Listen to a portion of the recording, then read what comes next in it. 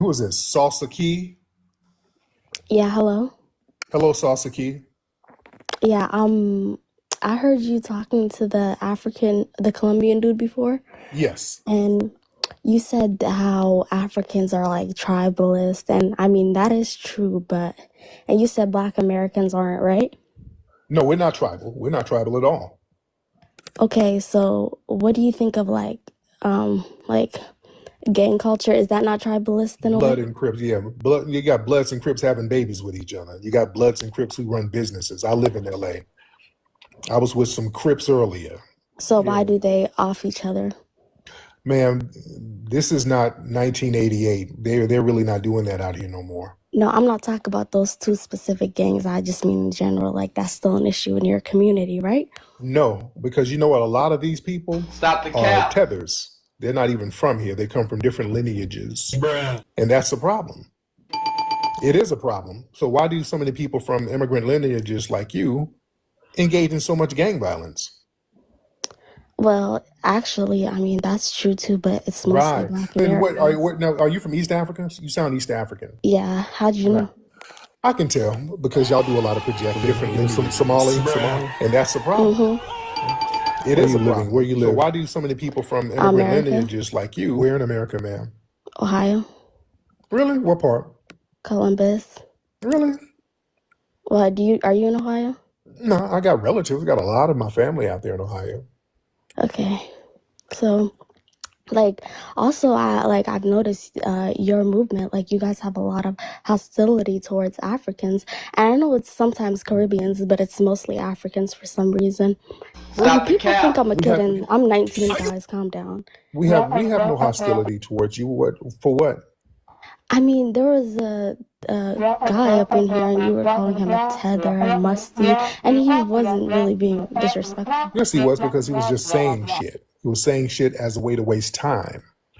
And he had the nerve to ask what I've done, and he fled from his homeland. So that was very disrespectful to even fix your mouth to ask what I've done, and he's completely failed. So you're not at liberty to do that. How dare you? Then he tried to insult the intelligence of the good people in here. That's another no-no. You don't do that. I have a zero tolerance with tethers disrespecting my lineage. Anybody in my lineage, I have a zero tolerance for that. And y'all don't like to be held accountable. You see, Held accountable for what? being disingenuous, undermining tethers. Okay, why do you only call like African and Caribbean people tethers, not like the Hispanics or the Asians? Yes, It's like, because the thing is, y'all come and try to cosplay as us while you're undermining us. See, that's the problem. Y'all try to blend in.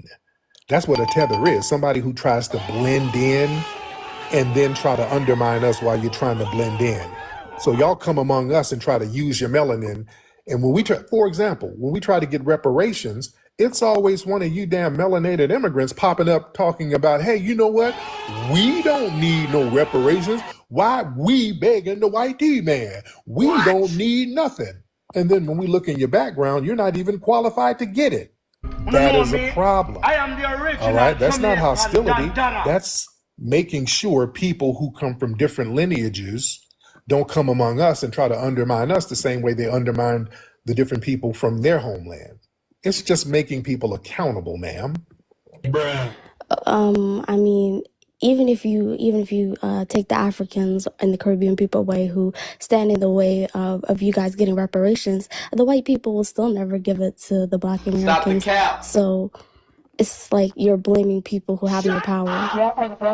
What do you mean they'll never give it to us? What are you talking about? Like, you want the U.S. government to give Black Americans reparations, but the U.S. government will never do that. Yeah, they were never going to give us civil rights, but we got that. They were never going to get rid of slavery. We made them do that. There's a whole bunch of shit they said they were never going to do, and we made them do it. See, that's what not fleeing does. When you stand on business, you can get stuff done. You can make things happen.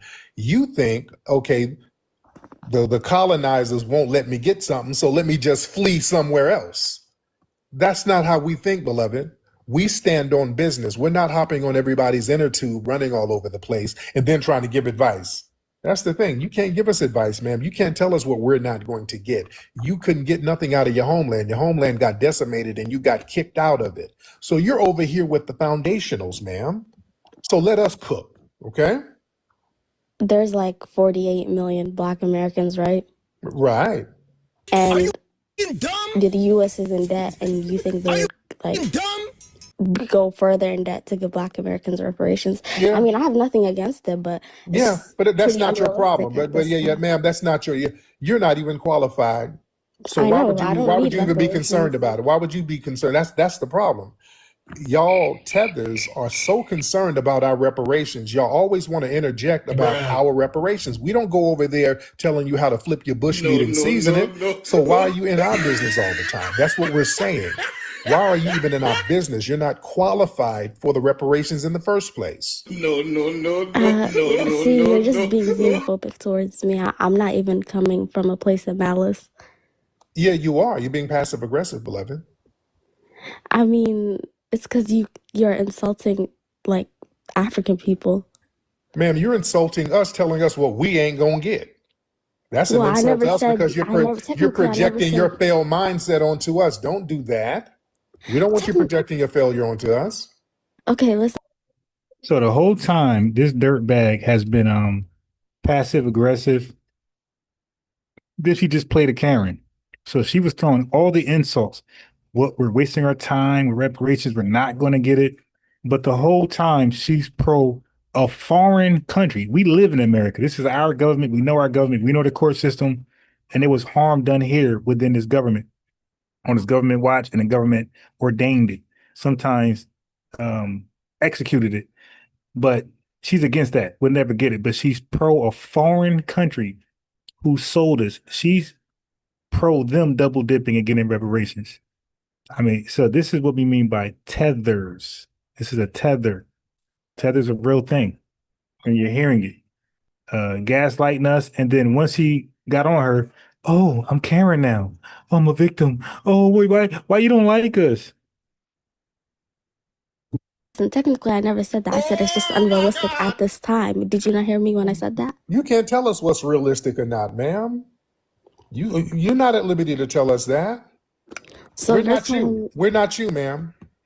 okay, so you're telling me the only thing standing between you, Black Americans, and reparations is African and Caribbean people. Is that what you're telling me? That's you trying to make yourself more important than what you are. We don't care about you. We don't care. But you just said melanated immigrants stand in your way.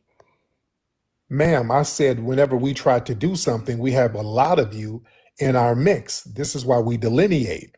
But as far as standing in the way, it's like flicking off a gnat. Okay, get out of here, gnat. Okay, if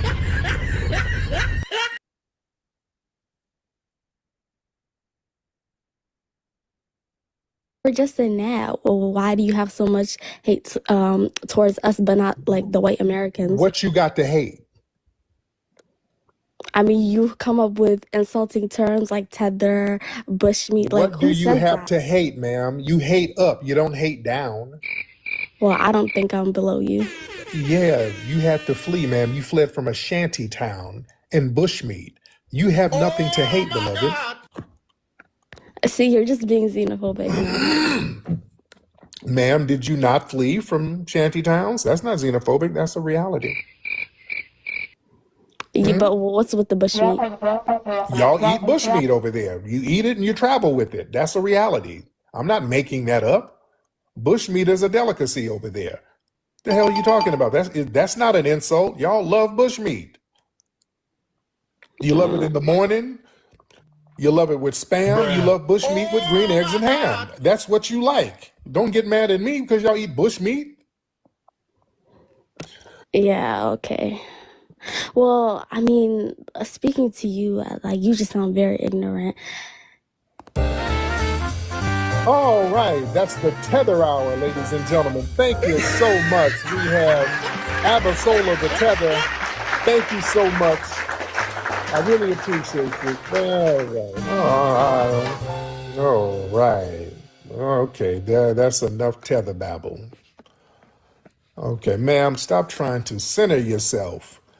You're not that important. You don't have anything to hate, ma'am. Ma'am, you have nothing to hate. And don't get insulted when we bring up bushmeat. Y'all eat bushmeat. You like bushmeat. Damn, when I was over there in Senegal, they had all types of bushmeat in their suitcases and shit at the airport. You can smell it. I mean, we're not making that up. The tethers like that, they want to make themselves more important than what they are. Why do you have so much disdain for us? We don't think about you. We don't even go in your spaces. Y'all always over here in our spaces. Y'all stay up in our mix. You all up in our reparations business. We don't be all up in the African Union's business. We don't give a shit. I love TikTok shop. But y'all stay in our business telling us what reparations we ain't gonna get. Why are you in our mix? You're not even qualified to get it. Why the hell I'm not gonna talk about reparations with you? The hell am I gonna explain it to you for? Who are you? These people are obsessed. Good grief. Shout out to everybody in here. I love TikTok shop. We got so many people in here. We got the most poppin'est space on here. I love it. Man, who is that? Somebody said, I'm scared to bring them up. Who are you? Who the hell are you? Okay, so you got a troll account, huh? Yeah, brother, you got a troll account. Okay? Yeah, your account is a troll account, sir. All right, get you a regular account and talk to me. All right. Man, you got a troll account, sir. Now, I'm not going to bring you up because you might spread your Bucci cat or some shit. So, yeah, I'm not bringing you up. My God. Yeah, that sounds like some trick shit. It sounds like Rohan or something. Yeah, that sounds like Rohan. Man, yeah, use a regular account. Do that. Yeah, use a regular account. I love TikTok shop. Yeah, I'm not going to do that. I'm not going to bring him up. Man. Let me see. Shout out to everybody in here. But yeah, we are, we are the secret sauce. This delineation is whooping ass out here. They want it to go away. I want y'all to understand, delineation is not going anywhere. This is not a fad. This is a renaissance. You understand that? Renaissance, when there's a renaissance, there's no going back from that. Renaissance, that creates a new trajectory. That creates a paradigm shift that cannot be reversed. Do y'all understand that? There's a paradigm shift that has happened. People are now, we're prioritizing our specific lineage. I want you to understand, overstand, and understand what I'm saying right now. I want you to understand, overstand, and understand what I'm saying right now. Okay? And that has created a spiritual awakening that cannot be reversed. That's why the tethers are scrambling, trying to compartmentalize it so that they can attack it and discredit it. You think if you attack me, I don't know what y'all think that's going to do. Attacking me, that's not going to make people forget about their specific lineage. So I don't know what you think that's going to do. It is clearly not working. There was a space, they had about 20 spaces about me today. I was going in just clowning these people. They had about 20 spaces whining about me. I mean, people just online for hours and hours and hours whining. That sounds like a job. That sounds like that dark DNC money, that dark money from the DNC. Oh yeah, they were tethers mad. Oh, I was spanking them and clowning them. Oh, I was spanking and clowning them. And who was that one hood rat broad? That bad built who was the bad built broad? I don't know her name. I just hopped in the room and some middle-aged hood rat started crying and whining. I don't even know her name. Oh, she was very, very mad. And yeah, this is the one with the Kenyan husband. She has a Kenyan husband, right? Yeah, with her little old bad built ass. She thinks she's fly. I guess whatever city she's in, I guess she hangs out at juke joints or some shit. Yeah, she thinks she's fly. You were probably fly about 15 years ago. No, those days are over. You hit the wall, beloved. And I think she knows she hit the wall. Yeah. What's her name? Somebody sent the picture. Hold on. What's her name? Hold on. What is her name? This is the picture of her ass. Where is it? Hold on. Hold on one second. Let me find the image of her. Hold on. This broad. Oh, that one. Her and her Kenyan husband. Her. What's her name? Are you in here, broad? Are you in here? Her little funny shaped ass. Yeah, her Kenyan husband is holding her big ass gut. Yeah. Oh, she was real big mad. Yo, Kira, are you in here, dear? First, sweetie, I hate to break it to you. You were probably, she thinks she's fly than what she is because she's light skinned. Beloved, you were probably fine probably 15 years ago, 15, 20 years ago. Yeah, those days are over, sweetie. You didn't hit the wall now. You know, you were probably the shit around 2003. Yeah, you were probably the shit around 2003, but yeah, you hit the wall right when Chris Brown's first album came out. So yeah. Yeah, sweetie, you look like a little light-skinned troglodyte. Your big back, big thighs, and no ass. All right. Your ass look like a memory foam pillow. Yeah, and she has I don't know what her lineage is. I guess she claims to be of the lineage. I don't know. But she got a tether husband, all right? So she has a lot of disdain for foundational Black American men because she's like a middle-aged hood rat. She sounds very hood ratish. So, FBA brothers ain't trying to get with no middle-aged hood rat. So she had to become a 90-day fiance. She had to go get some refugee dick. I love TikTok shop. So she had to go get a refugee. So her husband is Kenyan. Yeah. And I know she's listening. I know you're listening with your wide back ass. Little old funny shape. Your head all big and you ain't got no neck. This look like a leprechaun with a yeast infection. Yeah. You can't be talking crazy, ma'am. You dig? With your little janky shape. Bitch built like a panda cub. Just janky shape. Wide back, little damn neck. You and your musty ass tether husband, y'all look like a dusty rap group, Salt and Peppercorn. Look at you. No. And your dude hairline janky, the nigga hairline shaped like the side of a sheep's ass.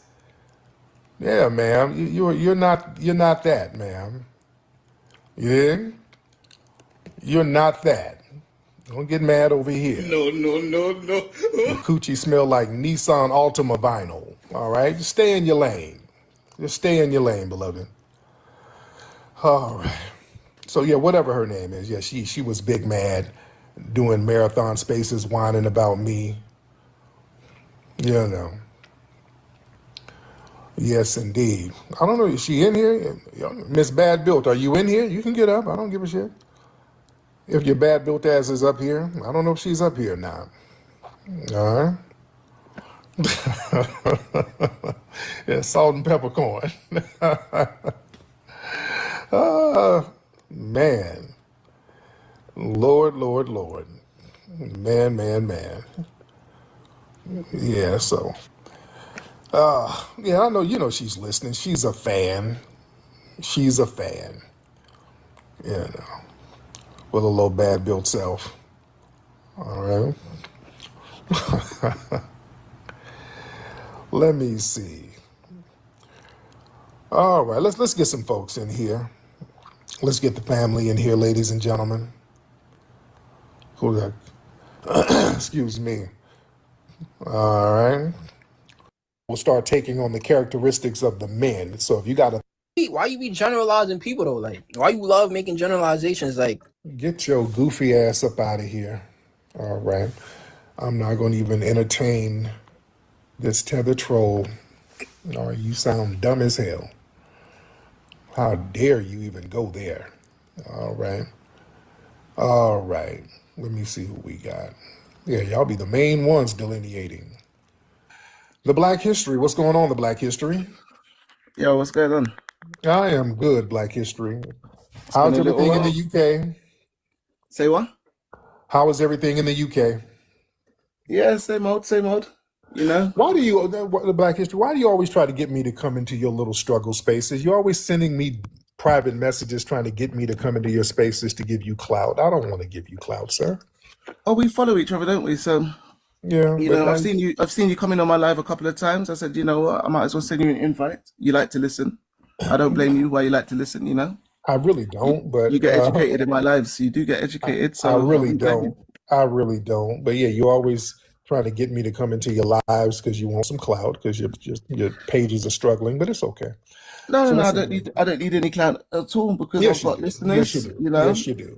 You gotta get clout. You definitely get more listeners than me, but Yes, I've got I you do. listening, so you know, so I think that's a win. It's a win for both of us, right? Not really, sir, because you need to have me to give you clout. I don't need you for clout. But I don't, because Yes, you you've never do. stepped up on my panel, because you Right. know that Because you're well, gonna get debunked.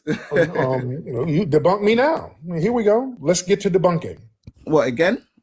For the You've second never time? debunked me. You've never debunked me. How are you gonna Well, debunk the a video that you lineage? uploaded of me in your on your what's it, No. on your YouTube, All you right. So certainly sound like debunk. you was debunked in that one. Yeah. How can you debunk our lineage? So I'll say this to you first then. So Where's the debunking? I'm just waiting on the debunking. How are you going to debunk our lineage? am I allowed to get into it? Am I allowed the same opportunity to Yeah, speak, just or am yeah, I be given but that? you're not going to tether babble. We don't want to hear long, nonsensical babble. Technically speaking, wouldn't FBAs be the biggest tethers because you're tethering to the whitey man? That's You you, pander sir.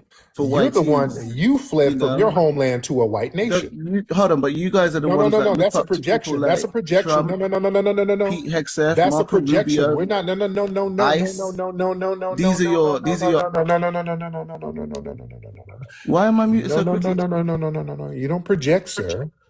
Why am I muted so quickly? You don't project. You're projecting, sir. That's a projection. We're not tethering on to anybody. We are our own unique, distinctive culture. That is the Why shouldn't I mute that quick? That is the dominant culture, sir. We don't tether to whiteys. That would be you, because y'all the one who signed janky treaties with them. That's you and failed, and they turned on your goofy ass. That's you, So sir. how are we gonna discuss when I'm on mute? That doesn't make any sense. Yeah. Because you don't just say some bullshit and then just keep talking. No. You say some bullshit. I straighten it out, and then we move on. Are you Right? emotionally injured? That's a projection again, sir. You like to project a lot, sir. So when will I get to speak? I don't understand. How are we gonna do Okay. this? Okay, we're gonna have to let you go because you're not saying it. You're boring. You're just talking in circles. You're not really saying anything, and it's just boring already. I'm bored. I'm bored, sir. You don't have an argument. The name of the game is just to sit here and waste time. All right, and that's what you're not going to do. He has no argument whatsoever. You say some dumb shit, get debunked, and then try to talk in circles, and we're good. Ra, what's up, Ra, or somebody? Yeah, Remind Riley Skincare, man. That's just the name that I had started with TikTok. Yes, I was sir. on that panel. I was on that panel earlier today when you came in there when I was getting jumped by Kira and them. Yeah. You know, I appreciate you having my back, man, because they really have been upset with me that I understand what lineage means. It really bothers them, and knowing that FBA is so strong, we got so many people. As we begin to delineate and make decisions behind the scenes with what we're going to do with our 1.72 trillion spending power every year, once we figure that out on our own and get these people these tethers out the way, because I noticed a lot of the Caribbeans, they don't try to back down, but we've been putting B to A to the Africans this week. So we've been putting B to A on the Africans this week. They just keep stepping up and getting smacked right down. I can't stand that it's that way. But that's just the way it's going to have to be. Yes, it is. Yes, indeed. Man, thank you so much, brother. Yeah, man, look, people, they can get mad. That's not going to stop delineating. Delineation is here. That's the new norm. Them hopping in rooms yelling like hood rats, that's not going to stop shit. That's not going to stop anything. Exodus. All right, what's up? What's going on, Exodus? How are you? I'm doing all right. How about you? I am good, Mr. Exodus. Now, where are you from, sir? I'm from Georgia. Okay, where's your family from? Because that is not a Georgia accent. One and a half of my family is from Trinidad. There you go. That's more like it. Where's the other half from? As far as I'm concerned, Georgia. Okay, but that's still not a Georgia accent. So your family's Caribbean, and that's fine. So what's on your mind? Well, you don't really know that. You don't know which half of my family I was raised by. Okay. You were clearly raised by the Trinidadian side, sir, because I can hear your accent, and that's okay. You don't know that, but okay. I hear, sir. Hey, sir. You know we can hear you, right? Okay, are you from Georgia? Last time I checked, you were My born in family's from Alabama, sir. Okay, that's not Georgia. That's not Georgia. It's damn near the same thing. It's damn near the same thing. We can tell, sir. We can tell, sir. You don't have to do all this. We can tell, and it's okay. Why are you so defensive? We can tell. It's okay. When it's not an attack on you, but we can tell. I can tell immediately. It's okay. We know our people. It's okay. This is not a diss to you, sir. Okay? Don't get defensive. It's okay. Next, Georgia and Alabama are damn near the same, sir. We know. Now, what's on your mind, sir? Okay, so I came up here to talk about. I agree with FBA, but I don't agree with the whole notion that Black people were here prior to the indigenous people or the Europeans. I don't believe in that. Okay. Well, the thing is, you don't have to. The bottom line is there was one group of people that were foundational to this country. Okay? Right? Can we establish that? Yeah, well, I believe that white people built the country, though. But yes, I do believe that. No. What you just said was incorrect. White people did not build this country on their own. They did not, sir. They tried and they failed. Do you understand that? Well, they are the true foundation, right? The governmental structure and the economic framework. No, they're not, sir, because when they tried to do it on their own, they repeatedly failed. They failed in Roanoke. They died off. St. Augustine, they failed until Black people got involved.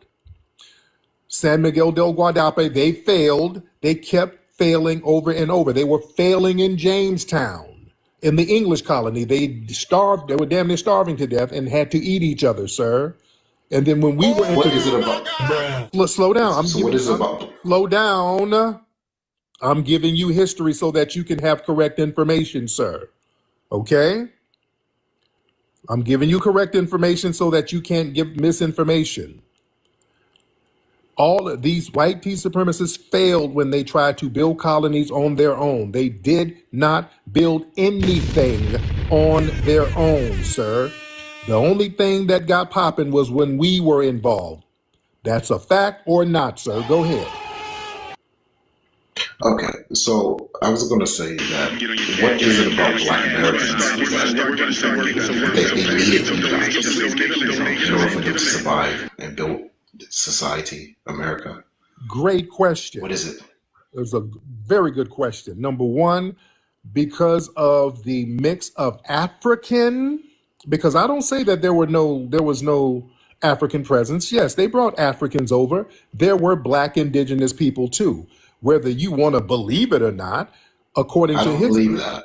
It doesn't matter. You believing it will not change history, sir, because it's very well documented. Okay? This is very well documented. Everybody's not lying. When these European explorers came over here, damn near all of them said they saw the same people over here that looked like the folks from Ethiopia, which is what they called Africa at the time, sir. Everybody's not lying. I mean, that doesn't mean that they're Black, though. They're just because they look similar, right? It kind of does, sir. And that's literally what it is, sir. The oldest fossils that they found here, well, I think 15,000 years ago, was Lucia woman. They reconstructed it. It's a Black woman, sir. Yeah, okay, sure. But like, why is it that Africa is like underdeveloped then? Like, if Black Americans built America, why is Africa's poor, relatively speaking, and Europe has prospering societies? If that's Europe the didn't case. Europe didn't get prosperous societies until the slave trade, sir. They didn't really get anything popping until the wealth from slavery popped off. That's why Spain was first. That's why Spain got things popping off first. You understand? And again, we're not continental Africans. We had an ethnogenesis, so we became a whole new ethnic group. And because we became a new ethnic group, we had a different energy and a different spirit, and we built this country up, sir. So what's going on in modern Africa has absolutely nothing to do with us. What's going on with certain modern indigenous tribes who are still indigenous or claiming indigenous, they're so remixed and flipped and redone right now. It's completely different. We don't have anything to do with that either. But when you look at like the communities, like a lot of FBA communities are poor, right? Underdeveloped, it's violent, you know. What underdeveloped black communities are in America? There are no underdeveloped black communities out here. What are you talking about? Compared to the white communities, like, you know, many Black communities aren't as prosperous. They're not as safe, comparatively speaking. They're not as safe for who? What community is not safe? Well, would you, for example, just look at like cities such as like Memphis, Tennessee, where you have like a 92% Black population. It's very violent, crime everywhere, STDs. You know, they have a high AIDS epidemic there. Also in Atlanta, you have a lot of Black people. With AIDS, huh? Why is that the case? Oh, very good question. Yeah. Very good question. Where you live again? Well, I live in Georgia, but half my Right. family's from Trinidad. Yeah, let's talk about Let's talk about when the HIV/AIDS rate started to rise up in Georgia and all these other black places. You know when it started to rise? When immigration happened. You want to go I don't there? know if that's true or not. You want to go there? Okay, let's everybody get your pens out. Sir, HIV and AIDS, they were saying that it was coming from the Caribbean at first. When AIDS and HIV first started in the 80s, they said it was based on the 4 H's. Y'all look up what I'm saying to you. It was the 4 H's. They said it was coming from hemophiliacs, people who were getting like blood issues, heroin users, homosexuals. And you know what the fourth one was? The fourth H? Haitians. Look that up. They were saying, yeah, all this AIDS is coming from Haitians coming over here. They were pointing out that a lot of these people from Africa and the Caribbean and all them folks coming over here, they were bringing it. You understand? In certain urban areas like DC, anywhere where there was a high immigrant population, they didn't count your HIV/AIDS number separately. They just dumped it in with black people. That's where the high rates are coming from, sir. Y'all. You see? Y'all. That's what we say in the South. I'm not Haitian. Yeah, if you were in the I'm not South, Haitian. if your family was Southern, you would know what y'all meant. All right? Yeah, I know what y'all meant, but like, I'm not Haitian though. So, and but I'm not Caribbean, sir. Caribbean, you're Caribbean. And Trinidad ain't really popping. That's why you ain't over there. I wouldn't talk about crime rates and you ain't in Trinidad. Well, Okay, well, I consider myself American. Nothing. I mean, we're all black though at the end of the day. So. No, we're not. No. That all we all black shit. No. Because when our good brother Michael B. Jordan tried to use Jorvay for the name of his liquor, y'all Trinidadians said, hell no, that ain't y'all. Remember when y'all did that? I don't remember. Okay, yeah, y'all never remember. I think he used a slur. Okay. I think he used a slur though. No, he didn't, sir. No, he didn't. Yeah, he was. Brother Michael B. Jordan was so respectful. He was so respectful to everybody. He didn't use a slur. He was extremely respectful. He was using the term Jorvay. The Trinidadian said, "Don't you use our word? That's our word. You can't use that." And they started attacking that brother. Come on, man. Don't sit here lying now. Come on. Why did he bend the knee then? I mean, Trinidad used the N-word, and that's pretty much a foundational word. I'll be damned if we bend the knee to you. Hell no, shit. Yeah, we ain't doing that. We ain't bending the knee to you. Taurus, hold on, Taurus Rodriguez. Anyways, nice talking to you, my guy. Thank you so much, brother. Yeah. Get the hell up out of here with that. All right.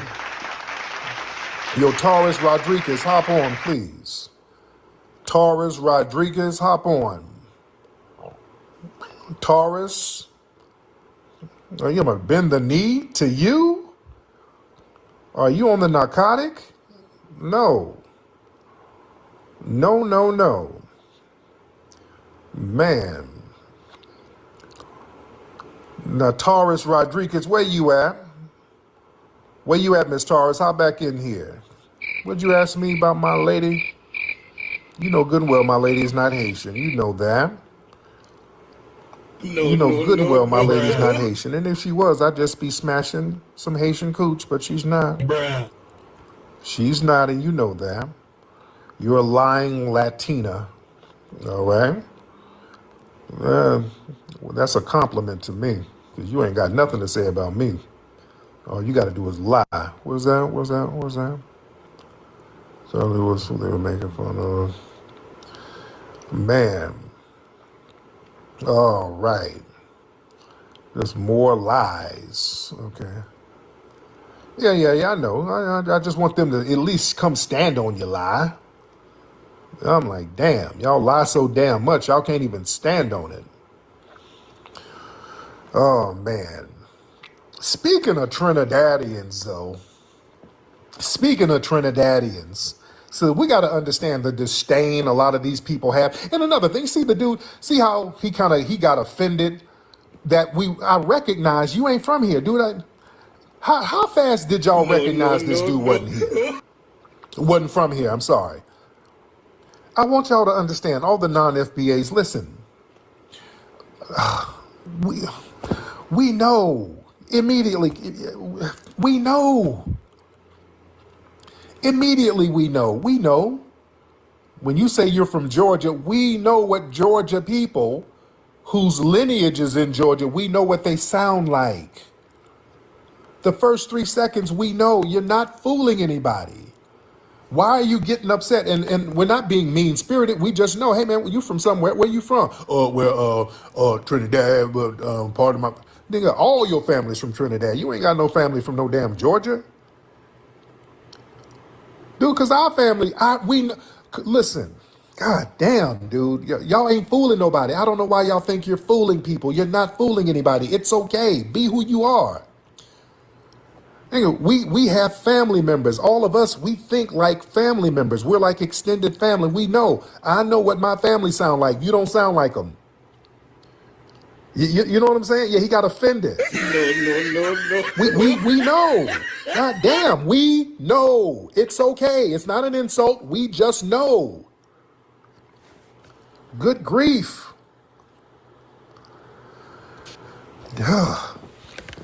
And then they start getting offended.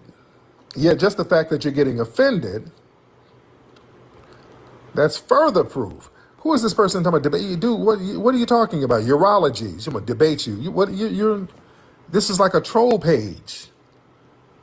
Because now you're going to have to either tell the truth or start lying.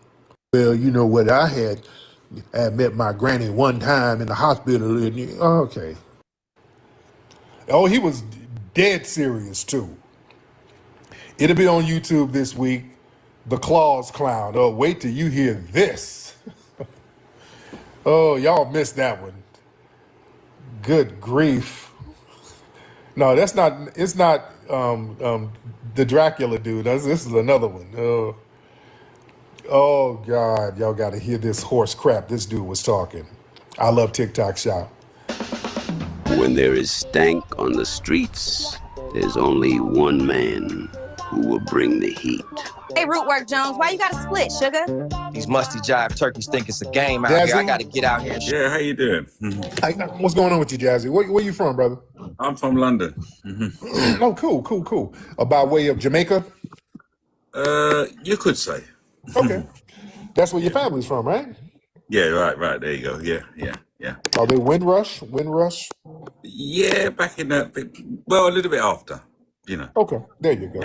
So what's on your mind, Jazz? Oh, I just want to know what your conversation was today. I know you had some drama, but I just passed by listening to what you're saying. Yeah, we're just chopping it up, man. We're chopping up about a whole bunch of stuff. We're chopping up about a lot of stuff. What's on your mind, sir? No, nothing much. I just been shopping this morning. I went out and got a couple of bits, come back in. And because the shop's open early where I am here. Okay. And been out there, just come back in. I like to see the morning in, you know. Yes, you do. I say to you, don't pay much attention to the people in the comments because they're just madness. Crazy people. They got nothing better to do. Yeah, it's all good. It's all. Thank you, Jazz. Jazz didn't have nothing to say. Movie insurrectionists. Brother, you all right? Okay, let me get him out of here. This nigga done dozed off. All right. Yeah, the boy Jazzy sound like he had an Australian accent. Yeah, he kind of had an Australian thing going on. Let's get Miss B. Miss Bia. Hop on, Miss Bia. Miss Bia. All right. Well, if we're not getting Miss Bia, let's get King in here. Hello. What's up, King? What's up, Tariq, Bo? How you doing, brother? I'm all right. What's on your mind? I just want to say, FBA is a clause. Do you know what a clause is? A clause? Spell that. CLAUSE. Okay. A clause. What does that mean? A clause is one word or phrase or sentence or anything with multiple meaning. So when you say FBA, it's African. It's we say FBA is African. African. Brother, you are brother. Slow down, please. Slow down. Let's slow down because brother, you are talking in tongues right now. Let's slow it down. You scratching and mixing and shit. You sound like Dougie Fresh. This is time wasting. All right. Now, FBA is a clause. It has multiple meanings. Meaning what now? One word or phrase with multiple meanings. Okay, that I don't get what that means. So one word, I say the color blue. Multiple things about the color blue. The color blue is the color blue. Green is not the color blue. You know, multiple with all those things about the color blue. You know, multiple things about one thing. So when you say FBA is African lineage, but not African, that's a clause. That don't make no sense, sir. You can't be. You say FBA is you know, a mix what a mixed African, Native American, and American. What is it? You know, all that will be a clause. All that will be a clause for the term FBA. That makes no sense, sir. I know it makes no sense. It's a clause. It's called a clause though. When you go on the dictionary, you look at all the words and you see multiple definitions and things for the words. Those are all called clauses. Listen. FBA African but not African will be a clause. You keep saying African. No. Yes. Yes. Yes. Okay. What's a cake? Define what a cake is. A cake is a cake. Okay, what's a cake? What is a cake? It's CAKE. What's a cake? A cake is a cake. A cake is a cake. No. You can't define it with no. You can't define it with a name. No. What is a cake? You can't define it with a name. What makes a cake? What's the difference between a cake and a pie? It's the difference. Nothing. What's the difference between a cake and a pie? A cake is a cake and a pie is a pie.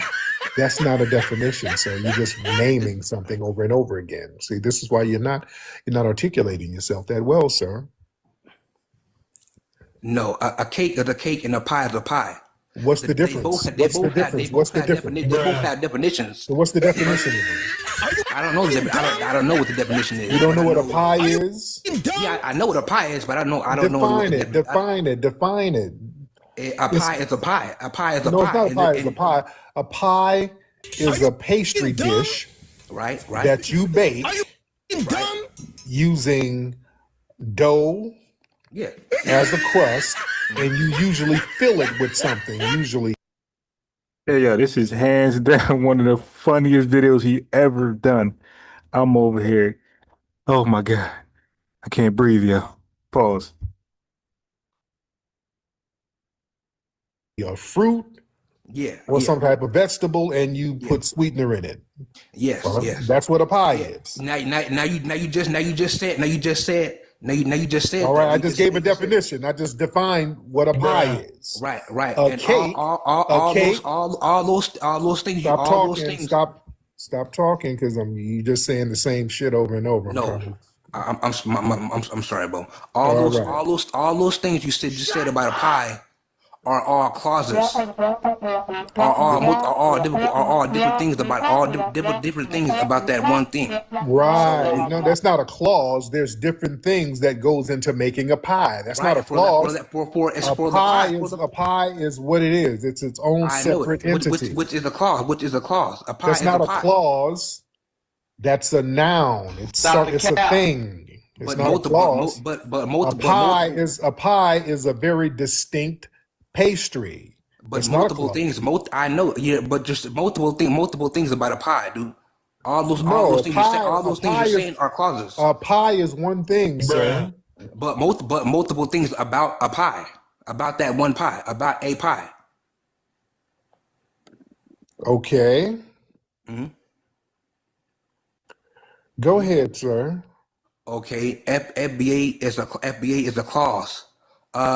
When you say FBA and you describe FBA, you say African and African, Native American, and what else? But African, Native American, and Indigenous American ancestry.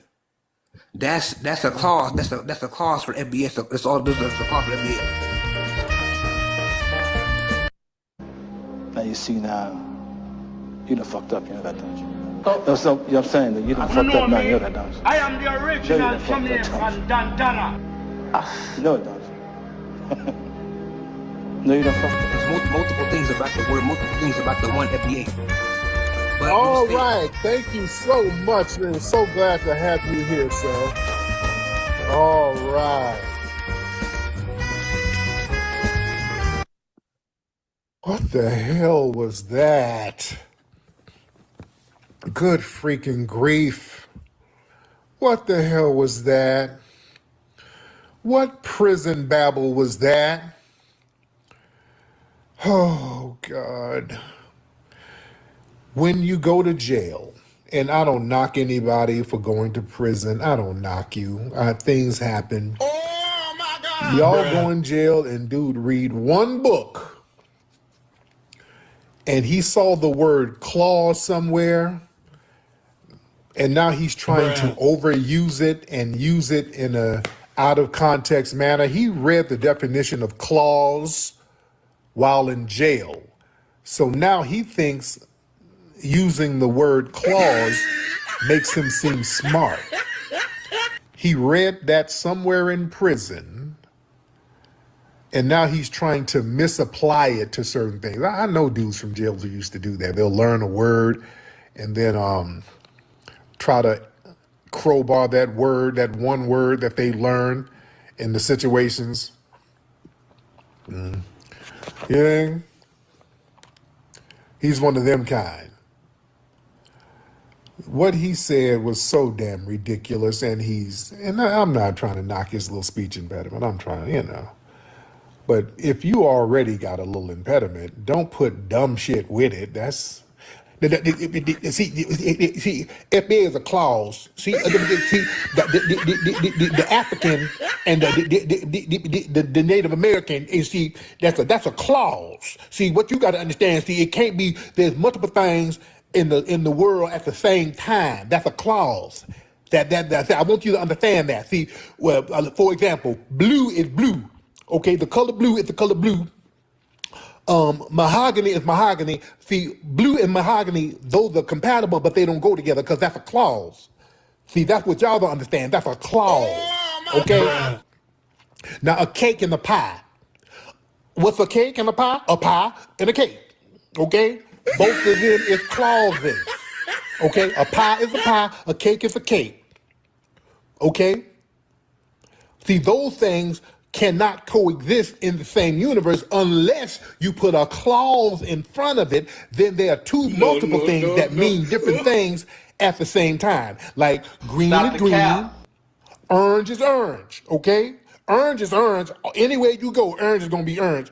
African orange, Filipino orange, FBA orange, all of it is orange. You understand me? What the fuck? What are you talking about? God damn. Okay. Okay. All right. All right. Good grief. How long you been out of jail, brother? Welcome home. Welcome back on the streets, brother. I'll just say that. Welcome back on the streets, brother. We got to shake that prison mindset off you. God. Yeah, he just got home, too. That sounds like he just touched the soil. Damn, it had him locked up for about a decade talking that bullshit. He has to be debriefed. God. Okay. All right. All right, let's try it again. Let's see who else we got. Let's see who else we got. Let's see who else we got. Oh, man. All right. Let me see. Raise your hand. Let's raise your hand, ladies and gentlemen. Yeah, we're going to spin the wheel like Wheel of Fortune. Let's get Sweet Love in here. Sweet Love in the building. Sweet Love. Yo, Sweet.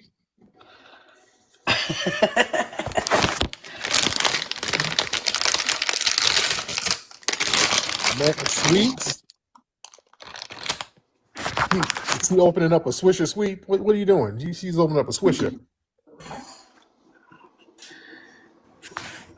Sweet. But what's she doing? She opened up a bag of hot Cheetos. Sweet Love. Okay, she's on the toilet eating some hot Cheetos. God. Sweet Love.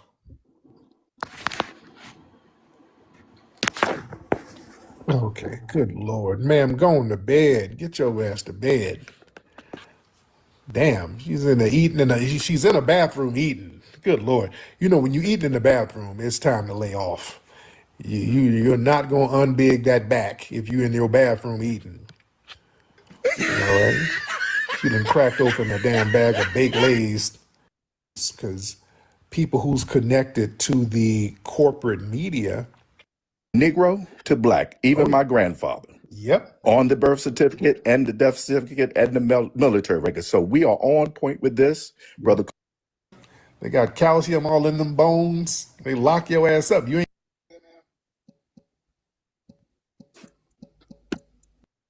My own people be pissing me off. They can't stand me. I've been going. It's a clause. See, a wig is a clause. There's a blue wig, there's a purple wig.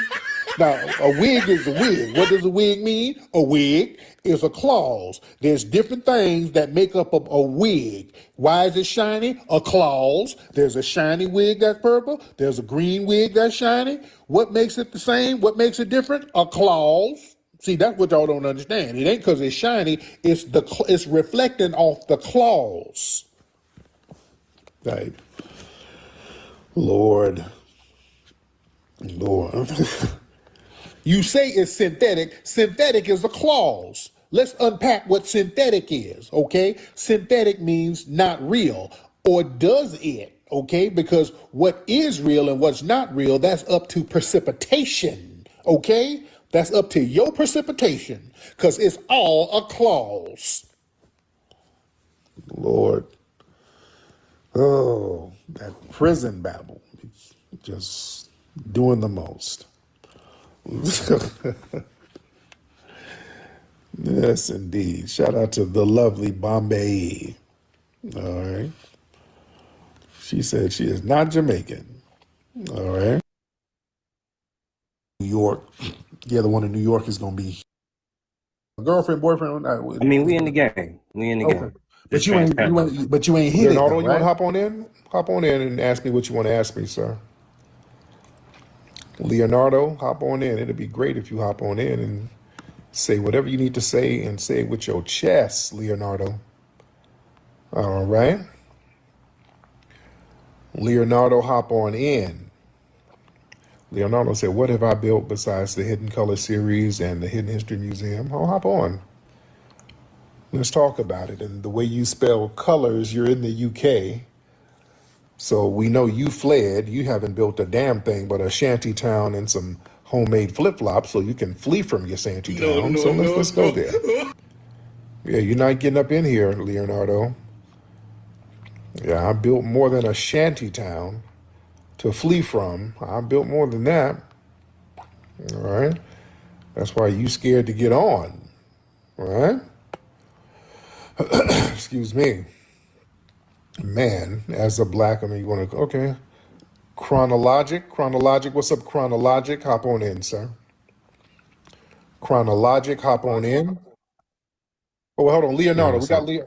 Hold on, let me get you 1 second, Chronologic. I got Leonardo. Leonardo, what'd you ask me, sir? I ask you, what have you built besides Hidden Colors and Hidden Colors Museum? More than you, because you're not even at liberty to ask me that, because you haven't built nothing, sir.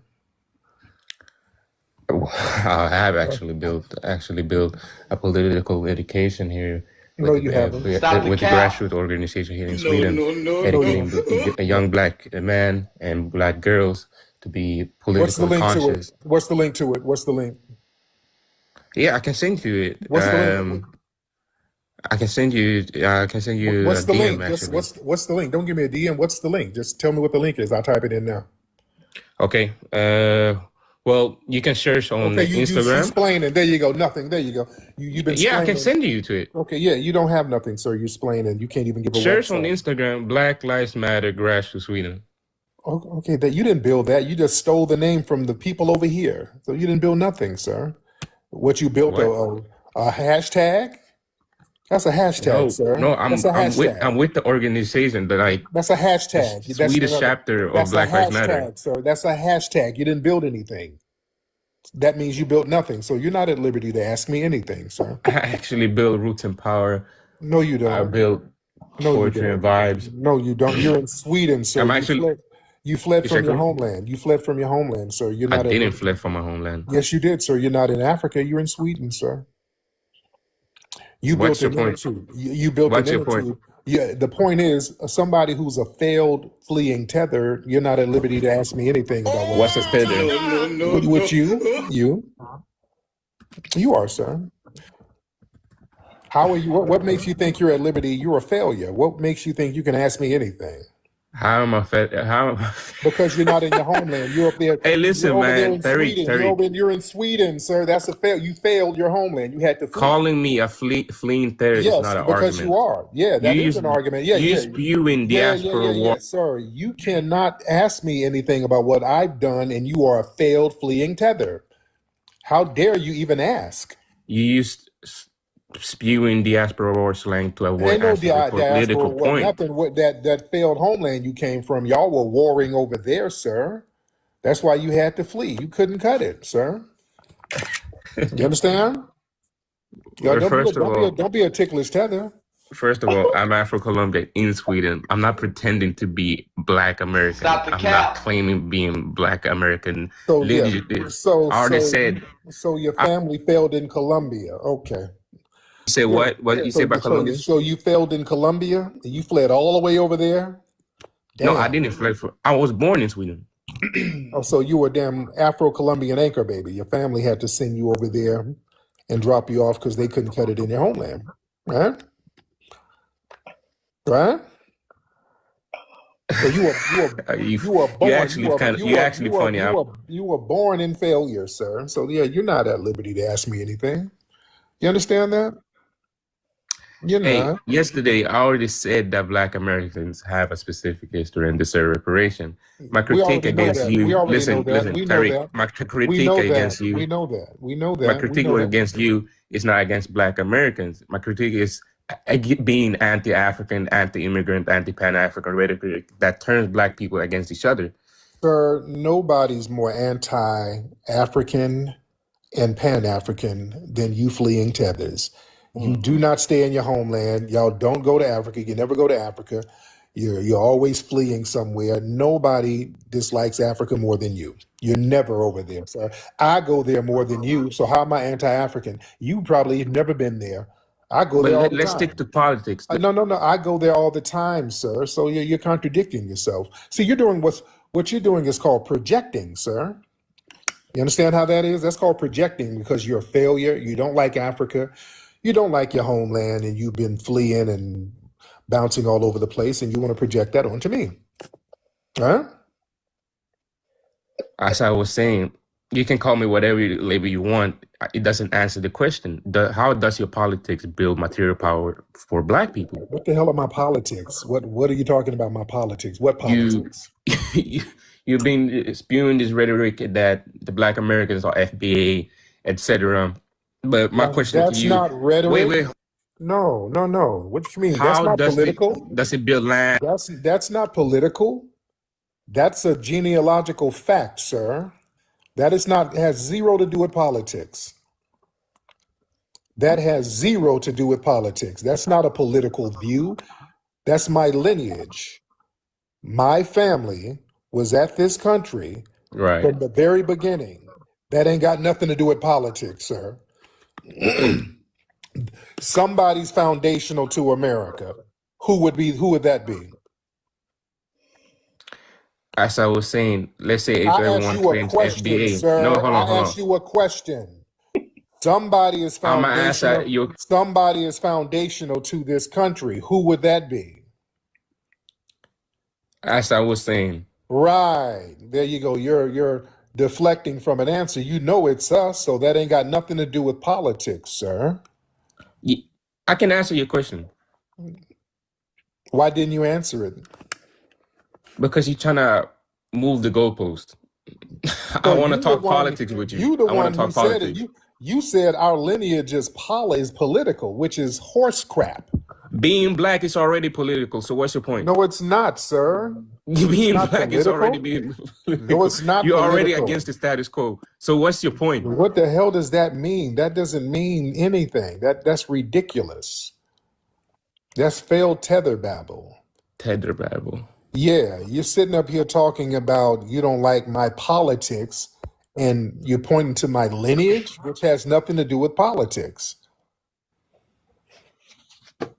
You just saying shit, aren't you, sir? No, I'm not saying shit. I want to talk political with you, but you don't want to talk political. You're just moving the goalpost. Because you're saying shit that don't make sense. Lineage and politics. Well, you cannot keep up with the words of what I'm saying. I can dumb it down for you. You're already dumb, sir. You ain't making no sense. That's why you failed. That's why you couldn't cut it in your homeland. There's a reason why you're fleeing. That dumb mindset right there can't build anything, sir. That's why you're not at liberty. That's why you're not at liberty to ask me what I built, sir. More than you. What do you build then? More than you. What have you built? Be specific. More than you. I don't have to be specific. That's enough right there. More than you. You haven't built nothing. You fled from everything, sir. I fled from everything. Yes, you have. Sir, do you know, I'm probably the most influential Black person in this country. Do you know that? Yeah, probably. But you're not doing anything with the influence. Influence. Yes, I am. You should have responsibility for your influence. No, I don't. What are you doing for the community? What do you mean what I've done for the community, sir? What have I not done? What have you done? Everything. Bruh. Man. You're a fool, flee. man. I didn't flee. That's what I did. I didn't flee. No. You did? Ridiculous. Sir, the Influence. reason why y'all tethers sit around whining about me all day, y'all understand my influence. Y'all know how thorough I am. That's why people follow me. I'm thorough. I'm saying if you have influence, if your platform shapes how people talk about Black American, African reparation, Pan-African, then it's fair to say or ask, what the political effects is. What do you mean the political effects? Well, if we do want to talk politics, listen, there's a whole political party who blames me for them losing. You understand that?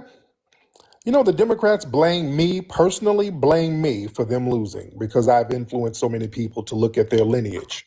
So they spent all types of dark money and had all types of ops to this day on a payroll to just attack me nonstop. That's why y'all see 40 and 50 damn anti-Tariq pages all day on these apps.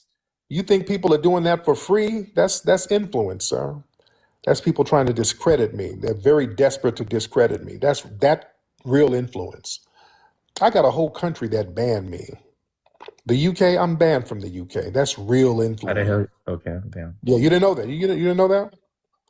How did you get banned from the UK? Yeah, my influence. I'm too influential. They banned me back in 2019. That's doing what? What did you do? I just have a big audience over there too. And they don't like what I have to say about racism. So they were like, don't bring your ass over here. You're not allowed to come here. That's called influence, sir. And guess what? I don't even try. But I don't even try. That's why I'm not no leader or nothing. People just gravitate towards me. I'm not saying you're a leader of a formal organization. You have an influence. I know that, but it's spiritual though. I want you to understand. It's something that's just a spiritual thing. I don't even try. I tell people not to even follow me. They do it anyway. It's a spiritual thing. People like my spiritual essence. That's what that is. Because I'm very honest and I keep it 100. Honesty goes a long way. See, that's what some of y'all lying, fleeing tethers can learn from. If y'all learn how to be very honest and just keep it 100, you'll get a lot done. A lot of great things will gravitate towards you. You understand? See, the problem with y'all, man, we're having an intervention. A lot of y'all non-FBAs, because y'all come from these cultures where you lie and scam and it's not looked down upon, you think you're smarter than everybody, right? Because y'all can scam so damn much. So y'all come in spaces like this saying a bunch of bullshit. You know what I'm saying? And people here know you saying some bullshit, but you think you're just like earlier. You're like, do I have to dumb it down, nigga? Do I have to? No, sir, you're not that smart, sir. Y'all are just because y'all can be deceptive. You're not smart. You understand? Tariq, bro, you take advantage of poorly educated people. What are you talking about, man? Who's poorly educated? Who's poorly educated? The people you quote unquote influence, bro. Okay, there's almost 1,000 people here in the middle of the night. Are you saying these phenomenal people here are poorly educated? Well, they point fingers at downwards on immigrant or sideways or homosexuality. All the people in here, they're smart enough to stay in their homeland and not flee. They're smart enough to do that. Tariq, you benefit from people not having deep political education or historical education. These people in here or class analysis. Okay, you're not smarter than the people in here in this room. See, that's where y'all tethers mess up. And this is why you don't have no influence, sir. This is why you have no influence. Y'all come around. You gave them a simple enemy. No. Don't talk over me. This is an intervention. Y'all come around and y'all start trying to talk down at the people here as if you have some type of superior intellect when you fled from a damn shanty town and dirt roads, sir. This is why people are looking at you funny style. You're not at liberty to sit here and try to denigrate people and try to flex like you're somehow more intelligent. You're not. You're not at all. I'm just You're not, sir. exposing You're not. So how rhetoric, dare you? man. How dare you insult the intelligence of the people in here? I love TikTok Shop, by the way. How dare you? People here are very educated. What makes you think they're naive? What makes you think they don't understand politics? Because you give them a simple enemy, the Africans or immigrant or Pan-Africans or the tethers, instead of capitalism or white supremacy, landlords. You're centering yourself. Okay, you're centering yourself. We don't look at you as an enemy. We don't think about you. You're not an enemy. We don't look at you as an enemy. You're not a threat to us. We just don't want you coming around us with dumb shit. Do you understand? We don't think about you. You turn black. We don't think about you, sir. And we turn what?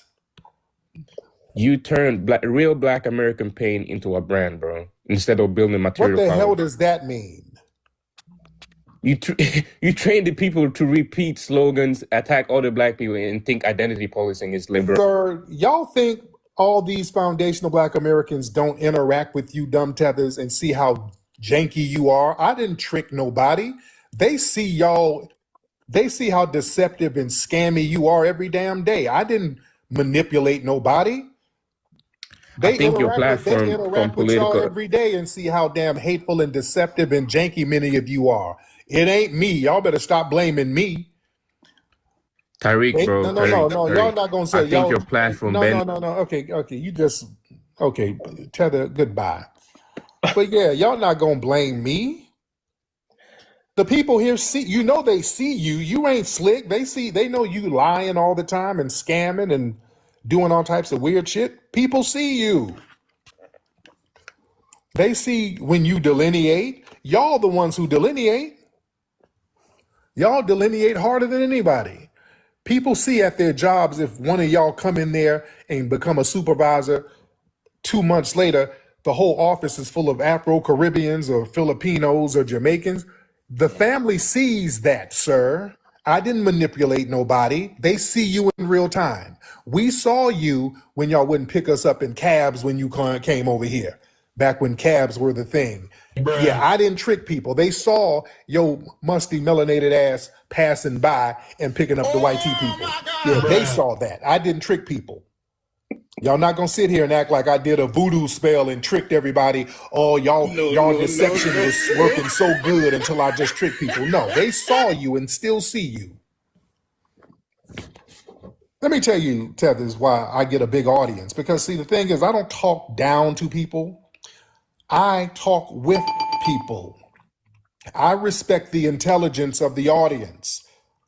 Y'all running around lying all the damn time, that shows disdain and disrespect for the audience because you think if you lie, they're somehow supposed to believe your lying ass. That's very disrespectful to the people you're talking to. Just lying to people nonstop, that's extremely disrespectful to people. I talk with people. People come in here, it's a family thing. We dialogue with each other. People learn from me. I learn shit from y'all. Y'all put me up on a whole bunch of shit. So we're listening to each other. Y'all put me up on books and medicine and all types of shit. So we dialogue, we vibe, just like family's supposed to do. We don't have that tribal mindset that y'all have in your failed homeland.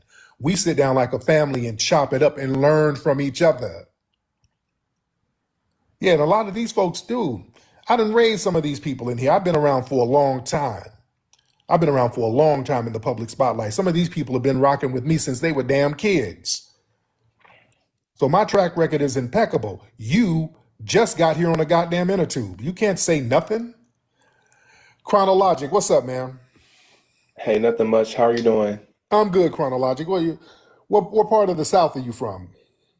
Well, my ancestors, my grandparents are from South Carolina. My family's from South Carolina, but they migrated to Washington, D.C. in the early 1900s. So I was born and raised in Washington, D.C. and the Prince George's County, Maryland, Largo specifically area. Oh, cool. Prince George County, very nice area. So what's on your mind? What question did you have? So I wanted to come up here because I originally I noticed you like maybe I want to say like a decade ago when you were talking about, they go to comments, and so I wanted to come up here. When you were advocating for reparations, and it's when I first started to really see your name come up a lot, and I started following you a lot because I'm super pro-Black American, and I'm an advocate for reparations. I have one petition up on what's it called? The website.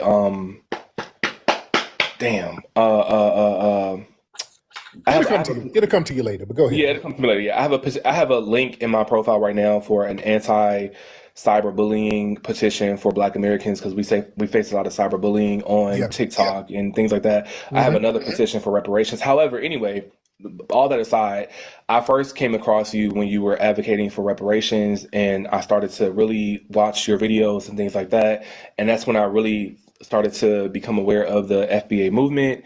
And over the last 2 years, I would say I was a huge supporter of the FBA movement. I started to follow a few people on this app, specifically TikTok, where I contributed over like $500 just subscribing to people, gifting them, and supporting their platforms because I was really aligned with the message. However, my question for you, or the reason I wanted to request up, is because on this app specifically, I'm not really heavy on Twitter or Instagram and things like that. The main social media platform I use is TikTok. When we say on code, make sure your lineage survives. Do whatever you need to do to make sure your lineage survives.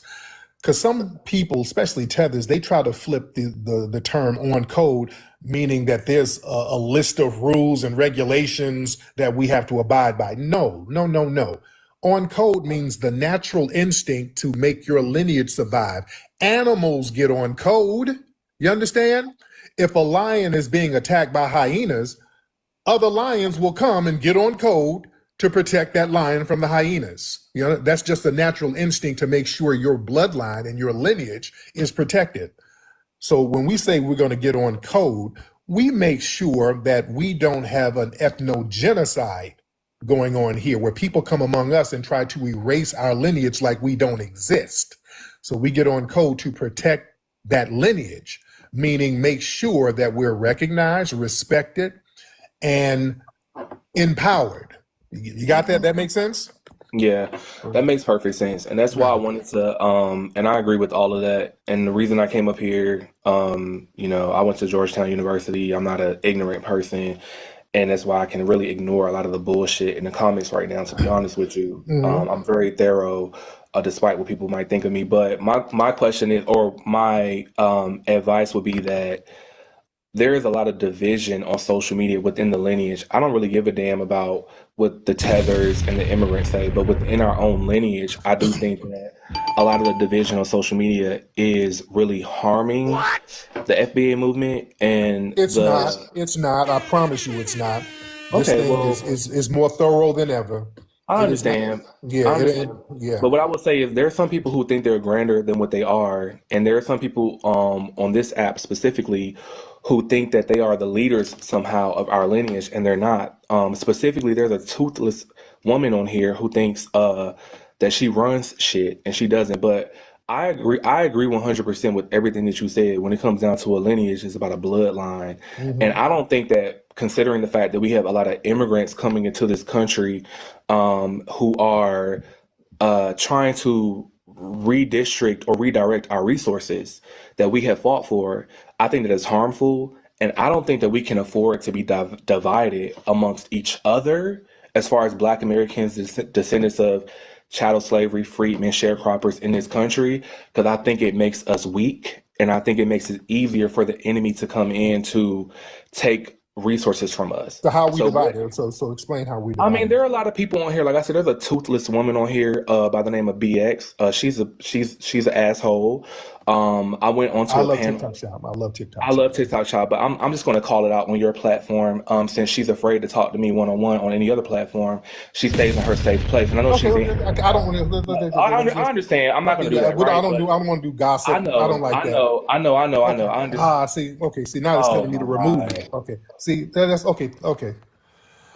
I don't want to do. See, I don't want to do no gossip. I don't know who he's talking. I don't want that. Don't gossip. Okay. Let's not do that.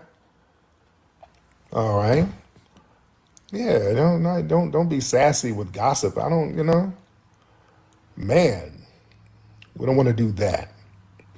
We don't want to do that. Okay. I need some more work, baby, tonight. I need some more work on me tonight. I need some more work, baby, tonight.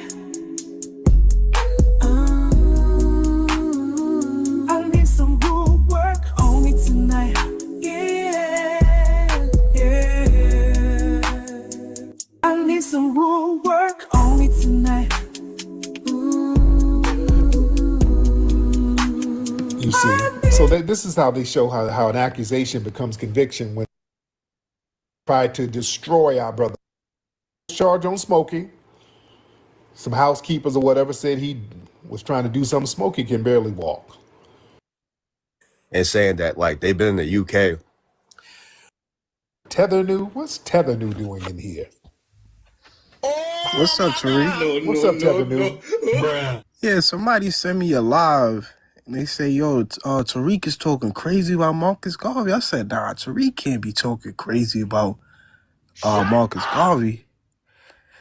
They're like, yeah, he's saying that Marcus Garvey's a failure. He's a fed and all this crazy. I didn't say he was a fed. I said he was a fat tether. I didn't say he was a fed. See, your fellow tethers be lying. I said he was a fat, failed tether. Okay, what made Marcus Garvey a failure? What did he achieve?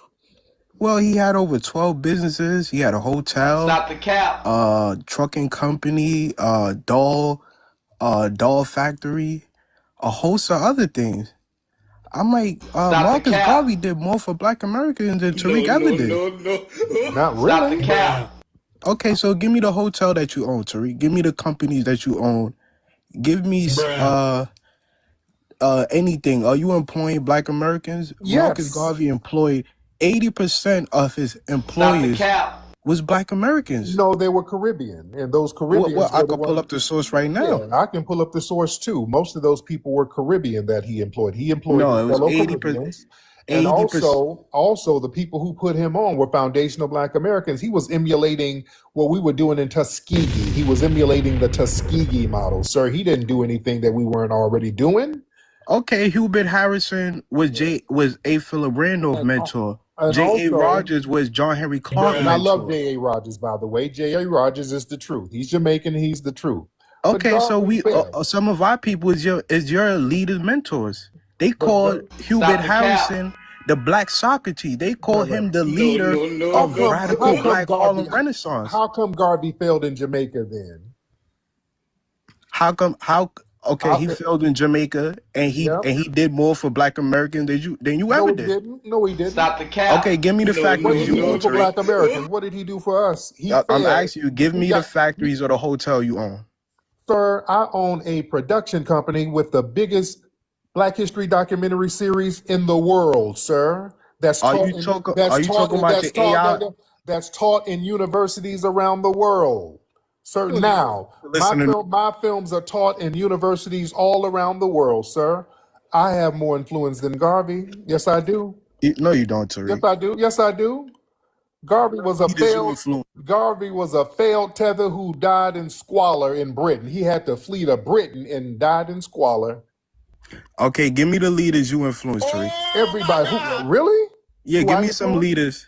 I'm not talking about TikTokers and YouTubers. Colin Kaepernick, Nipsey Hussle, many people. Influence no Sir. Nipsey Hussle. He never talked about. Died in squalor. What? Okay, Nipsey give me the Hussle leaders never you talked about influenced. Colin Everybody. Kaepernick never. Are you out of your mind? Are you out of your damn mind? Nipsey tweeted about me and talked about me all the time, sir. What are you talking about? Nipsey was always talking about how he was influenced by me. Are you insane? Go look up some of Nipsey's tweets, sir.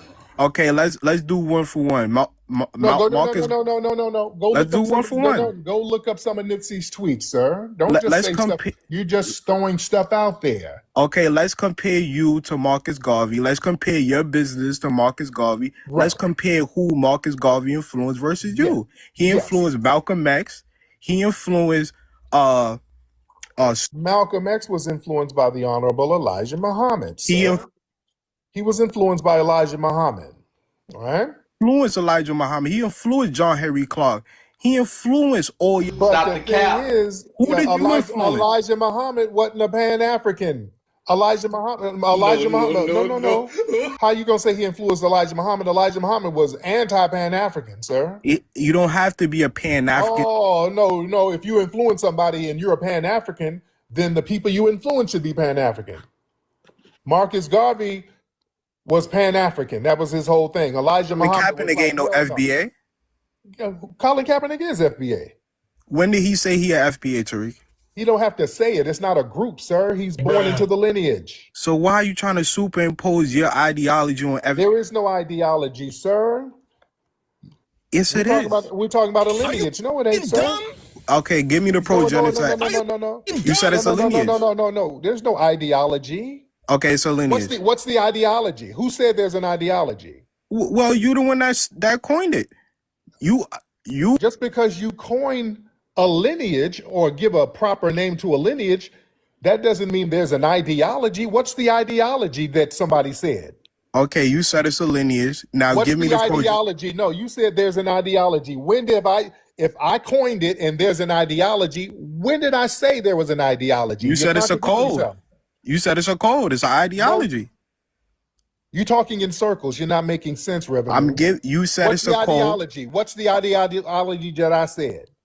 Be anti-Pan-African, be anti. No. I ain't never said that. Democratic Party. That's called being a lying tether. I ain't never said that. So yeah, you prove you're you prove you're a pathological liar, sir. Right? Why you call people? You are proving you are proving you're a pathological lying tether. That's why we delineate. You have proved why delineation is important and why you tethers fail, and people like me are more successful than Garvey and you. See how that works? You can never walk in Garvey's shoes because he got flip-flops with his fat ass. I would never walk in a musty tether's failed flip-flops. Garvey was a failure. He failed. He was a failed fat tether. If he was so successful, why did he have to go to Britain and die in squalor if he was so successful? Okay, let's compare what you did. No. Why did he fail and die in squalor? You gonna let me explain or you gonna keep no, don't keep changing the subject and lying like a tether.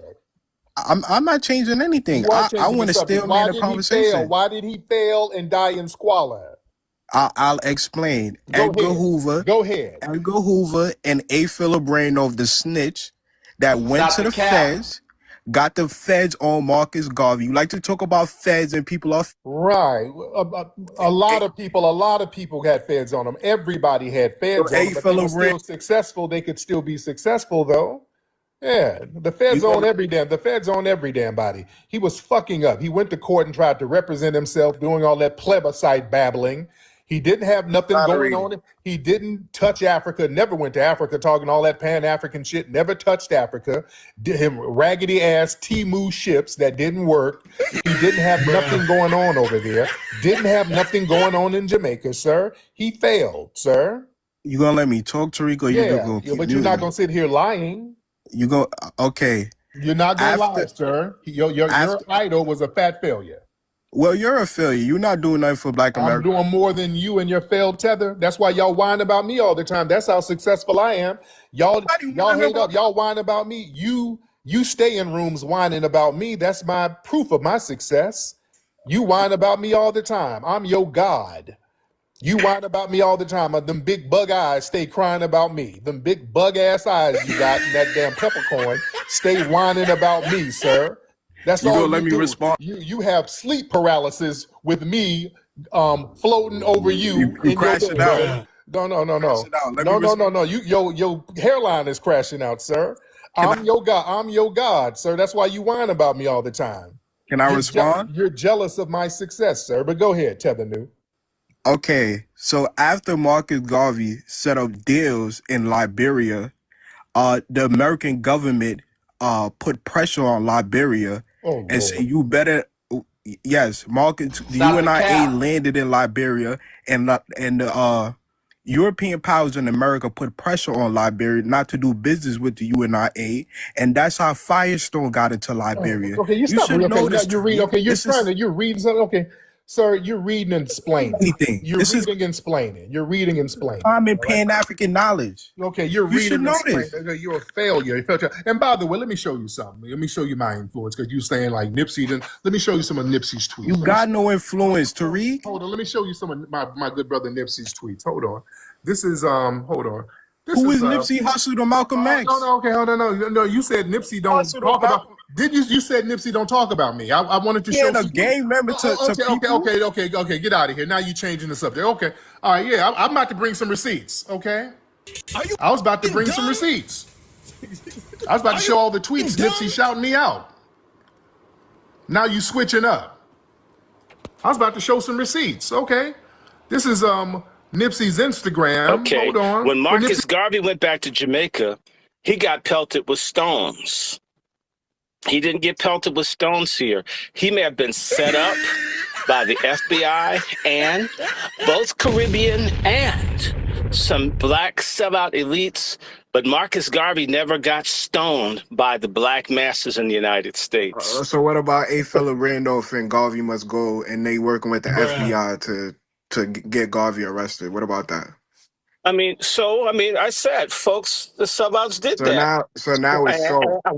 Wait. Now it's so. How does that dismiss what I said? Garvey had to come to America for his dream, for his dream to work. He needed to do it here. He could not do it in Jamaica. He couldn't do it in Panama. He couldn't do it, and he couldn't even do it in England, sir. You just said one of your prominent leaders who was pivotal in the civil rights I never mentioned A. Philip Randolph. You brought him up. You brought A. Philip Randolph up. And you could add Du Bois too. And Du Bois is a Pan-Africanist who helped go after Garvey. But that's a whole nother discussion. But you said it like Black Americans been kumbaya and they've been so welcoming to absolutely. People. And I just want, hold on, you keep. Let me make my point. Let me make Shower Posse.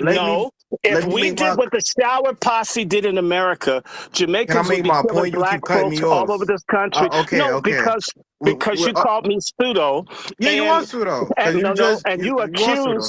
You lied and said I said African leadership is undermining us here. So can you reiterate your point? Can you reiterate? You lied. You said I said something I didn't say and then attacked me for it. I talked about people undermining themselves where they come from. The same way you had folks Manley and what's his name, the other Siaga, fighting each other in Jamaica. Okay, where people fought and put the groups against each other instead of coming together. That's what I'm talking about. Okay, so why did you spoke for 5 minutes? Let me at least respond and say something. But I didn't accuse you. So when you create oh my God, yes, this would happen to me if I was in the Caribbean meeting and I spoke out of place and accused someone. I would be as a Yankee, I would be shouted down and hooted down. So the very fact that we have a thing to discuss amongst ourselves. Can you prove that? Can you prove that? Can you prove a Black American went to Jamaica and was shouted out? But you just made a point and said, I do that here. Look, you can't deny it. The people are very, very, very tight and insular. They have a right to be. We know this. And the fact that you're there saying something, trying to make it out that I lied on folks, that's the standard thing. You just did a tether move. You're not a Pan-Africanist. If there was true reciprocity, you would understand exactly what I said, but you don't wish to. You want this unilateral Pan-Africanism where we have to back everybody else and no one backs us. And that's what we're saying no to. What do you mean nobody backs us? That's what we mean. When we talk about these reparations committees and other people the African Union is back.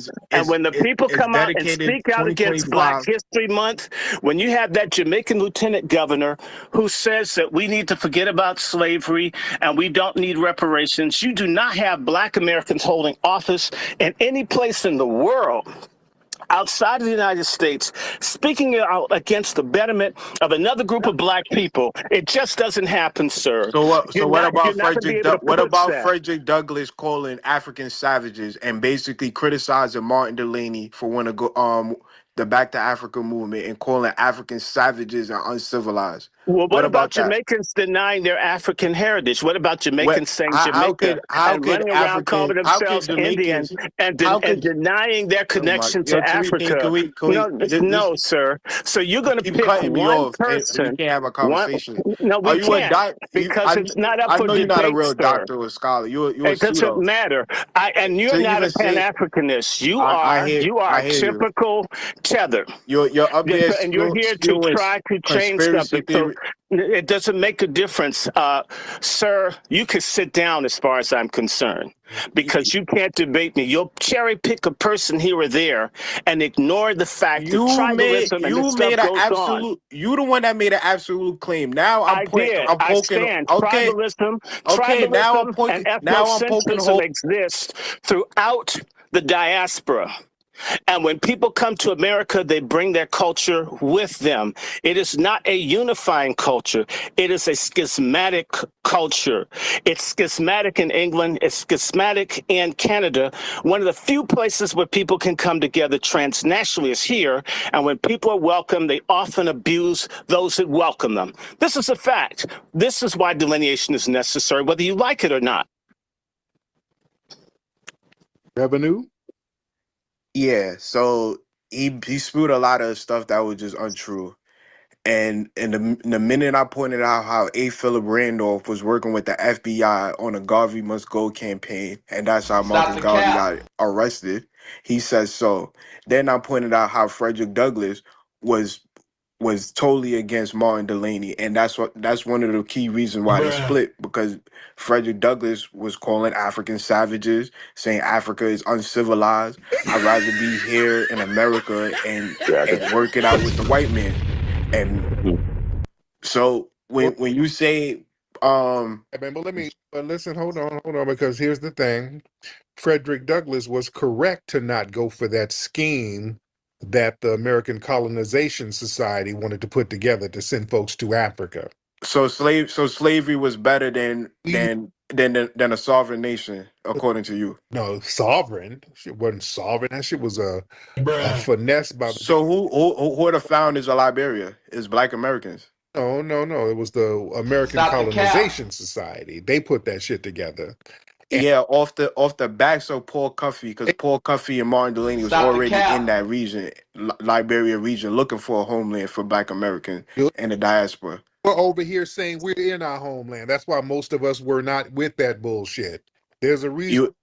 So now you don't adhere. I'm not gonna talk over me. That's why people like William Nesbitt went over there, saw what was going down, and said, "Oh hell no, this ain't us." And he came back here and got with Octavius Cato and other brothers and sisters and started to fight for. Yeah, the way revenue process information is like remedial. It's like really unbelievable. Like he has no idea what context clues are. Like he couldn't possibly understand it. He believes that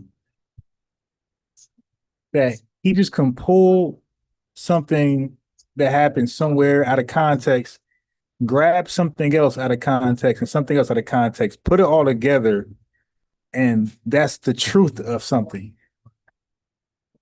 Like I'm listening to this guy just mention, like this guy went from Marcus Garvey all the way to Frederick Douglass.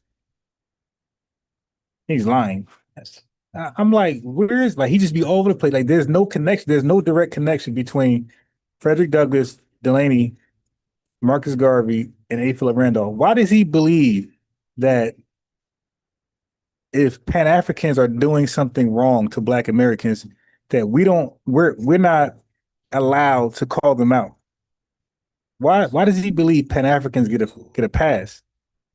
If Martin Delany is doing something goofy, Frederick Douglass is allowed to call him out. If Marcus Garvey is scamming us, our leaders are supposed to call him out. Like the logic and this is why you can't let him just rant. For the 14th Amendment, they said, "Oh, this is a finesse they got going on," and they weren't going for it. You ain't gonna talk over me. And Frederick Douglass knew the finesse too. He was like, "We ain't going to no damn Africa. This is our homeland right here. We done built this joint. We ain't gonna let them send us to no foreign land." So yeah, they were correct into calling out that damn finesse, because that ain't us, right? Revenue.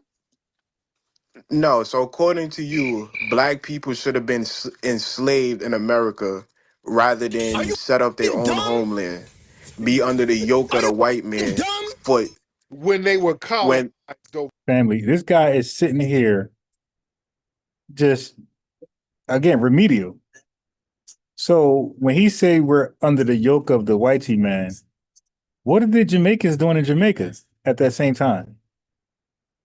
They are under the yoke of the whitey man, but they have enough numbers where they don't have to be under the yoke of the whitey man. They outnumber the whitey man like 20-1 in their country. We are outnumbered 20-1 in America. So why didn't you guys mass migrate to Liberia to escape the yoke of the whitey man? Over there, they were while being non-citizens and stateless, even if they was free. You think that was a better decision than setting up their. According to William Nesbitt, he wrote when he went over there and wrote a book, and he said, "Hell, the slave quarters is better than this." That's what he said. He said they're up there eating bush meat, eating raw food, just living real janky. They're like, hell, we might as well stay at the crib. We're doing better at the crib than this. So yeah, it was better than that because you got colonized and your mind was colonized and you had retrogressed over there. So it wasn't popping. We weren't going for that damn finesse. No. And that was a big old slave colony. Basically, when you colonize somebody, that's slavery, sir. How is it a slave colony? Because they colonized the people all over Africa. Africa was basically pretty much Liberia has never been colonized. The whole definition of Liberia it was underwritten by the white supremacy. Hey, family, y'all know Revenue got that from me, right? Like he argues both sides of the coin. When he's over here, he'll learn something and then go somewhere else and use it against them. He learned that from me because he was saying to me that Liberia was colonized because he heard the word colony, so he thought it was colonized, like in the sense of like colonizers amongst Africa. He learned that from me, and he goes over there. Oh, Liberia's never colonized, like trying to gaslight people into like at that point he's trying to bait them. Because he's trying to use the whole, because he knows when people hear colony, they're going to think colonizer. So you got to prove finesse from day one. Even Charles Taylor, those people, they were connected to the CIA, all of those people. So it's been a damn finesse. Let me get Brother Daniel in here. Brother Daniel? Yeah, how's it going, Flex? Hey, what's up, Brother Dan? I got Revenue here, Pan-African splaining, but go ahead, brother. It's really funny. However harsh Frederick Douglass' words were, the man died. And he's over here talking about Liberia. First of all, the ACS established Liberia, and they placed people in power in Liberia. Like they placed people from over here, free blacks over here in power. They gave them power, like Nas song. But also their capital is named after Monrovia. Like how much empowerment is that? You named your capital after the whitey man. Like how is that ended? Okay, never mind. In 1895 or something like that. And to this day, people would rather be over here than where they say they love the most. I mean, Revenue himself. I mean, are you in the United States right now, Revenue? Yes, sir. I'm in New York City, New Tether City. So you would say that you argue New York is probably one of the greatest cities on earth, right? No, not at all. Okay, what's better than New York City? Right, in present day or overall in history? Yes, sir. Present day. Probably London. When Marcus Garvey come over here, he created United Negro. Is that the nation? Marcus Garvey. Did he say Marcus Garvey? No, is that the nation that created a United Negro? Did he say Marcus Garvey? Oh God, dude. I'm just asking if that's the nation. God. Do I need to go here with him? Do I need to go here about his fat scamming tether idol Marcus Garvey, that big fat scamming tether?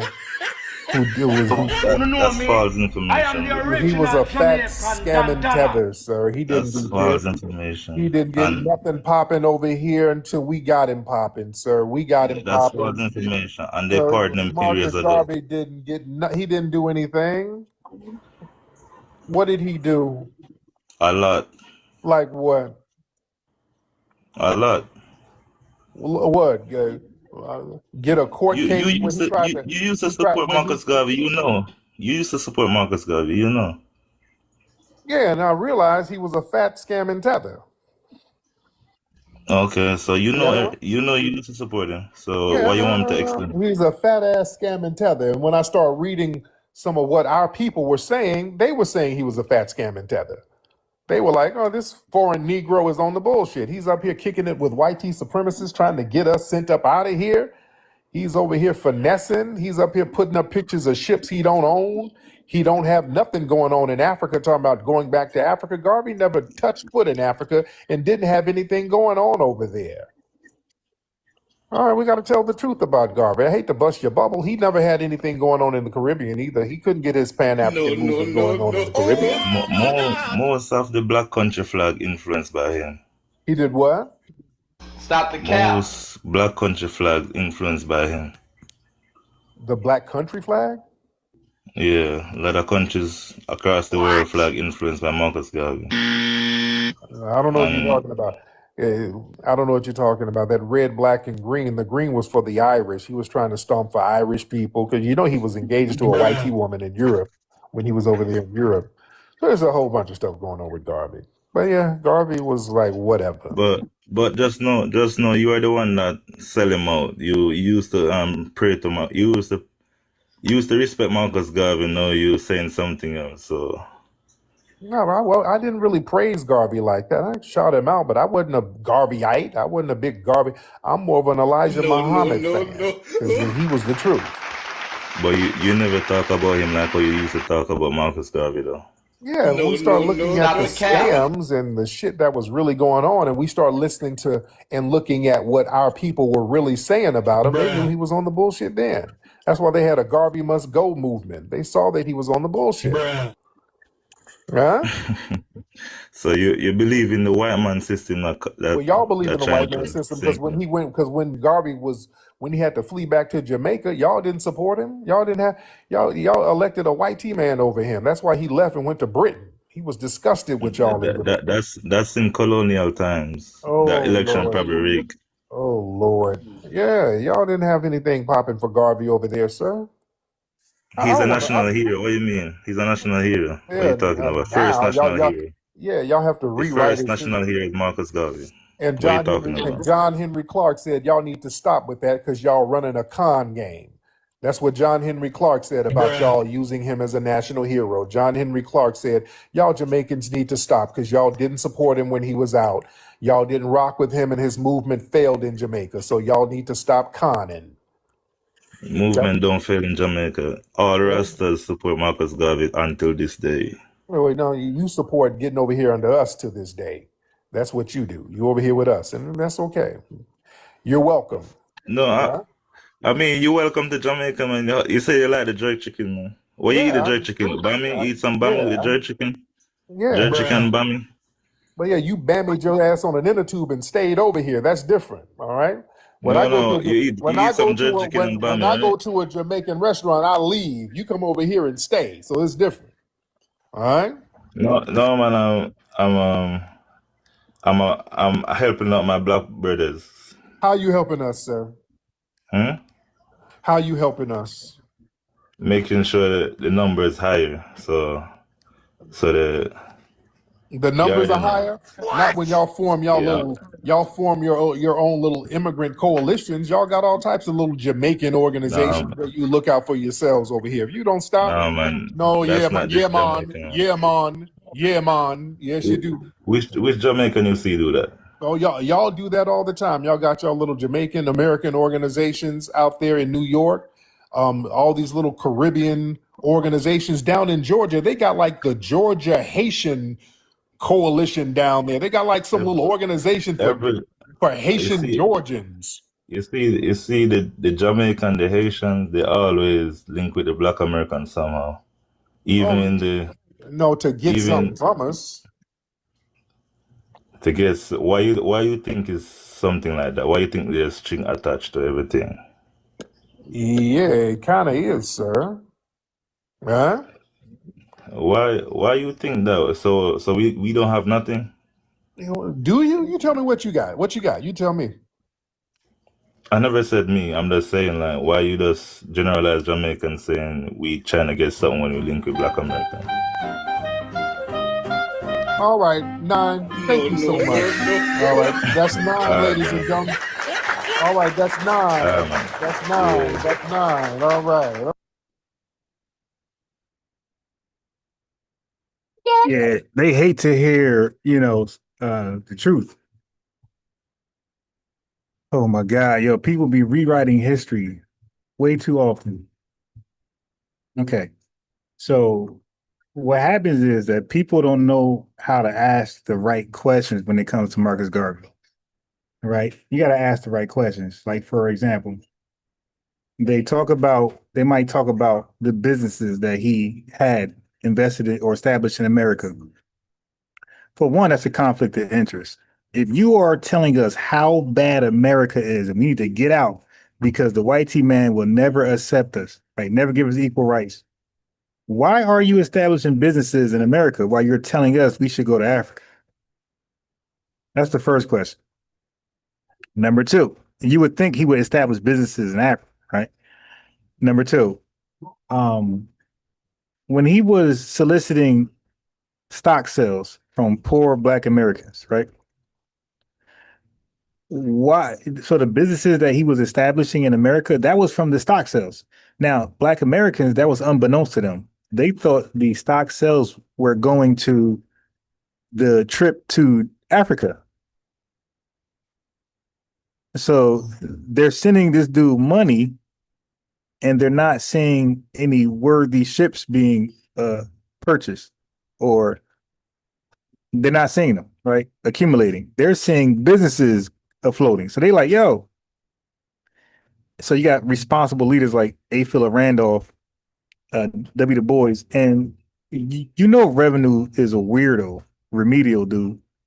When he talks about Hubert Harrison was a Jamaican who was rocking with Garvey, and then turned on him as well. Hubert Harrison was a Garveyite.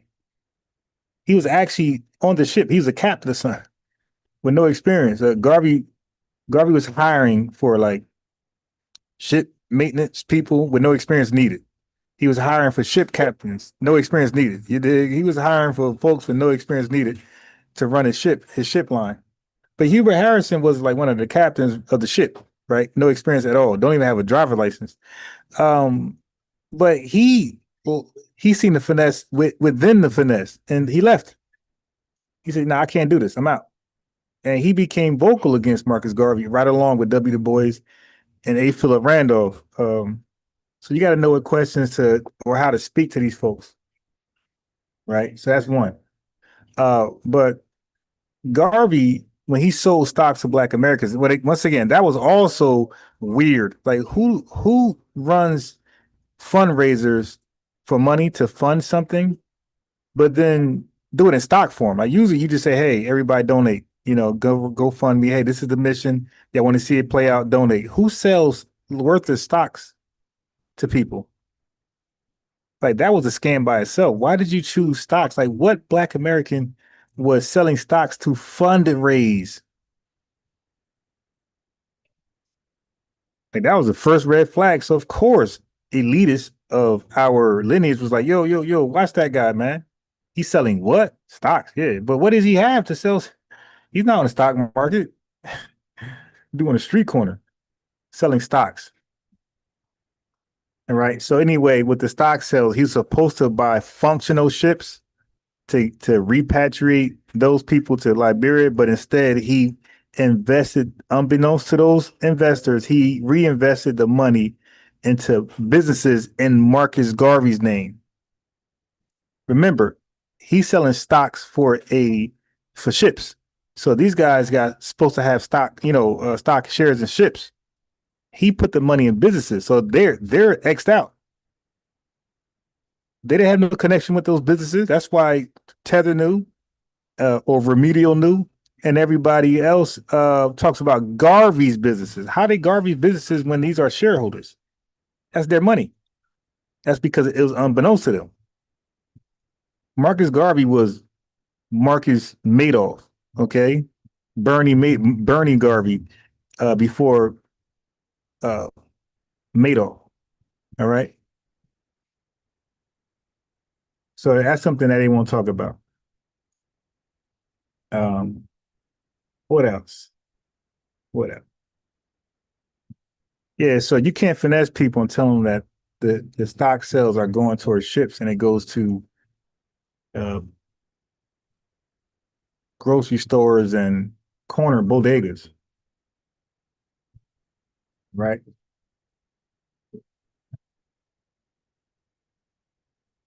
Okay. Now, that's scamming. Like, there's no other way to look at that. That is scamming, right? That's scamming in the greatest sense. Nobody can explain that today and say that's not scamming.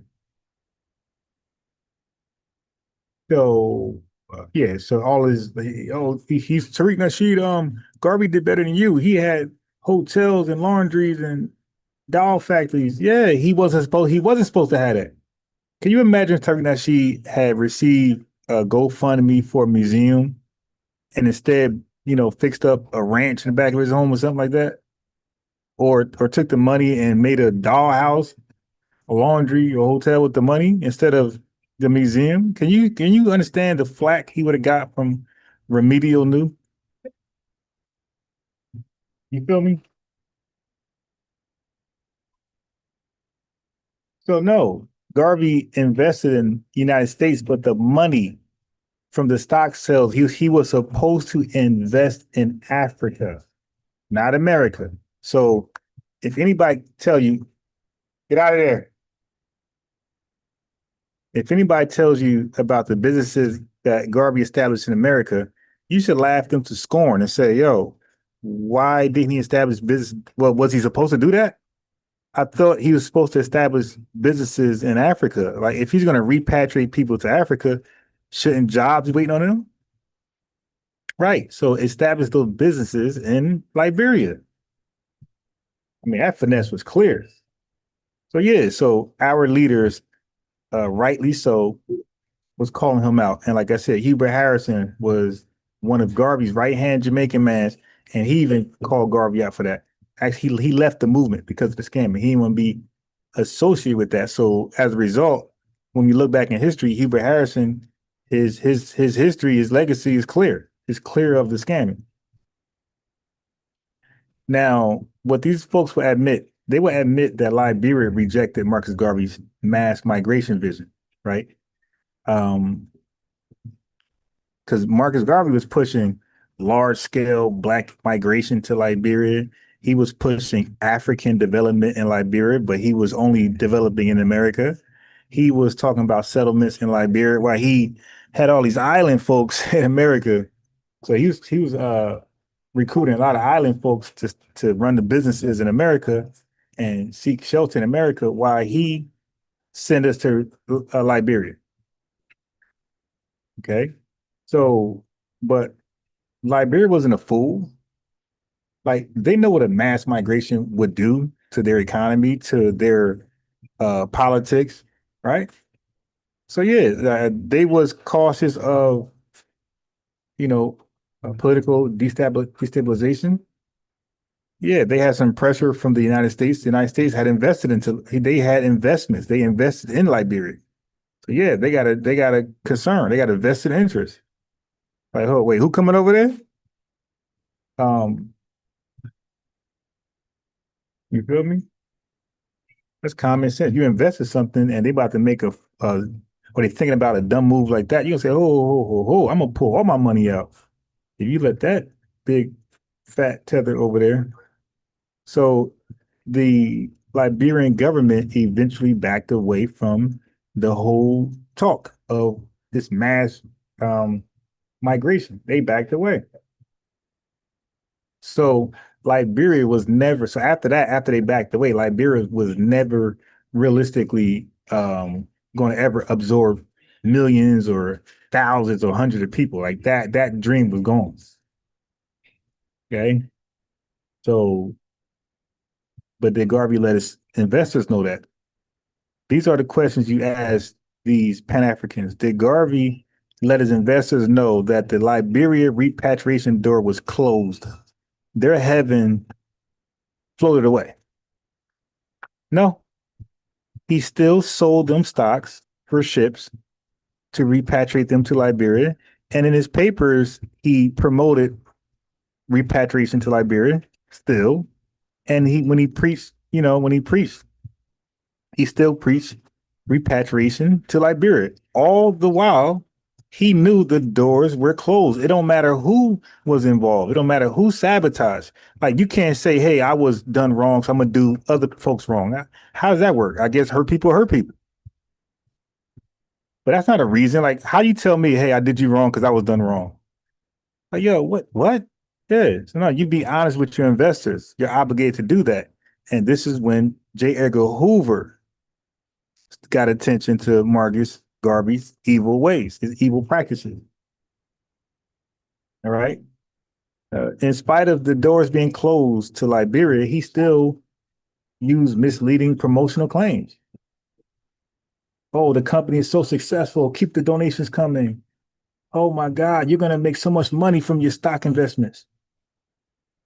Big. Now, they talk about the many businesses that Marcus Garvey had. You'll hear a lot of his romanticized, glazing fans talk about the businesses Garvey had.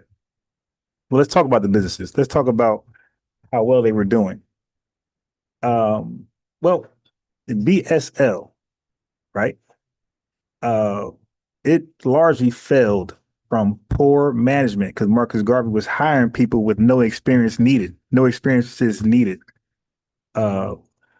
You had the even Marcus Garvey himself couldn't run a nothing movement. Like, he was a leader without leadership skills.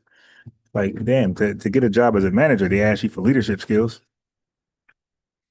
All right. The ships had mechanical failures. He bought the ships for the high. You dig? You're supposed to buy ships for the low. He bought them for the high. And he had severe financial losses that he did not disclose to his investors. You're entitled to do that. Your book's supposed to be transparent and open.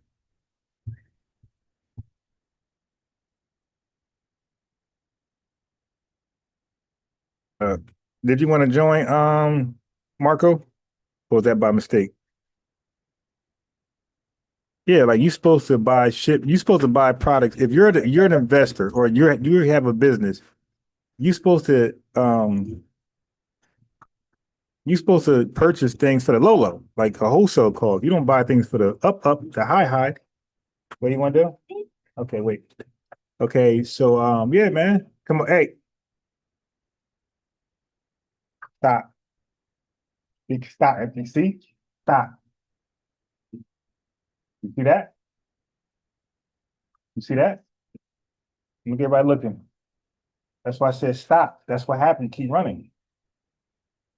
Okay? Nope. Now wait, we're gonna go.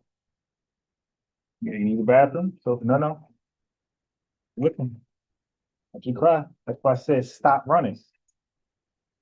You knocked his shoulder out of pocket. All right. So yeah, so Marco, no need to call names. I'm not calling anybody names. I'm just telling you about the history of Marcus Garvey, right? This what I'm saying is either true or false. That's all.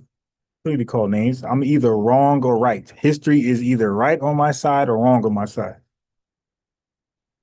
But the ships, let's talk about the ships that he purchased. They were notorious for problems. Dr. John Reed Clark broke this down. So, Marco, there are Pan-African scholars who spilled the beans. Like, I have so many video clips of John. Matter of fact, family, do you know I watched all of John Henry Clark videos of Marcus Garvey? I haven't seen the one with him and Dr. Ben Johannesburg. Okay, so what about Marcus Garvey Negro Factories Corporation, right? that struggled severely financially. Garvey was just a plebiscite babbler. He was very charismatic, like a lot of cult leaders. He was a propagandist, a finesser, but he didn't know how to manage and run a business. He didn't know how to be a leader.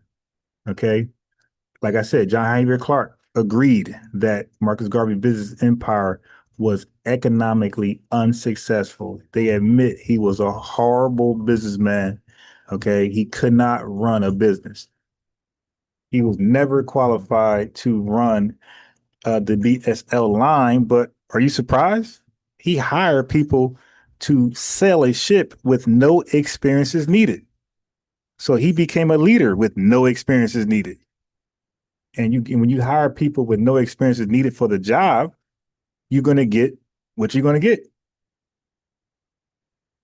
A circus show. So his commercial empire collapsed, right? The Black Star Line fell, and damn near every investor lost money. Ain't nobody really turn a profit. Okay, the investors never got any money, and people basically work for free. Okay, so yeah, so Garvey, he was able to fool a bunch of goobers. But whoever rode with Garvey and believed that the repatriation dream was a bunch of goobers. Right. So essentially what I'm saying is Garvey sold hope.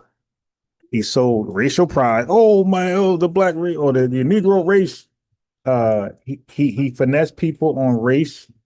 He finessed people on hope. He finessed people on nationhood. Oh, we're gonna be a nation in Liberia. He finessed people on economic independence. Oh man, we're gonna be away from the white man. We're gonna be so independent. But meanwhile, Liberia itself was not independent from the white man economics. Okay, they were not economically independent. He kept pushing this old global African solidarity. You know, he had the first gas, and you got a Sarah Silly Seti behind him pushing gas, global African solidarity. All right, so those ideas, feel me, family. Those ideas were designed to draw people in emotionally because they're coming off the Red Summer, the Triple K worst violence towards us, and so a lot of people were just shooken. And he was like, "Okay, I got him where I want him to be." Don't forget, he came over here. Anyway, he failed, right? So nobody's wrong to say he failed because he failed. He gave promises, they went unfulfilled. He didn't know how to manage money. He admitted that in his trial when he represented himself as a plebiscite babbler. And the repatriation door was closed, and he did not disclose that to his investors. He kept pushing it as though it was a realistic idea. Okay, so that's either true or false. Garvey went to trial. You know that, right? I tell people all the time, all of his romanticizers and glazers, I said, he went to trial and represented himself. So he admitted to certain things. He conceded to certain things. And one of those things was he was bad managing his business and money. Like he didn't respect the process, the bookkeeping, the financial records, all that. Like he didn't do a good job. Okay, but while he was doing that, he lied and said that the business, like the stocks skyrocketed. Okay. So the typical scammer, the Umar syndrome. So the fact is, family, historians like John Clark admit that Garvey wasn't realistically capable of delivering a mass repatriation. He was out of his league. He had so many logistical barriers, it was unbelievable. The funding, family, you can't run a business off funding. Okay, that's what Umar tried to do. I'm gonna run a school off donations. Bro, that means you might get a certain amount today, this month, and that amount might triple next month, and then drop down to a loss next month after that. Okay, so the funding was inconsistent, as you can imagine. People are donating. The shipping capacity was garbage. Diplomacy was garbage. Land acquisition never happened. The African state cooperation was just rhetoric. The infrastructure never happened. He was building infrastructure in America while he was selling you a dream in Africa. That's a problem.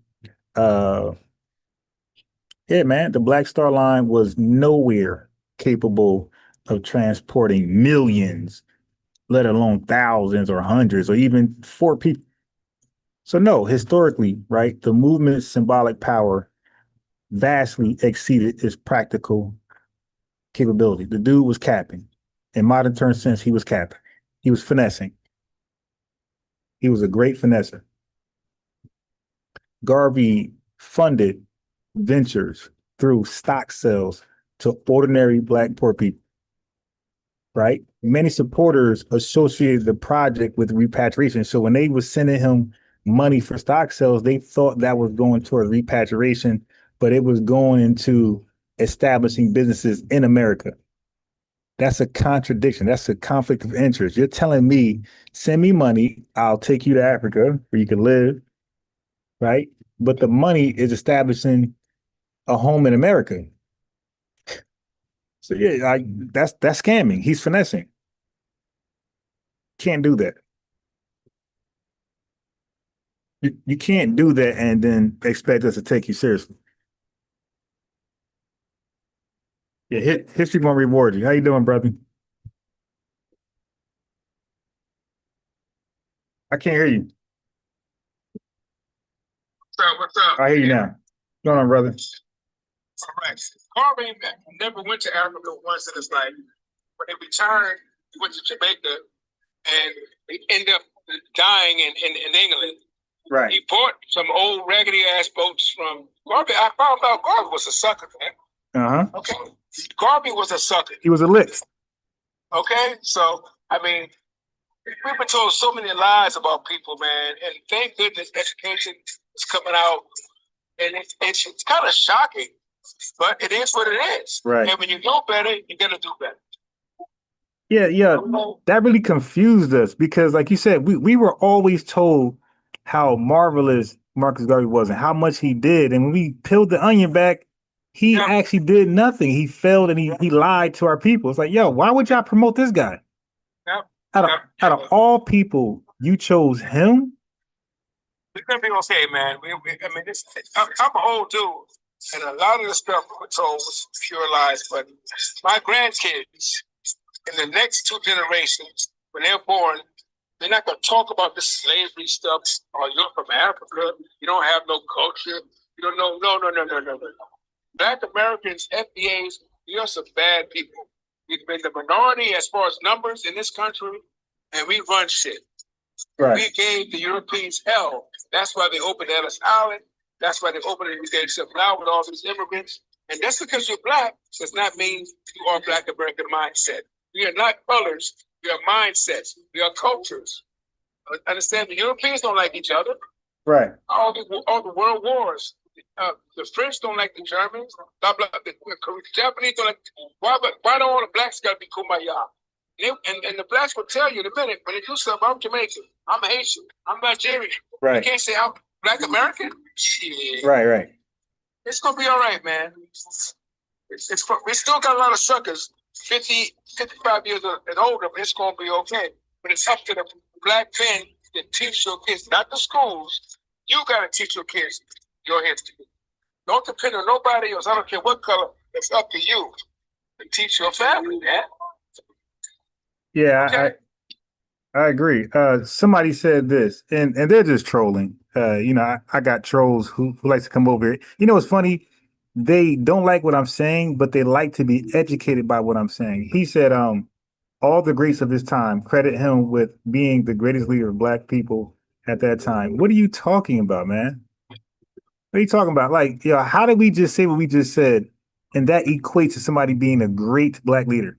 First of all, he can't be a Black leader. He's Jamaican, right? Yeah, that's one.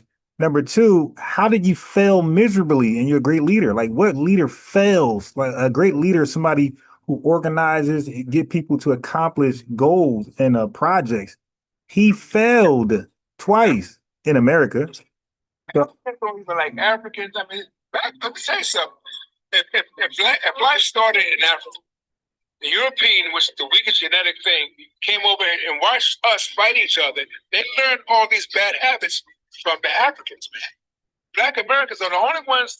If you were in California or New York, in this country, when I saw your black skin, I knew we were brothers. We were going through the same thing. So we thought if you were black, we were brothers. Africa, they got 1,000 tribes. They got 2,000 languages. They fight each other. We're the only.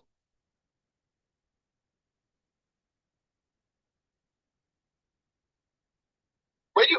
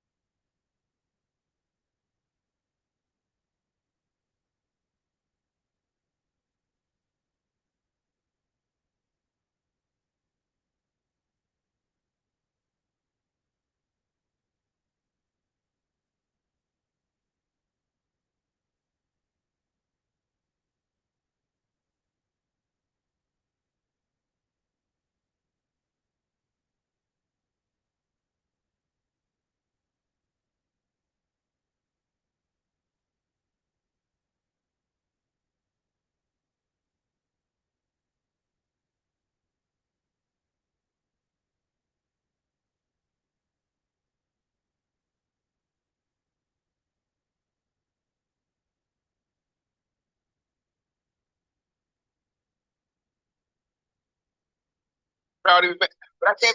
No, I don't hate you. But I can't be proud to say, "Oh man, I'm Black American, and this is my country. I'm not African." You know, hey, I'm gonna follow you. I only follow like 10 people. okay. Hey, I'm doing this shit here. Yeah, my name is Ron, but my my stage name is Unbiased Ron. Yeah, Unbiased Ron. My name is Ron. Thank you, brother. And I appreciate it. I'm gonna follow. I'm gonna check you out, buddy. All right, I appreciate you. All right, bro. All right, have a good one. Thanks for coming up. Yes, sir. Yeah, I appreciate it, brother. Let me get back to it. So Marcus Garvey, because of his rhetoric and his back to Africa repatriation scare tactic, he attracted people who was into that. The people who we call today Black nationalists, Pan-Africans. That's who he attracted. A bunch of weirdos, a bunch of socialists, he did communists. That's who he attracted. Right. But a lot of those alliances, a lot of those people backed away from him. So he attracted different weird people, but even they decided to back away from him. Because when he was pitching that Booker T. Washington rhetoric, he got the ears of our best. A. Philip Randolph was one of them. When he started talking that Booker T stuff, yeah, we could rock with you. But the minute he ran from the Booker T talk and started talking that back to Africa repatriation talk, that's when everybody left him hanging. They said, "Yo, we're good. We're good. We're good. We ain't on that." All right, we ain't on that. Because when you just know what you know that once you start talking that I'm going to be the leader of Africa, the governor of all the 54 countries in Africa. Yeah. So our leaders, starting with A. Philip Randolph, W. Du Bois, Chancellor Owens, they looked at him as an authoritarian, right? They felt like his economic theory was economically unrealistic. They felt like he was too centered around personality, cult politics, one party state. You can't like his rhetoric. He's the leader. He don't get voted in or voted out. He's the leader. You don't challenge him. right? So Randolph and Chandler Owen criticized him because of that in their paper, The Messenger, calling, parts of the UNIA financially irresponsible and demagogic. Okay. Yeah, like basically, like, dude, you think you Moses. You think the Messiah. Like he started to buy into the Mosiah's, what's his name? Mosiah, Messiah. He started to buy into his own rhetoric. Then he did the unthinkable. So now he got all the money coming from Black Americans, foundational Black Americans. And look what he do. He gonna backdoor us. He decided to go meet with the Triple K. Now, obviously, that was taboo, right? So that was a major breaking.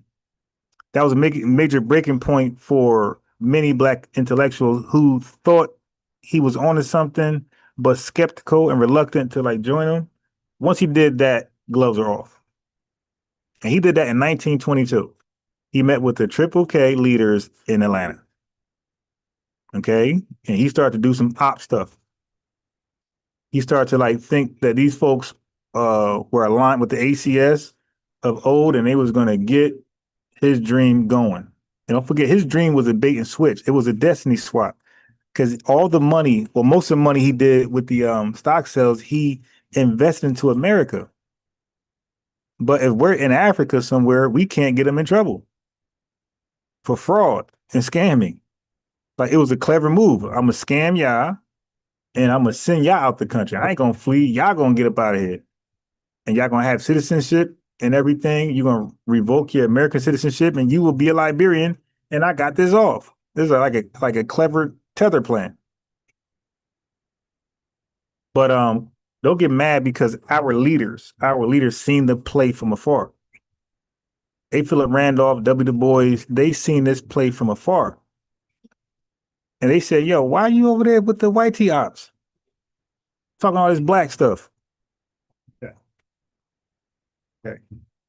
Wait, stop. Yeah, so God, won't keep ringing. Give me a second, family. It might kick me out. If they kick me out, I'll call y'all back.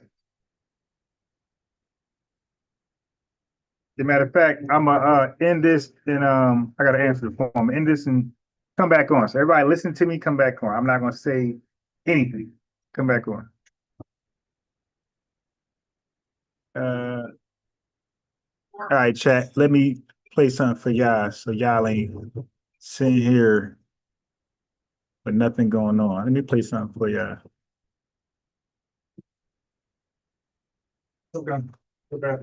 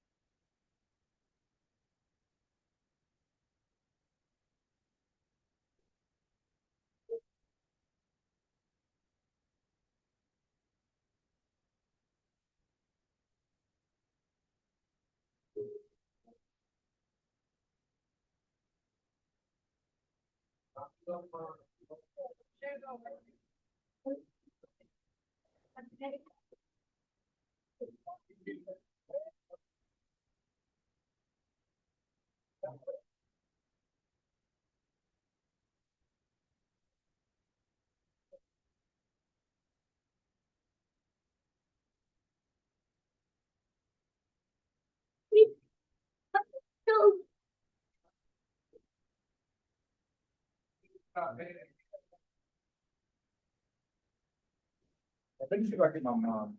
Give me. Yeah, this is working that right here. I'm Jamaican. You ain't black. Then what am I? Jamaican.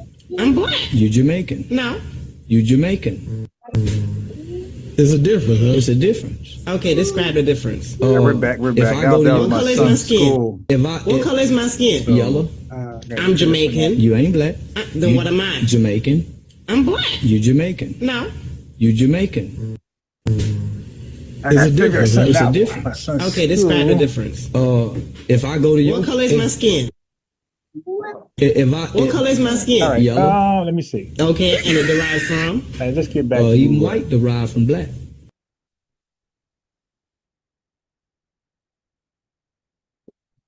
Get back to the word.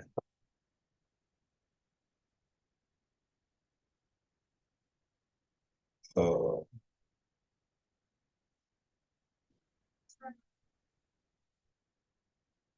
right. 1 second, family.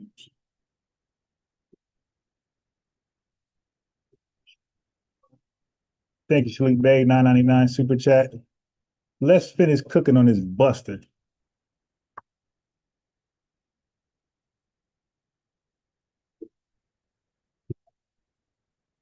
Stop playing with that. No, put it down. No more. Make too much noise. All right, let's get back cooking. Let me get TikTok back up and going. I can't stand TikTok, man. You hop on just blasting the music in your face, bro. Just blasting music in your damn, like, yo, what's up with that?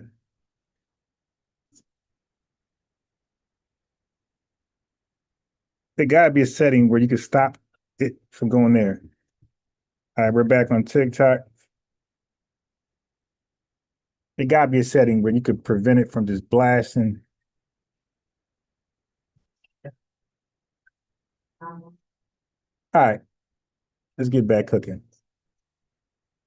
Yeah, so Garvey was already getting Black Americans to back away from him, right? With his he's the Messiah complex. He had the Messiah complex. So he had Black Americans backing off from him because of that. Right? So those who rolled with him was leaving him, even like the other Jamaicans that was in the cult, like Hubert Harrison.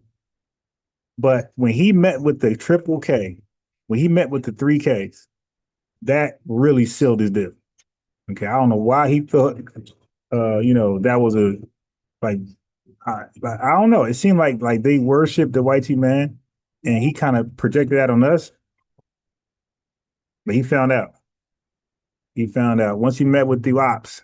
I mean, you talk about ops.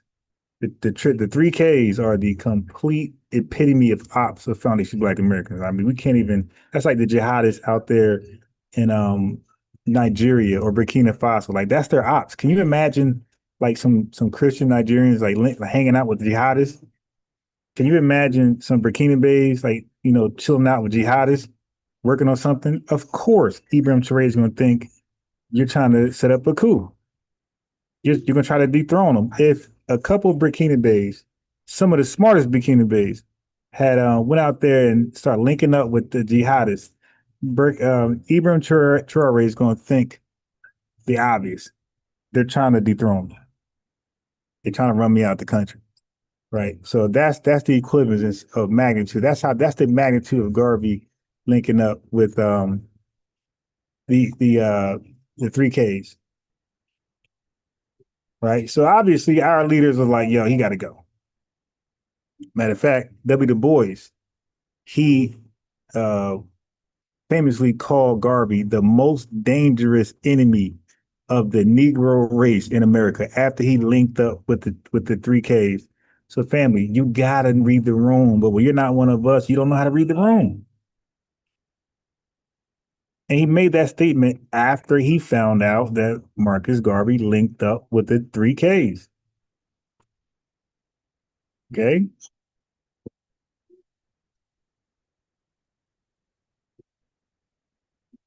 I mean, so meeting up with the 3Ks, plus Garvey's bombastic claims and the Black Star Line finance problems.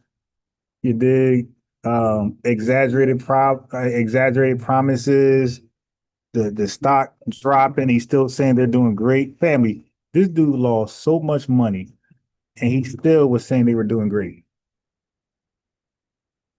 And W. Du Bois, he always thought that Garvey was finessing the poor. He was playing on their emotions. He thought he was playing on their emotions with these grand visions that lacked practical execution. Like our educators never believed he could pull off a mass repatriation to Liberia. They never thought that.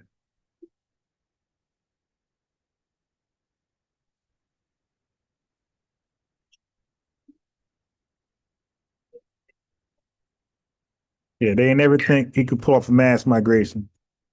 Hey, family, introduce yourself. Name OGK. What's up, brother? Yes, sir. What's going on, brother? Hey, man, listen. It's real crazy out here, man. Because Facts.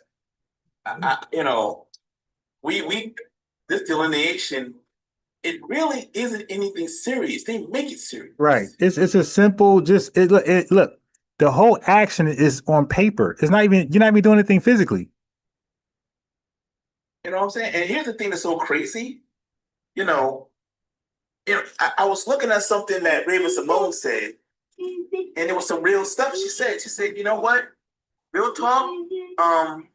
No one calls white folks here in America European Americans. Right. And now that I think about it, when she said that, like, you know what? We're not the only people that had an ethnogenesis in this place. Of course not. White folks did too. White folks, Mexicans. Because you can go to Europe, believe you and me, if you go to Europe, you know the differences between European white folks and white folks over here. Yeah, nah, big time. Big time. So it's like, okay, man, other people had ethnogenesis too and had made their own ethnic group. And look, let me add to that. The thing is, brother, is that the fact of the matter is that we really need to pop our collars. Because what's the saying is that we are so important, right, culturally, historically, when it comes to this system, this wicked system of white supremacy out here. White tea. The ones coming in, since they don't have a blueprint, nor do they have the spiritual fortitude and the spiritual want to fight this system, they have no choice but to latch onto us. Right. Yeah. It's crazy. They have no choice. It's sad when you think about it for a second. But the thing is that we as Black folks, in this nation, we can't just be holding on to dead weight. You can't be dragging people, and it's weighing us down. We're going to have to cut the bearing sooner or later. If they can't make a decision of what they want to do they want to fight this wicked oppressive system, or do they want to be components of it? You can't be living in this middle ground, I'm saying, straddling the fence. This is the problem that we're having with them. It's the straddling of the fence. Hey, bro, they're not even straddling the fence, bro. Nothing about them when they come over here, they ever said they're coming to America to fight white supremacy. They never, ever, ever announced that. What's so funny is the fact that even the ones that you can say that we just don't even say are each other's. It's like when Tariq Nasheed talks to some of these individuals, it's like when he brings up things like the derogatory names they give us and all this stuff, they start copying please. Right. Bro, okay, you can't just come up there and want to go point out the bullcrap we do and be disingenuous. And we know y'all heard it. So it's kind of like, how can we go ahead? See, and that's the problem right there. How can we say that y'all trying to do better, that you're not a tether, you're not in any way tethered, but at the same time, you're not checking or you're totally in denial of the behaviors of the actual the cultural derogatory slangs that's been used, you're going to be in denial of that. You know what I'm saying? No. Now we know why these damn tethers go and act the way they act. You know what I'm saying? Yeah. You refuse to go ahead and look at the problem as is and make a correction. This not gonna work. That's a fact. That's not gonna work, brother. And I would. We should have did this a long time ago. I saw this. It wouldn't have worked a long time ago. Way before. Back in the early 2000s, I kind of saw what they were. But I'll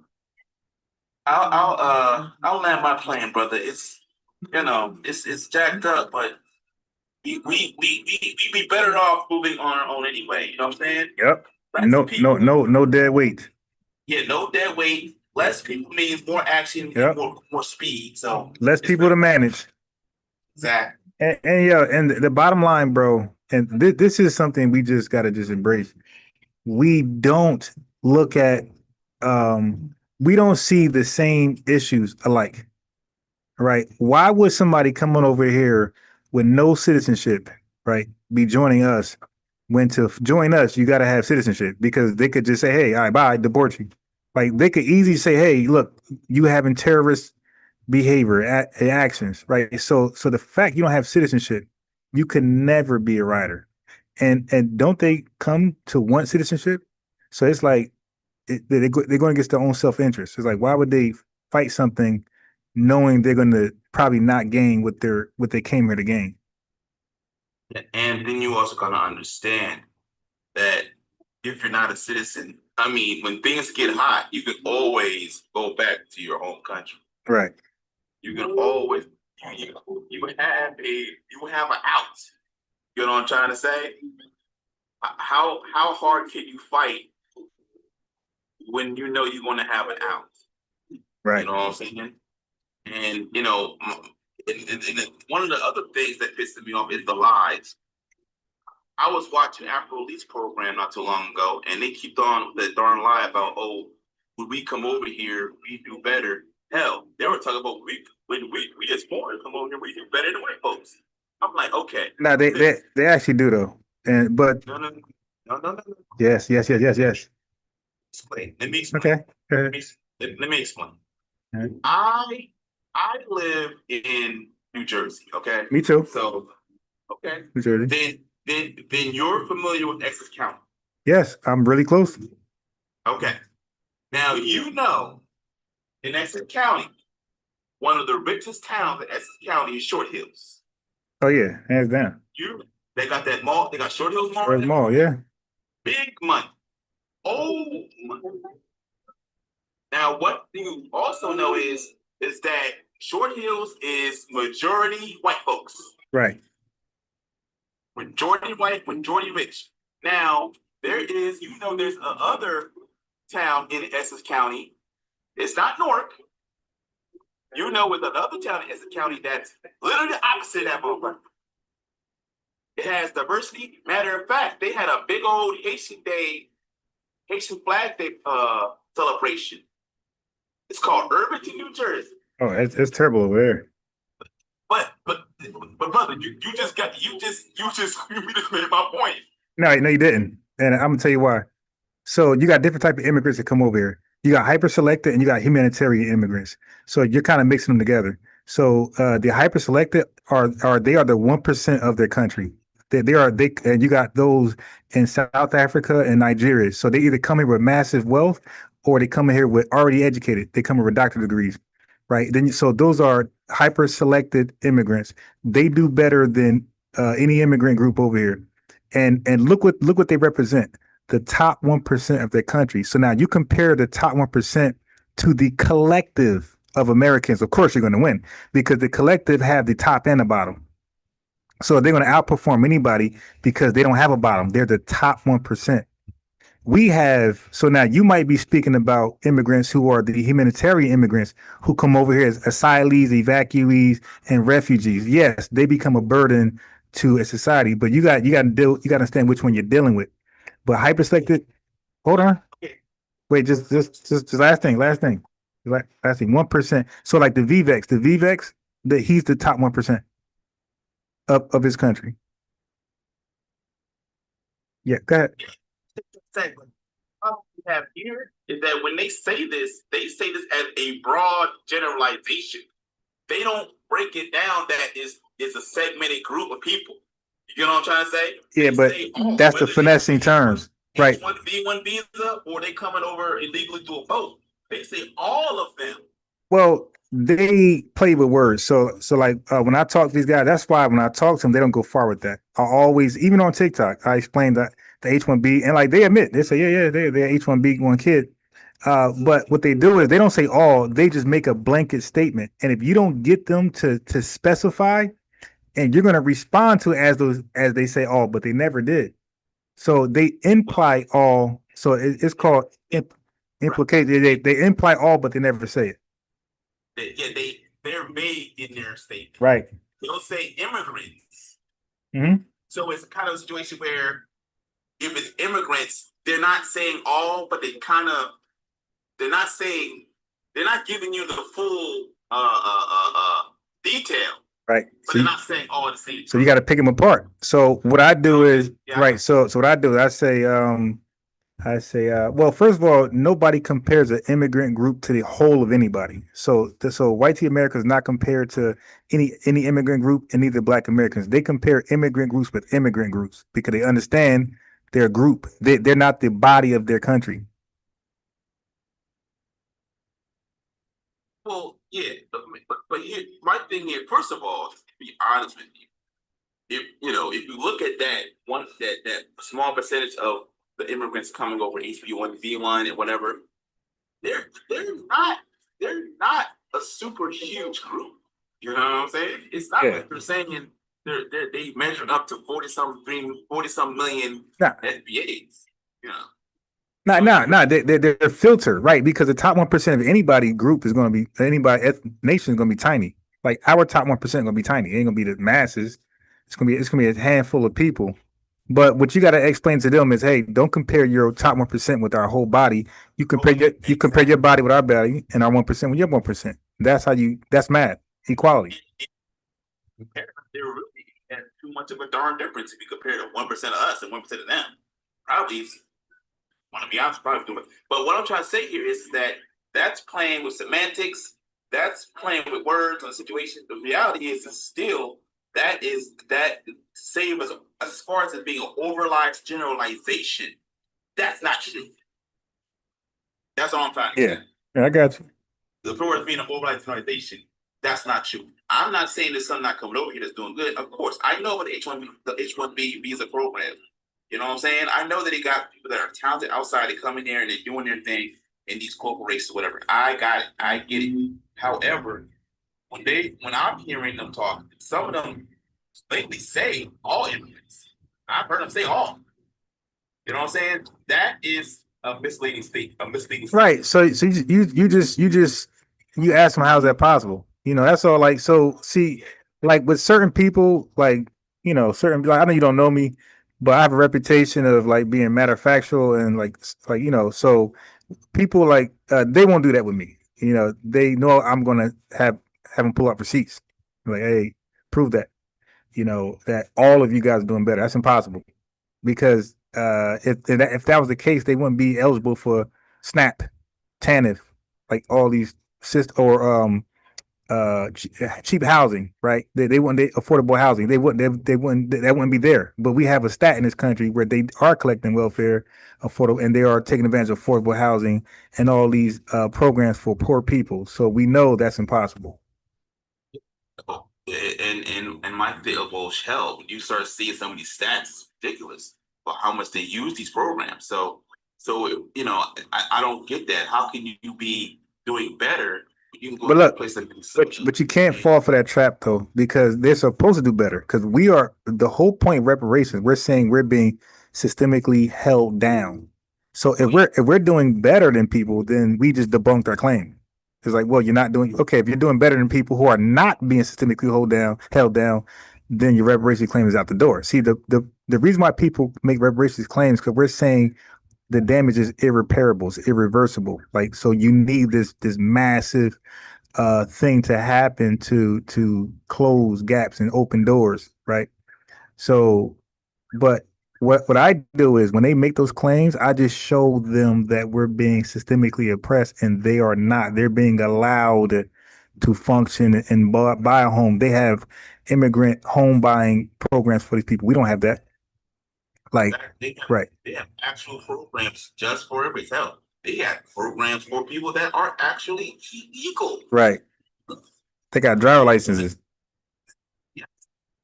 And listen. I don't fault anyone having a program. I don't fault anyone having a program at all. However, if we as FBAs don't have as an equal program or help more in those programs, then yeah, that's a problem. That's the situation. You know what I'm saying? And our reparations money owed. You know what I'm saying? Yeah. So, you know, I mean, it's really not, it's not rocket science. You know what I'm saying? It is what it is at the end of the day. You know what I'm saying? Our problem here is getting the people that, you know, going to fight for that. And, you know, that's what I'm thinking, like, you know, we need to go ahead and from our own group of FBAs, try to run for some of these offices out here. You know what I'm saying? Yeah, we're definitely doing that. You know, they might not be self-acknowledging FBAs, but yeah. So I believe people are out there. You know, of course, I don't think you could publicly say you're FBA, but come. It's damn near mainstream now. Yeah. Come.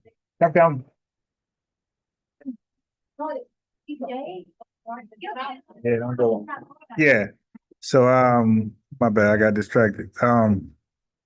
Yes, I agree with you. Like a lot of us who are self-acknowledging FBA people, ADOS, Solon, Friedman, like, yeah, we gotta really those who can qualify and are eligible to sit in those seats to know what they're doing, they should go out there and do it. Don't be like Garvey. Don't come inexperienced because they're gonna definitely line you up.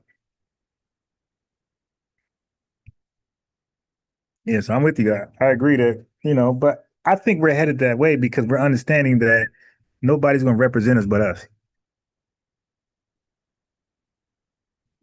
Yeah, I think we're coming to that conclusion. Like nobody's gonna do it for us but us. So interesting. Yeah, but I wouldn't even fall for that. Who's doing better? What I would do is I would agree with them. Like you are doing better, but so here's the thing, family. They got to concede to an argument, right? And they can't, or it's an L. So you got to ask them, okay, cool, you're doing great in America, right? According to you. But back in your homeland, are you guys doing great? They're going to say no, and they're going to give you reasons to why they're not doing great. And they want you to consider that. They want you to acknowledge that. They want you to validate that. And then that's their reason why they're not doing great. And they're saying that's a bad thing that's happening to them. So all we gotta do is say, okay, so everything that's happening to you in your country, is that not happening here with us? Okay, so why are you shaming it over there, but congratulating it over here? So, you know, those are some of the logical arguments that you can cook them with. So that's what I do. Like I present logical arguments. Yeah, you gotta stay over here. Mm-hmm. See? Say sorry. Okay, that's okay. Stay over here. That's only for my boss. Oh, Yeah. okay. Yeah, I went over and got him. You gotta stay over here. I keep telling you, stay here. He's looking at you. Looking at the camera. There too. Okay. Okay, let me give you something. You're welcome. All right. Let me do this. Before I finish up, let me do this. I'm so mad at rain. Well, I'm happy it rained, but I'm mad at rain because we're supposed to go to the park after this, but it rained. So where is that?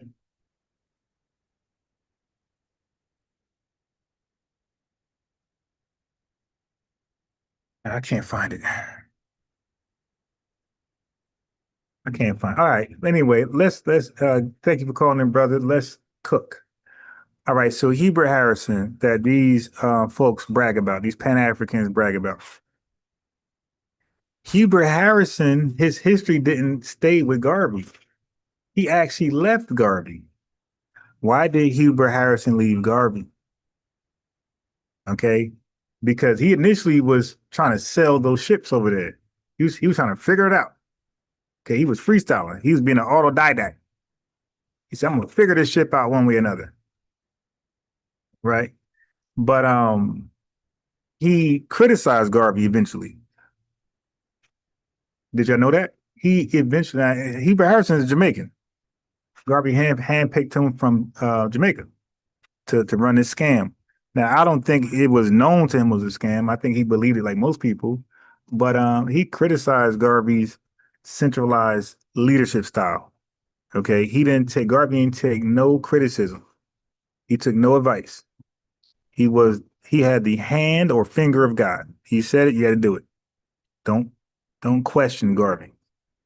Okay, Heber Harrison criticized Garvey's cult-like personality tendencies. Heber Harrison was saying, Garvey, you're a cult leader. And he said Garvey lacked internal accountability. He's messing up and he wouldn't take fault. He'll blame everybody else. Okay. That was an issue for Heber Harrison. And also he was privy to the books. He's seen the books.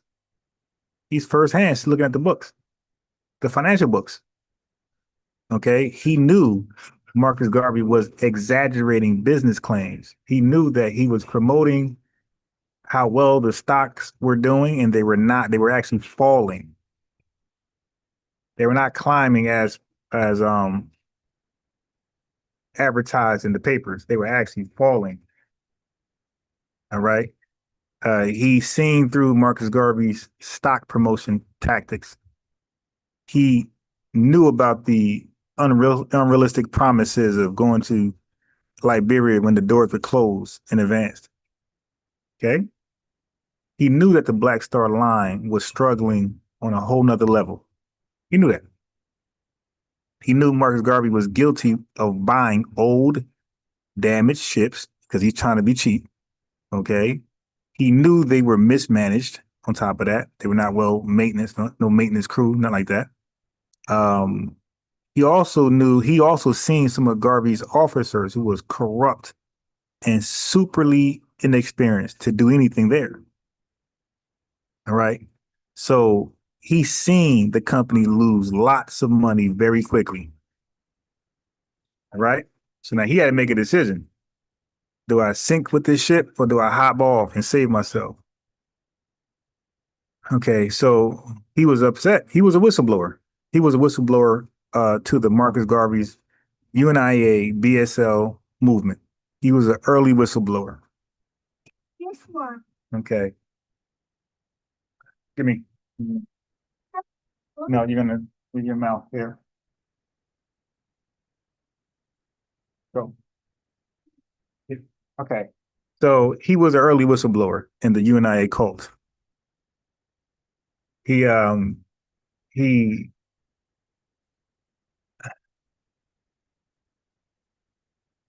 understood that Garvey did not Garvey had blind loyalty. Like he'll trust in folks who didn't need to be. He was a bad sense of character, right? He couldn't judge character. So now if your leader don't know who to trust, he just trusts anybody. Obviously, if you're aware, that's going to bother you. Harrison was upset that Garvey wouldn't engage in open debate about the direction of the movement. right? Garvey would shut all debates down. No, I ain't debating nobody. I said what I said, and that's it. Okay. He understood Garvey promoted shipping lines, African industrialization, global black commerce, mass repatriation concept, but he knew all of it was a farce. It was a finesse. It was foo-foo. Okay. You can't lie to a guy who's in the cult. So he knew many of Garvey's plans were not realistically achievable with the resources in the books he's looking at. He see there's no money. He's collecting large sums of money, but he's, dropping, he's fumbling the bag. He's fumbling the bag. So, I mean, history tells you that the Black Star Line was financially unstable and largely unsuccessful. Sit down. Bring your chair over here. Sit down. Sit down. Bring your chair. Sit down.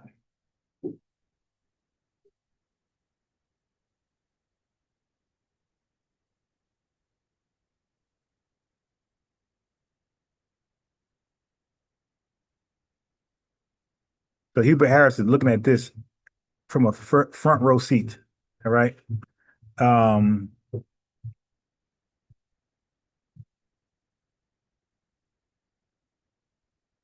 He was front row seats to hear Garvey say Africa for the Africans, right?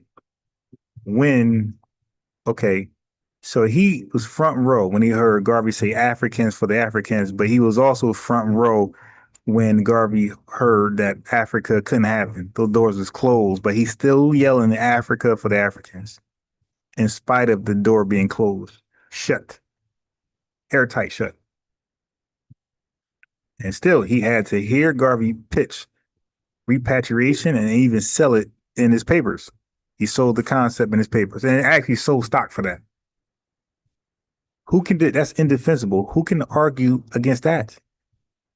That's scamming. So federal prosecutors, what they do? They're like, yo, we got him. So we got him. We got him. He's scamming. And they didn't care as long as his scam stayed with us. As long as his scam stayed with us, they didn't care. They only care when his scams start to reach the government. Okay, when he started to defraud the government, that's when they was like, let's step in and get him.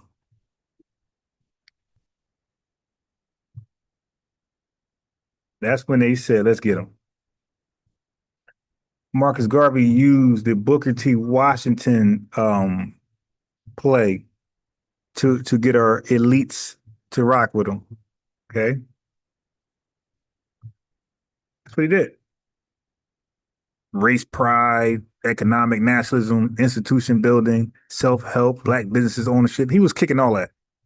So people look like, he's serious. And then he got a mass movement. He ain't like he by himself just yelling it. He got a lot of people rocking with him. So they seen that as something achievable. But he started to talk about that global African stuff. He used to talk about mass racial separatisms, right? He talked about international politics, right? So he switched up. He switched up from the Booker T. Washington talk. He switched up to the Umar talk. So obviously, naturally, people backed away from him.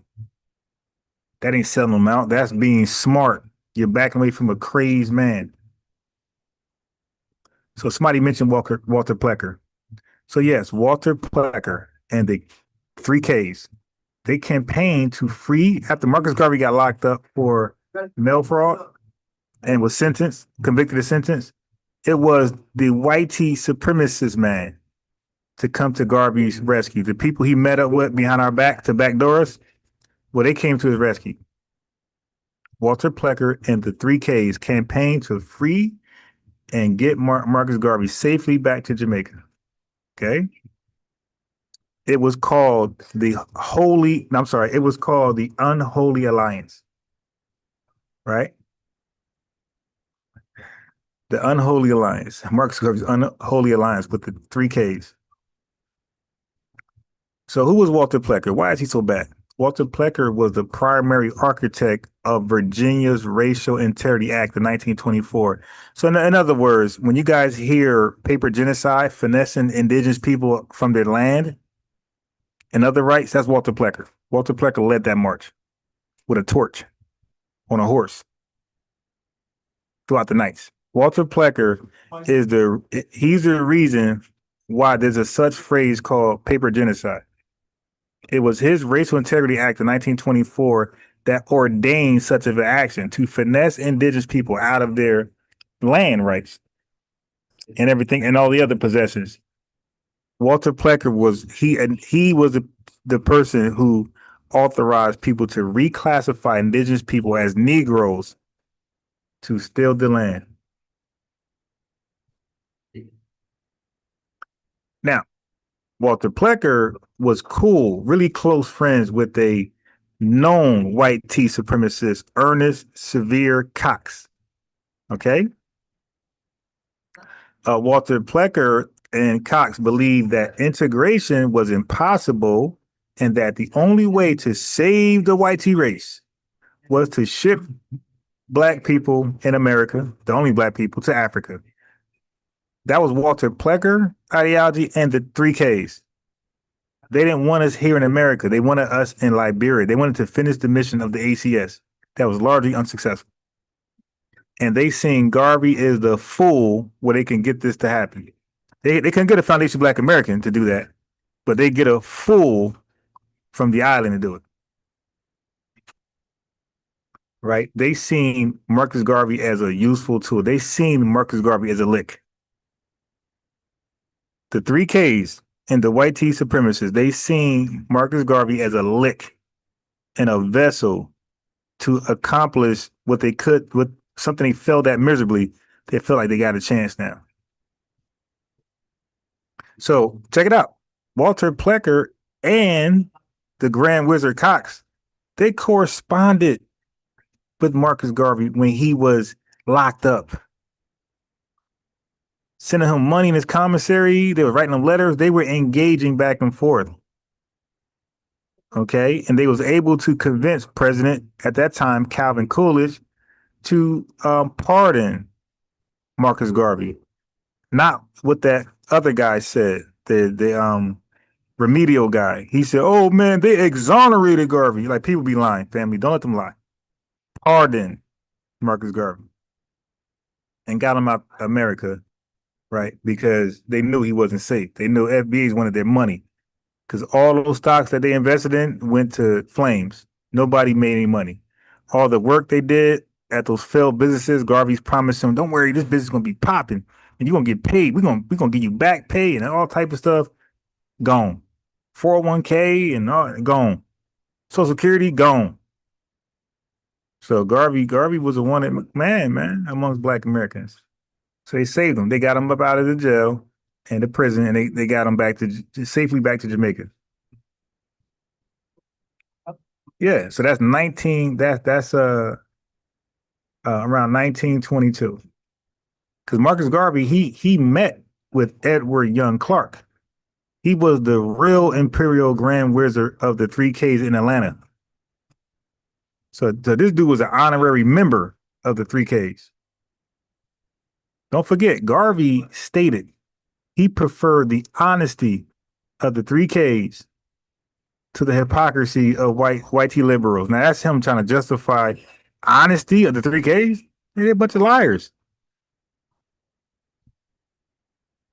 And guess what? The 3Ks, they view Garvey's movement as a foolproof plan to get us out of America finally and back to America and back to Africa from their ideology. Right? Yeah, so when they say, hey, we got white tea talking points, they are gaslighting us. Their leader actually was down with the white tea supremacist group. Active member, documented active member, Marcus Garvey of the 3Ks. That's a fact. Anybody can Google that.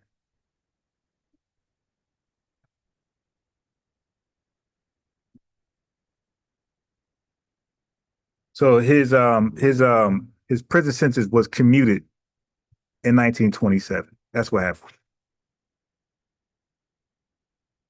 Yeah, so that's the real story why W. Du Bois, A. Philip Randolph, Chandler Owens, and everybody else stopped rocking with Garvey and called him the devil. They said, "Loose here, devil. Get thee behind me, Shaitan. Loose here, devil."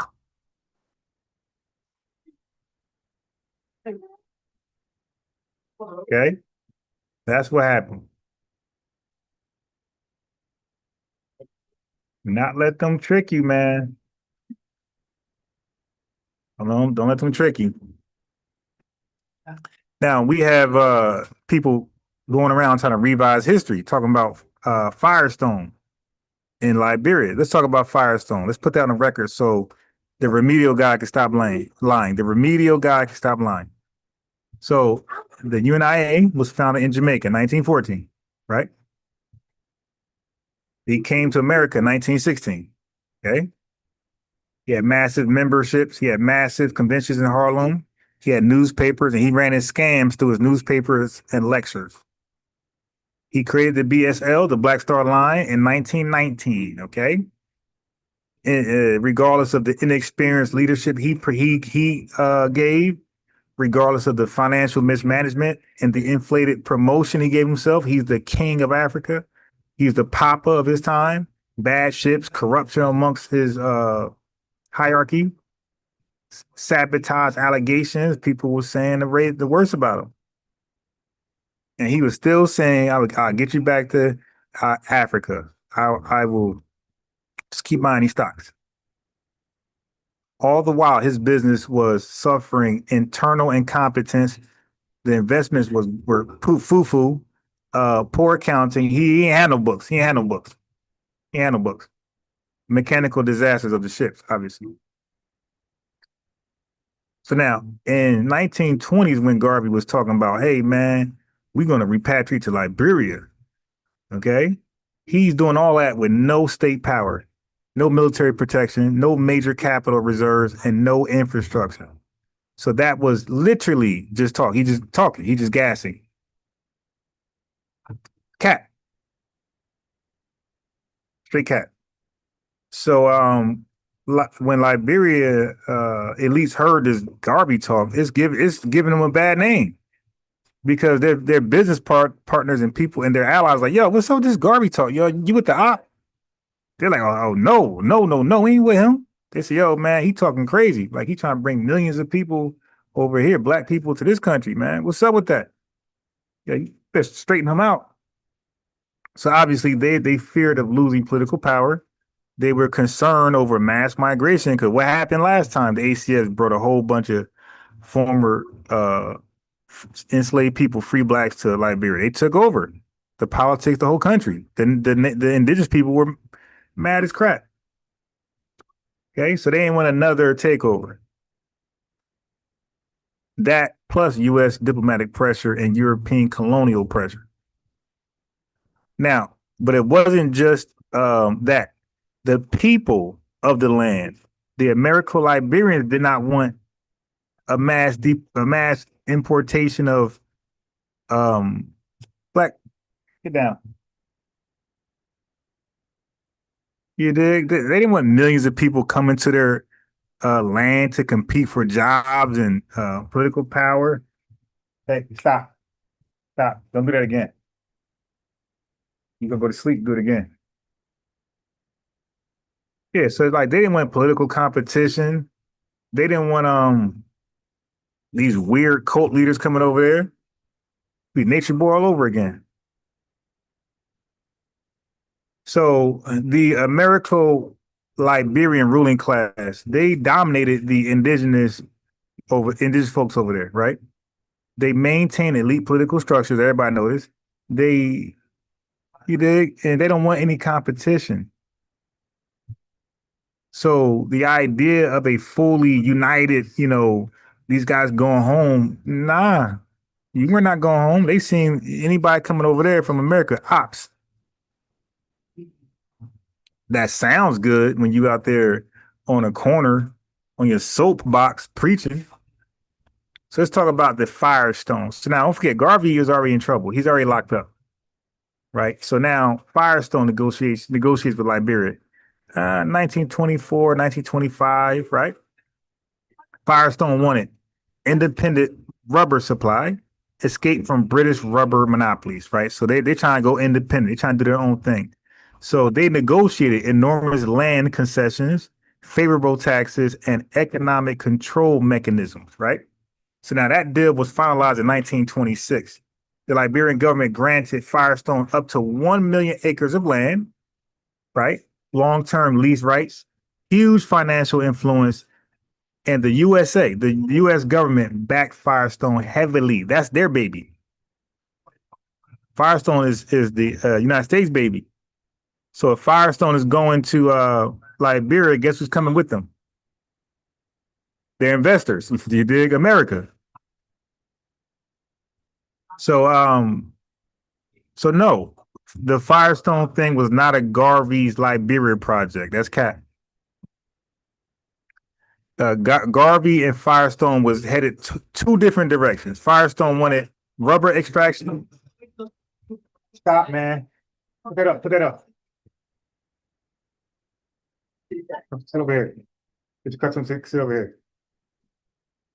Over here.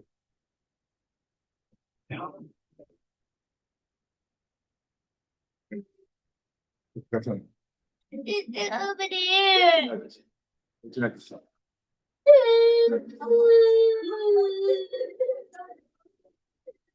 Okay.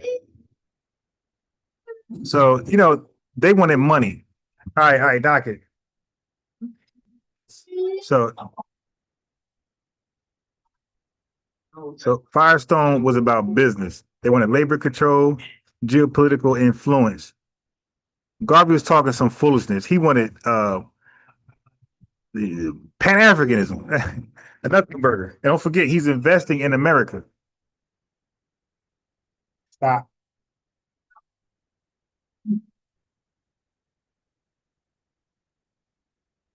So Firestone is about that life. They're over there really investing and moving to Liberia while Garvey just bumping his gums. Garvey just talking. But he's investing in America. He's talking about Africa, but he's investing in America. Meanwhile, Firestone is talking, but they are investing in Liberia. So no, Firestone did not take over the UNIA project. That's cat. Liberia chose corporate capital over Garvey's lies about we're gonna come over there, we're gonna build businesses, and all of this. Nah, we good. There is absolutely no evidence that shows Garvey had a formal ownership deal with Firestone. That's remedial lies. Okay. Garvey and some UNIA circles were willing to discuss cooperation with industrial interests in Liberia, right? So Garvey was not a capitalist, like a lot of those, like Kwame, what's his name? Stokely Carmichael? Socialist. So he's a Pan-African? Because Pan-African family, they push socialism. Pan-Africans push socialism. Marcus Garvey pushed capitalism.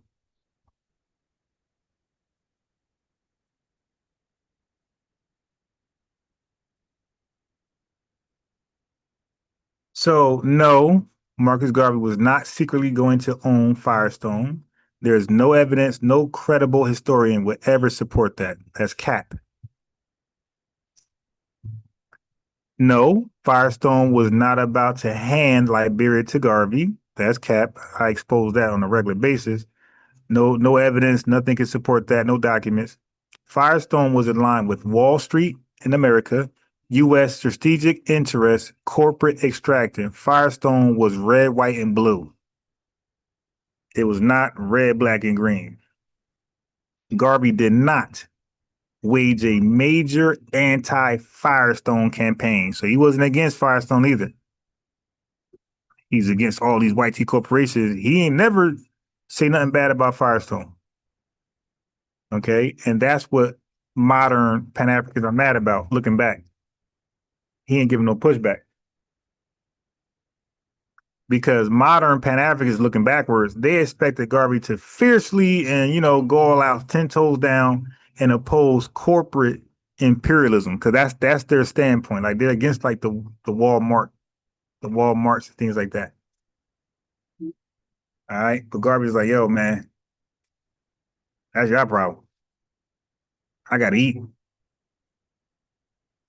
So no, America did not force Firestone to abandon Garvey. Garvey never had Firestone. Firestone never belonged to Garvey. Firestone worked directly with Liberia and the U.S. Garvey was already weakened anyway at that time. Okay, when Firestone, that's 1926, family. And there was Garvey's always in prison. He was already in prison. The UNIA had lost hella money. Ships, like the whole finesse was exposed. The whole scam was exposed by that time.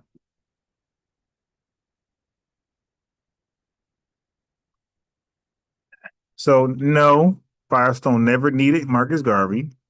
Garvey didn't have no capital like that. He was losing money. Okay. So stop saying Firestone planned to make Garvey the ruler of Liberia. Some folks actually say that.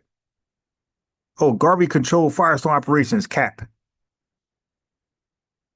So you got Tether News running around with these lies on people's platforms. No, Garvey was not about to have a thriving black nation, and then all of a sudden the white man came and sabotaged it. That's cap. At that time of that deal, 1926, you got to look at dates. The UNI faced internal weaknesses. The scamming was exposed.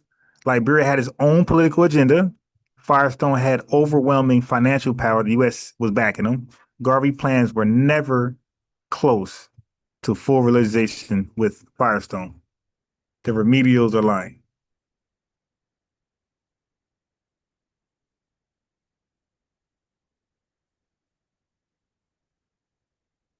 Stop the cap.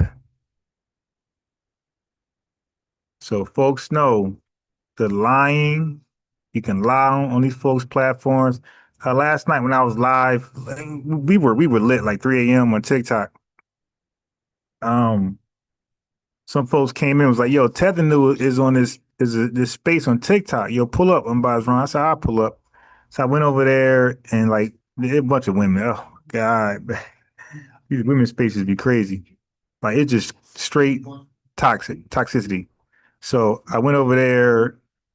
Send me an invite. Oh no, we got a full panel. I mean, yeah, like to them, this delineation, and I was trying to explain this to folks over here who's 60 years old, supposed to be mature. I'm like, yo, they're taking what we're doing as a game show. They got Tether News just spreading all type of lies up there, going unchallenged and just like on a tangent. I'm like, hey, yo, send me an invite. Oh, I'm sorry, we're full up here. And it's supposed to be an FBA space, and they got this dude just lying. He got his chest out. He's calling people names, like he's feeling himself over there. Like I said, when you guys run into this clown on different platforms, listen to how confident he is over there, and listen to how unconfident he is over here. Yo, y'all remember that toy, My Pet Monster? That's gonna be Tether new name, My Pet Monster. MPM. My Pet Monster, Tether new. Let me get a picture of My Pet Monster.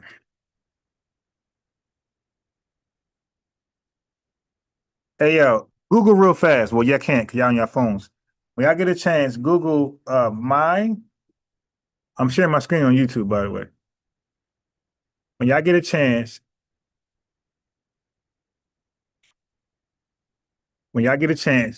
Google My Pet. Look, it came right up. There was a movie, I forgot. My Pet Monster. Look, it says toy. Check this out. Toy. I'm gonna go to images. That ain't revenue. That ain't revenue, everybody. Tell me that ain't revenue. No. That ain't revenue? Come on, load up, man. I want to see him.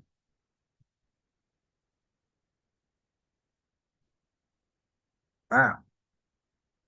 My computer ain't even letting me look at the guy. Yeah, revenue. You sent me a that ain't revenue, everybody. Right there. My pet monster.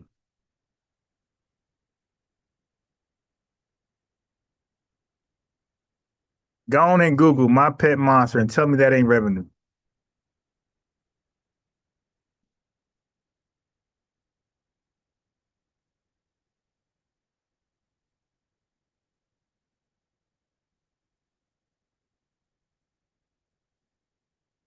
Hey, McCory Mac. Um, uh, I don't know your angle, but I'm open to hear you out. So if you want to, you can click the link or call the phone number, and we can have a sensible discussion. Um, like that. My name is Unbiased Ron. I can't be biased. If I'm biased, I'm not Unbiased Ron. So I don't mind hearing you out. But we're gonna just have a dialogue. Right? You can't lie. You can't call up and say, "Hey, man, the sun is black," and I can't stop you and correct you. No, it's yellow. I'm not done. Nah, bro. Call in, click the link, McCory Mac, and let me hear you out. Right? I'll give you 2-3 minutes, like just to go in. And then when you're done, like, be honorable and let me respond to anything I disagree with. You feel me? I think that's a cordial, sensible, respectable way to handle things. It's mature, it's professional. We ain't got to yell at each other, go tit for tat. Let's have a honest conversation. It's hard to find those nowadays.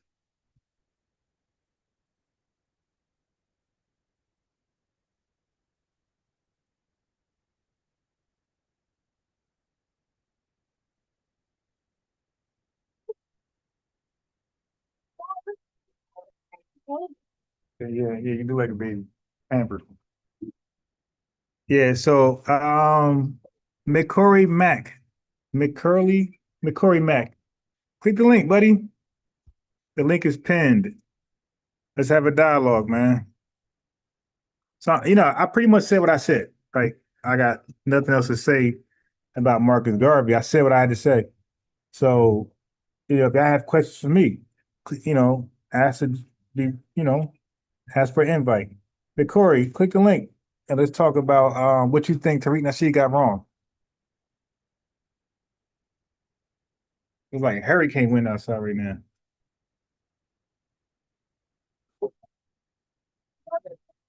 Baby, isn't it? No, say it. Don't say it. Girl, don't say that. Put it back. Put it back. Leave it. Put it down.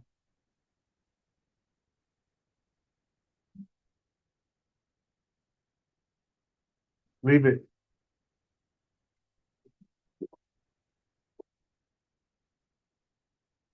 McCory, man, click that link, buddy. Yo, my pet monster. Yeah, that's revenue, new name.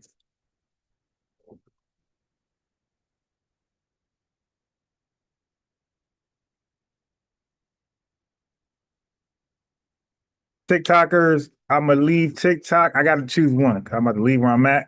So I gotta pick one. Either I stay with YouTube or I stay with TikTok. But I'm actually gonna do a reaction because Tevin had joined FBA Gatekeeper, and I want to do a reaction on that because Revenue was there spreading misinformation over there. So my YouTube name, if y'all want to join and listen to that reaction, is I was doing it before, but I never finished. So my YouTube name is FBA News and Updates. FBA News and Updates. Come to YouTube and check out the reaction video to that. I'm gonna pop my collar a little more, then I'm gonna do that. I'm waiting on McCory Mac to call in. See, McCory Mac, we call that trolling, bro. Like you sat there and put a whole paragraph together. You sent it through. Tariq's wrong and blah blah blah. I heard Tariq's argument. Let me hear yours. You feel me? Let me see which one is more accurate to Garvey's legacy.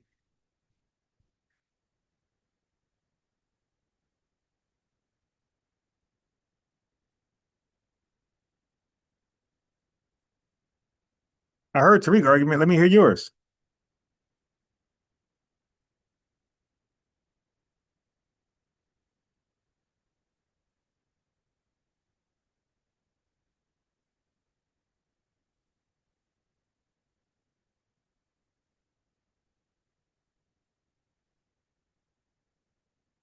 We got JB connecting.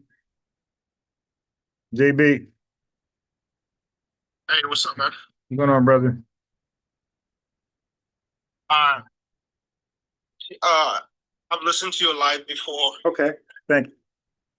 but I got some questions, man. I got some questions. I'm Nigerian, by the way. All right. Shout out to Nigeria. You say you want to engage in a constructive conversation. Yeah, what tribe in Nigeria, if you don't mind? I'm Igbo. Okay. Shout out to the Igbo people. Go ahead. Okay. Been here 30 years plus, whatever. North, south, east, west? Midwest. Okay. All right. So at the end of the day, okay, I'm just gonna ask you a series of questions, but I'll land my plane. But just follow my train of thought. All right, go ahead. All right. So at the end of the day, what exactly is FBA looking for? Okay, that's a great question. And it's really, I think people make it too difficult to explain. Okay. So as you know, Black is a race, right? So a race is not specific, it's very open to anybody that fits those requirements, right? So Black, anybody from Africa, 54 countries, anybody from the Thousand Islands in over there in the West Indies, and you got Black Americans and Haitians, right? So Black is not an ethnicity, it's a racial term put on people, right? So what happened with us, brother, is that Black didn't start off as a race in America. It started off as an ethnicity in the 60s. But behind our back, our government has switched it to a race. So therefore, we became without an ethnicity for 30 years. We didn't know that. We thought Black was our ethnicity. So until 30 years later, Jesse Jackson introduced African American as an ethnicity. And then guess what happened to that 10 years later? 10 years later, that was also thrown in the racial box. So we become the only people on earth without an ethnicity, unbeknownst to us. We didn't know that.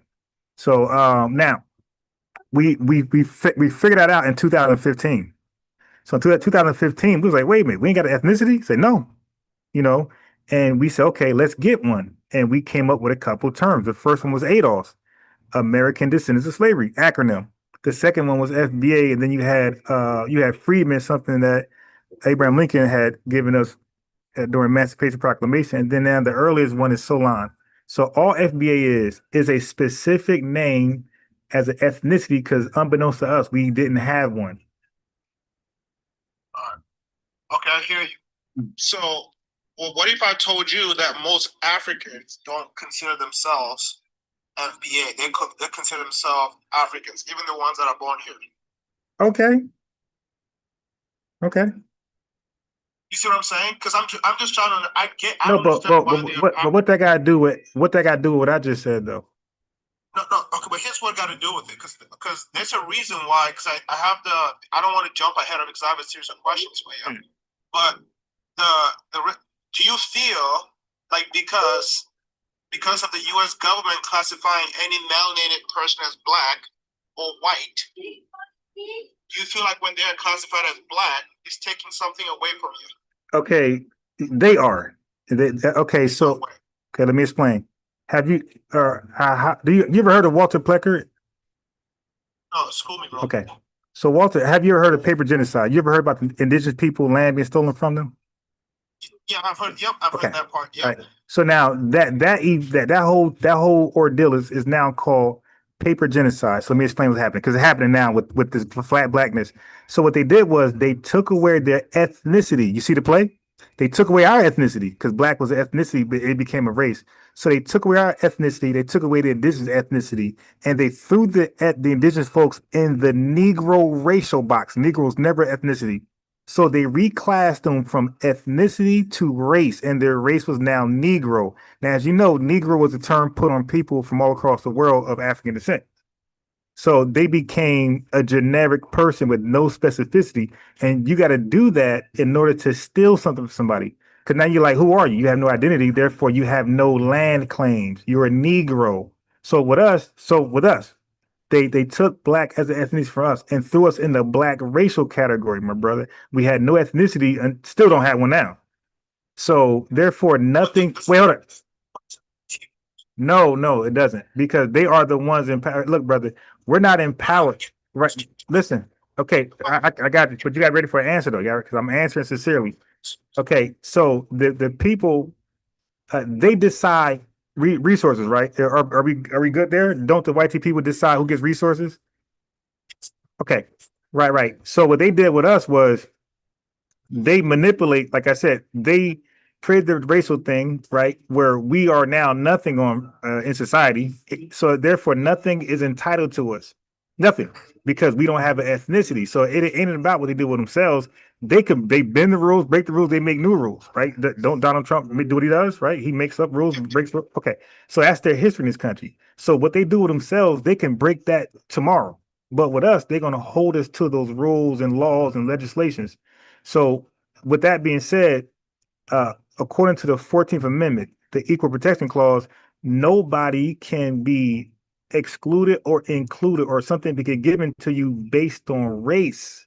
So when Black Americans fight for things that's due to us or should be some type of compensation package, they would gaslight us and say no, because nothing can go to a race of people. You have to be specific. You have to be a specific ethnicity. Then we say, hey, but you took that from us. Oh, well, figure that out. So that's where we're at. So our fight is not with anybody but our government. It's always been our government. Our fight always been with our government. So our government is sabotaging us by doing a paper genocide all over again, snatching away ethnicities and giving you a race. Go ahead. Yeah. Follow question. Go ahead. So we talked about the 14th Amendment, right? Yeah. So 2 months ago, the Trump administration was in court arguing about birthright citizenship. Yeah. Do you remember? Yeah, I do. Okay. So, and according to them, the birthright citizenships were meant to for descendants of slaves, right? Yeah, like African descendants of slaves, right? Yeah. According to Trump, right? Yeah, that's what they were arguing in the Supreme Court, and they were going back and forth with them or whatever. But my question to you is, in 2026, who's considered FBA, bro? Who consider FBA? Black Americans that tie their lineage to U.S. chattel slavery. Sorry. Black Americans who can tie their lineage to U.S. chattel slavery. So slavery didn't happen, right? No, but it wouldn't even matter if they thought that, because a lot of them, okay, I have some people call me up like you, and they claim they're FBA, and I got to give them the sad news. Like once I vet them like you vetted me, it turns out that by their own admission, slavery never happened. That means they were not forced to do labor. You're not FBA, so I got to give them the hard news. Hey, you're not FBA. Like, so good luck with your indigenous, whatever, but you're not FBA, buddy. Okay, I got you. Then I'm very curious, man. I just started listening to this stuff. I'm trying to understand, like, at the end of the day, what are we looking for, right? So let's say you had it your way, right? What do you want? If you could align the moons and the stars together, being an FBA or whatever, like, what do you want? Okay, so we want the debt that's owed to us through our labor that we never benefit from. So it goes way back to plantation slavery, 1862, clearing the land with the Homestead Act, where they gave 27 million acres to white people who just immigrated here yesterday, and they were entitled to that land. Then we had the Freedmen Bureau, where we amassed $70 million of this time at that time in 7 years after the Emancipation Proclamation. That money was stolen from us. Then we went through exclusion, right? So the white man was passing home loaners to white people through the 1933 HOLC Act. We were excluded. Then the FHA, they were giving low mortgages to white people. We were excluded. Then you got the GI Bill, where veterans are supposed to take advantage of that, have free education and low mortgages. They excluded us for that. And then we were excluded from all sorts of welfare. So much so. And then you got redlining, housing discrimination, job discrimination. So the wealth was extracted from us. Then the wealth we did have, they took it from us Debo style, or they blew up our neighborhoods, burnt them down, or ran highways through them, the Highway Act. So they literally, systematically and systemically kept us from accumulating wealth. So bad now that our wealth can never equate to theirs, no matter how much we work hard. So we're like, hey, the only way to even this out fairly, where we can compete with you guys, is a massive payout, right? So then the gas, yes, right.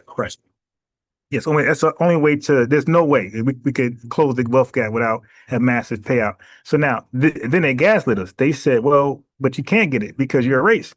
And remember, people don't get things based on race. That's against the concept. That's against the 14th Amendment. So that's when we said, so what we got to do? They said, well, you got to do what everybody else did. You got to go get an ethnicity.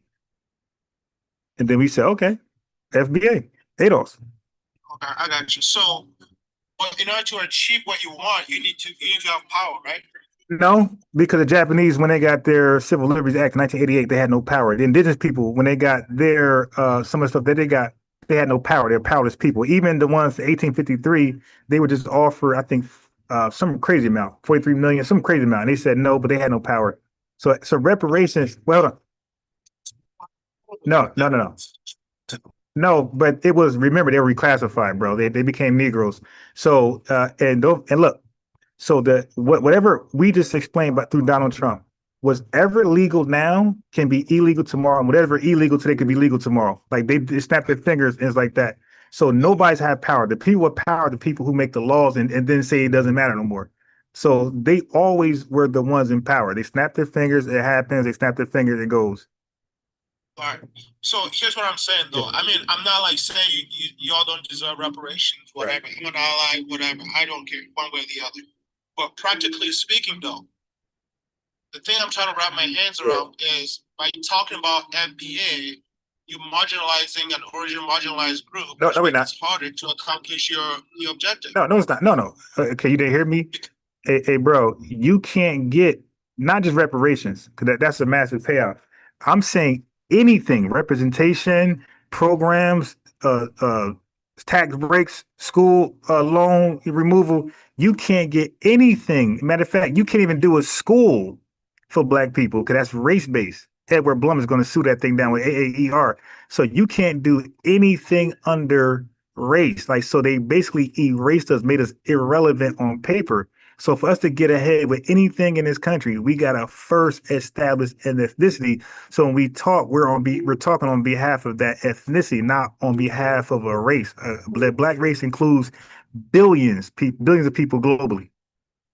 So if you had your way, what you're saying is they should have a specific lending program just for FBA only? No, not the lending. I'm saying, hey, listen, I'm saying whatever. Okay, look, here's the play. The play is they will say Black, right, in America, because Black to us is more than a race, it's ethnicity. So what they'll do is they'll play word games. They'll say, hey, this is for Black people. Now, in our minds, that's just us. But on paper, that's everybody that checks the black box. So then when we wait for it, we start to see everybody in that category but us. And it's maybe some of us there. But we're seeing other people there. And we're like, hey, but he's like East Indian. Or this person is straight Arab. Like, why are they there? Right, because Black is just African ancestry. Okay. So, but okay, I see this in a lot of Black colleges, right? But don't you think there are other issues that needs to be addressed though? Because why we can't walk and chew gum? Yeah, but we never said we're doing one thing and that's it. We're doing a plethora of things. We're multitasking.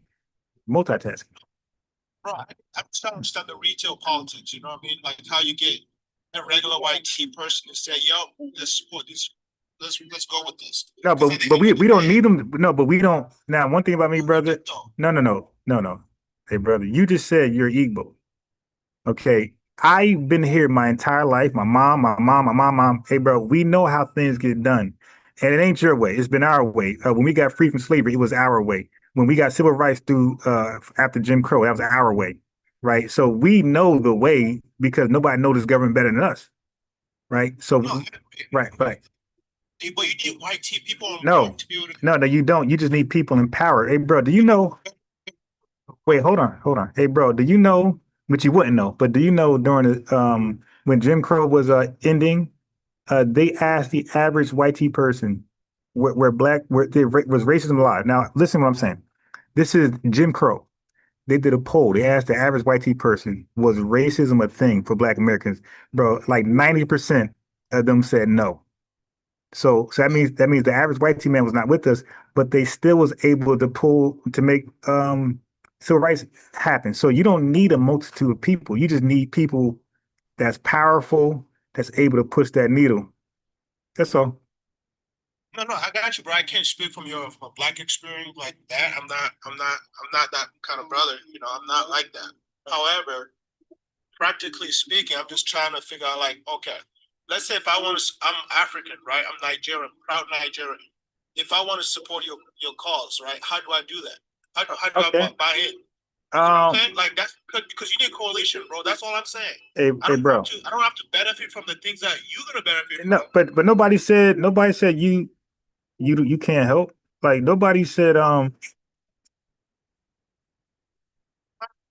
man. I know we're having a really good conversation right now. But the attitude is no, thank you. We don't need you. Hey, bro. Well, Listen. you see what I'm saying? Yes, listen, but because they don't know history. Hey, during the civil rights movement, right, when we was fighting for rights, there was African countries champion us. There was the island, Jamaica was champion us. So like people, so there's history of allies, allying with us, champion a win for us. So yeah, like we'd be a fool to not want people to fight for our cause, and Yeah. I think people are taking it as, if I'm African, I'm saying, hey, FBA News, you deserve this. That means I want the same thing that you want. You see what I'm saying? Yeah. And I think that gets lost because in Africa, they're fighting for reparations too. You see what I'm saying? Because we have a common enemy, which is the white person. All right, it doesn't matter because they benefit from chaos, right? They go anywhere, they create chaos, and then they get power. Then they get power, right? And with power, you can do whatever you want. Power is greater than money. So, but we just navigate the enemy differently. Y'all got your approach of doing it. We got our own approach. As an immigrant living in this country as a citizen, right? I'm saying I know how to navigate the same enemy, but we just go about it in different ways because our psyche is different. You know what I mean? But what I'm trying to say is, in like just about 3 months ago, the United Nations overwhelmingly voted to say, you know what, reparations. But U.S. was the only country that voted no. Well, you see what I'm saying? the U.S. and the other countries, but let me explain why. Oh, because like you said, like different arguments for the same enemy. So Ghana's argument for reparations ain't the same for ours. Like I just told you that, right? So hold on. So I just told you that ours start from plantation slavery. It doesn't end there. It also goes through Jim Crow and all the exclusion laws, right, that they have for the zoning laws, the restrictive covenants. And so it was a continuity still now. We got school to prison pipeline, mass incarceration, the crack epidemic. So our reparation case, it never stopped. Like this is a 400 plus year old RICO that's happened with us. Now, Ghana, the reason why they got pushed back is because Ghana went on record some years ago taking accountability for participating in the slave trade. So the way America looks at that is like, how are you getting compensated for something you benefited from? So because that's how they're looking at it. Yeah, I see what you're saying. I see how you can draw that conclusion, but at the same time, you know how this works, right? When I talk about white person creating chaos to gain power, yeah, they might have sold, they might have built, but at what cost? Like, what was happening that we don't know, right? That's another thing there. Okay, I got one more question, bro, then I'll let you go, bro. But this is good. I'm learning, bro. Like I said, I'm new to this. I'm trying to understand all this FBA movement, FBA, CBA, indigenous. There's a lot of them going on. So, do you feel that education is critical in the FBA community? Of course. Especially with Black men. Of course. Okay. because I see that as a like epidemic, you know, like a pandemic, like it's a critical issue because you know what? We looking at high school graduation, right? I know like the black women, they are more educated, but in 2026, highly educated, but less jobs. But most of them are jobless. Then I also did some research, trying to just wrap my hands around all this stuff, right? And I'm looking at median income around like black communities and stuff. I look at the DMV, $82,000 per household is the median income over there, driven mostly by government jobs. Then you go to Austin, about 62,000. Houston, 32,000. Atlanta, Atlanta like 58,000 or whatever is the median income. The most areas that is populated by blacks is about 32,000. So that right there is facts. But like, how do we fix that? Okay. I know you talked about access to capital, blocking money, and all that kind of stuff. I mean, I'm just saying, man, y'all got to tackle this in a different way. Okay, so now see that part right there. Yeah. That solution part. That's when we don't accept your alliance because you're pretending that we don't know what to do, right? And that we needed somebody from a different country to solve our problems. But hold on, before we entertain that, let's say if the Congo, hey, stop doing that. Stop doing that. Let's say if the Congo was holding the Belgians accountable, right? For the sabotage that had happened over there. Let's say if Nigeria is holding the UK accountable for what they did with BP and everything in the colonization. And let's say if Burkina Faso is holding whoever accountable and Jamaica's holding, hey yo, Black Americans were always in support of different nations like getting their just due. Okay, sit down. From their just due. Like we don't have a history where we like, no, and here's your real solution. Nah, like we sat back, and if y'all reached out to us, if y'all reached out to a Dr. King or whatever, then we oblige y'all. But I don't recall a Black American leader like flying to the Congo like, yo, let me solve this for you. Like, nah, that's not how we do. So we don't appreciate that if people do it to us. No, stay over here. Okay, hold on a second. So based on that, No. I think you missed my question. No, I got it. And I'll come back to that. I want to address I want to finish up on the slavery thing, like fight slavery. Now I'm gonna get to yours. So now you said about the education. So in order to solve it, you need to know how it got like that. So do you know how the education got like that? Because that wasn't like that at first, right? Or are you? It wasn't like that. Right. No, but hold on. Yeah, but hold on. You got to know how. So my thing is, in order to solve problems, you got to know how the root of the problem. Like, how can people stop cancer? Don't know the root of cancer or whatever else is out there. You got to know that, like COVID-19, they got the root. I love TikTok shot, but they had to find the root of it. Like the Chinese had to share what they knew, and that's how they was able to do what they did. So, are you familiar how it got like that? How the education has begun so lopsided? Yeah, you can tell me, but I think Okay. the resources were allocated and where people choose to invest. No. That's a conservative. That's an immigrant conservative perspective on things. Okay, so here's the fact. I got you. I just told you that white people did not. Yo, hold on. Hey, bro, the laziest people in this country, and even close, are white people. Bro, they never worked for nothing. I just told you that they were given 270 million acres of land for nothing. For just coming over here. I just told you that they were giving homeowner loans from after the Great Depression. The white people, and then they got the GI Bill. The white people the welfare was designed. Welfare was designed for them. Bro, they never worked for anything. They were given stuff. They was given free college courses. So everything they ever got was given to them. And as it was given to them for free or barely for no cost, we were excluded. So if you do that, and even home ownership, so the way generational wealth works in this country is do home ownership. But when you're doing restrictive covenants, when you're doing zoning laws, when you're doing HOLC, FHA, you're blocking us out of home ownership for 60, 80, 100 years.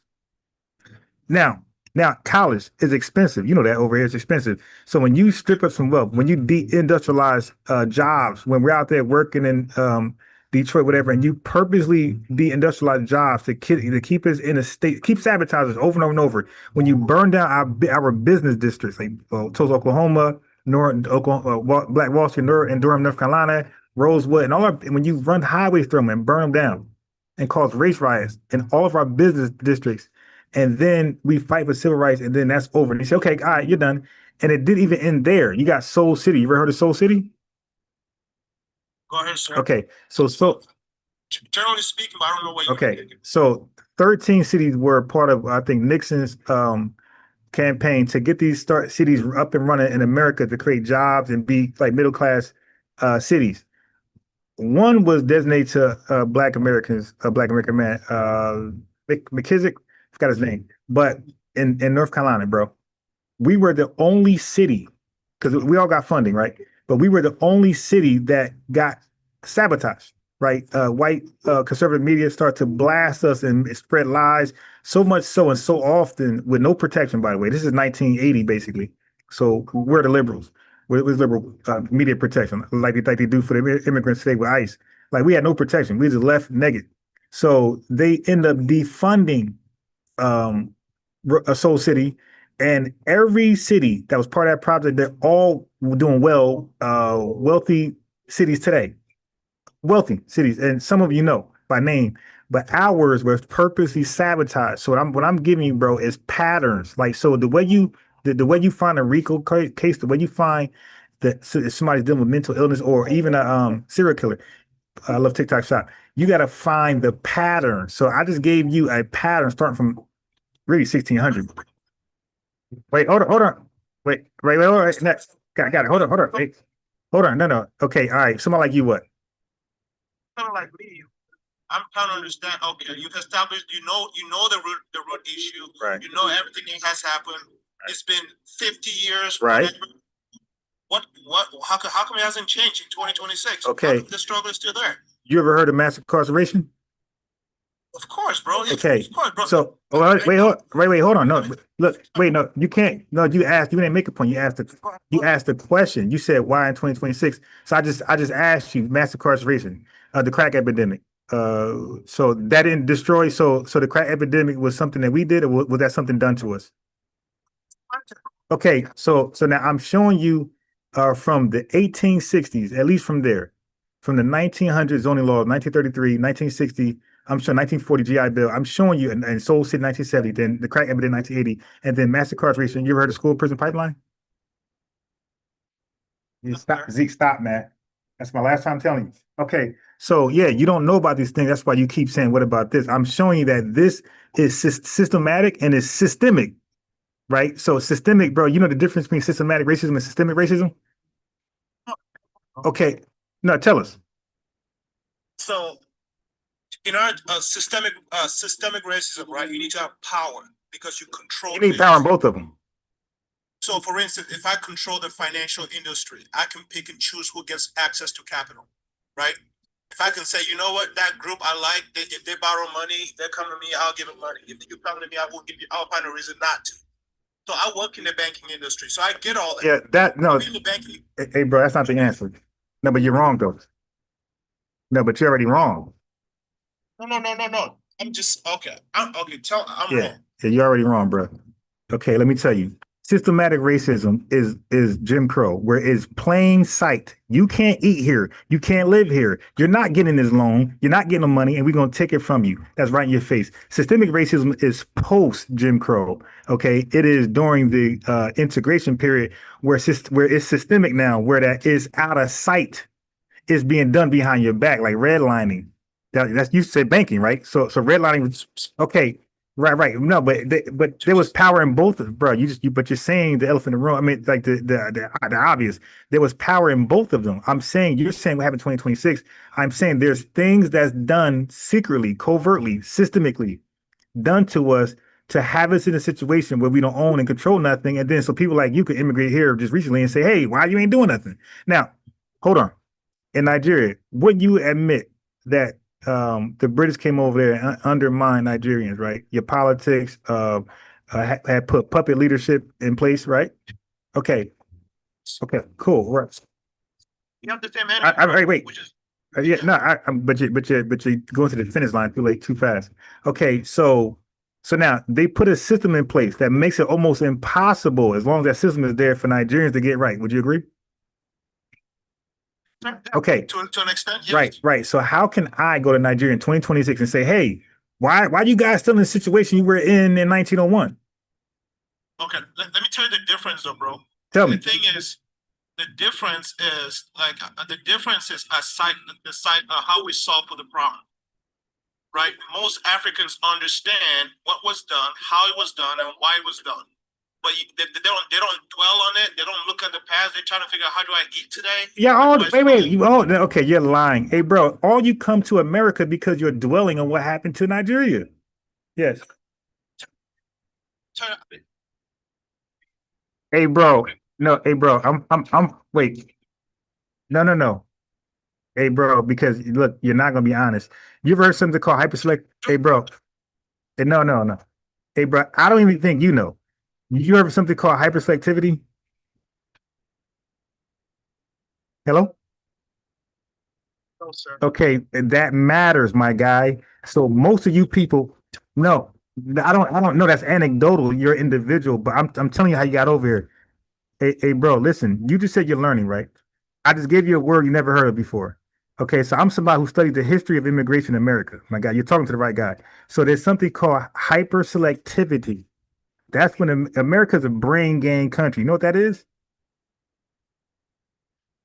Hello? Yeah, go ahead. Okay, do you know what a brain gang country is?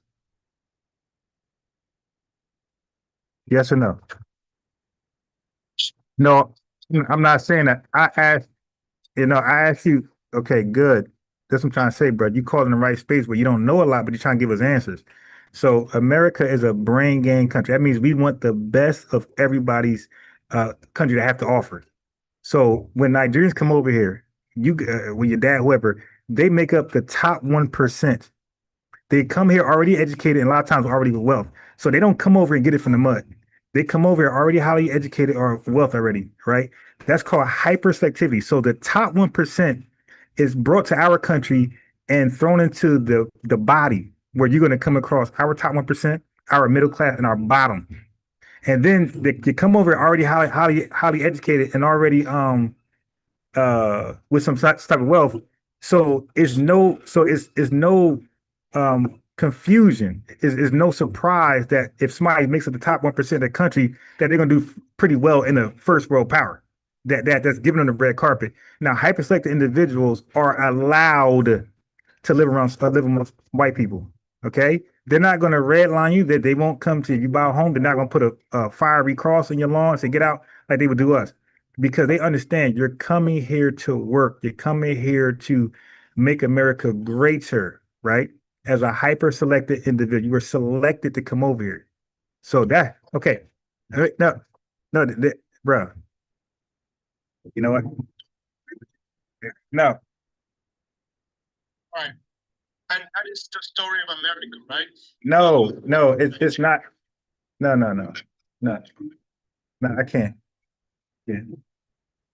Yeah. I'm not gonna have a guy. I gave him all of that. He's just talking over me. He don't want to digest. He don't want to. I ask what things mean. He want to give us answers, but don't know shit. I love TikTok. Sorry, I love TikTok shop. He's trying to give me answers, and he realized I'm way smarter than him.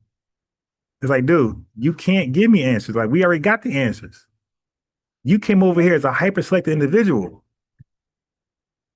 So you didn't have to come over here and pay for education. You got education in your country where it's very cheap. Like America got the highest education costs. And we're talking about people who are systematically and systematically deprived or excluded from wealth. Hold on. Stop touching the boy. Don't touch it again. Sit down. Sit down. Sit down. Don't touch it again.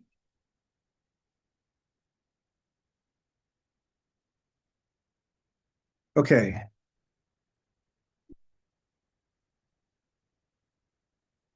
So, hey, bro, if you want to come back on, you got to come back on through YouTube. So go to type in YouTube FBA News and Updates, because I'm going to close down the TikTok because I gotta leave my destination and I got one phone. I ain't got two. So if you want to join back up, come through YouTube. Go to YouTube, type in FBA News and Updates. I am simultaneously going live. But here I'm going like this. You came here as a guest already packaged to succeed.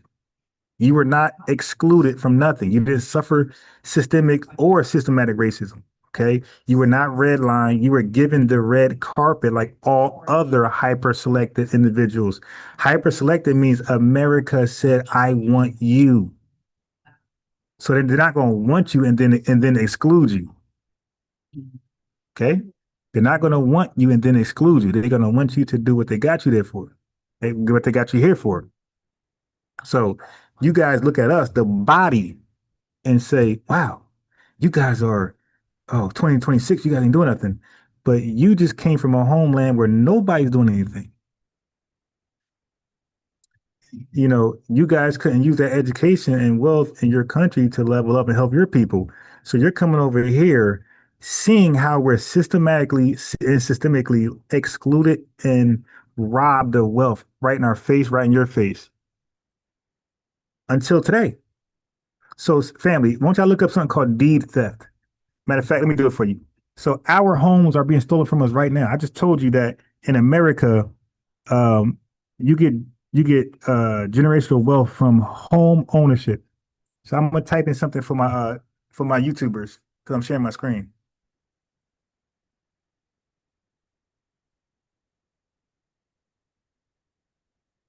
So I typed in deed theft in the Black community, right? It says deed theft is a thief theft. And what about predatory lending, right? What about the Fannie Mac crisis, right? Okay, so deed theft is a predatory scam in which fraudsters illegally take ownership of a property without the owner's knowledge or consent. It disproportionately targets elderly Black homeowners in gentrifying neighborhoods, stripping families of generational wealth and fueling displacement. You heard that? Deed theft is when scammers are allowed to defraud Black people out of their homes. So now there was a big protest in New York about this. I did a whole live on this.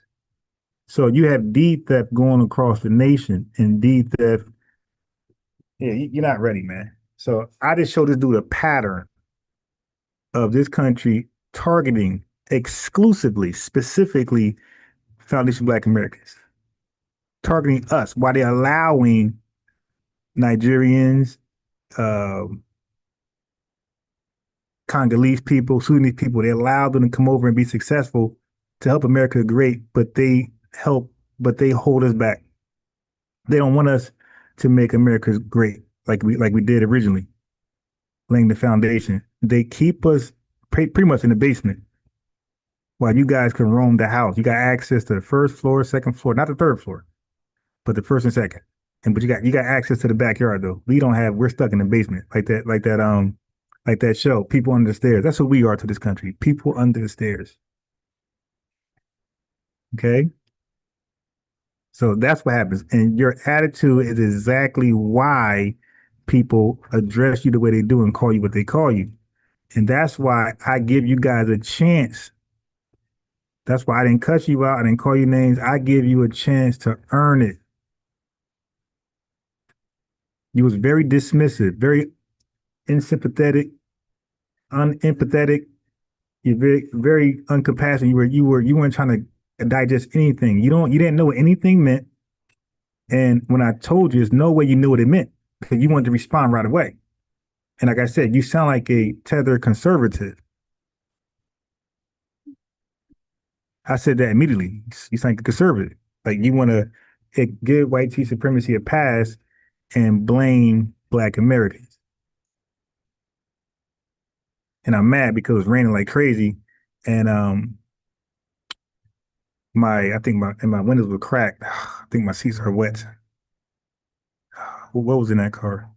All right. So anyway, TikTokers, I gotta go. but I'm on YouTube. Same name, FBA News and Updates. So you want to continue. The link is pinned to the top, and there's a phone number as well. But I gotta get off TikTok or out of this diner because my son is acting crazy and is ran by a bunch of Hispanics and they behave like you. Okay. All right. So it's like no real love. So he want to talk about him as an individual, but talk to us like a collective. You make that make sense. So you want to talk to us as a collective, but talk about you as an individual. My God, that's an imbalance. You got to talk about your collective with our collective, or your individualism with our individualism. But deed theft. But you see, that's how you cook them without calling them names, being toxic, professionally mature. I handled that in the best manners possible. And he was definitely gaslighting.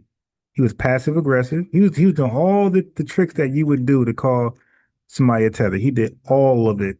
And I stayed calm, composed, and I just cooked him with education. I showed that he don't know anything. He's trying to give us a solution, but he know nothing about the root cause. I said, what's the difference between systemic racism and systematic racism? He did not know. He's guessing. He's freestyling. Hey, what's a brain game? He tried to talk over me like revenue. Hey, what's a brain game? He finally admitted he don't know. Bro, that's referring to you and your people. I'm gonna tell you how I got here. I know how you got here. I studied the history of immigration. I know you got here. Nigeria too? Yeah, H-1B, student visa. Big hyper select.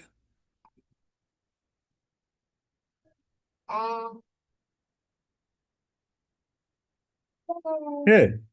So yeah, man. And that's why FBA say they don't want to do anything with you and your kind. That right there, you're making the rest of your folks look bad.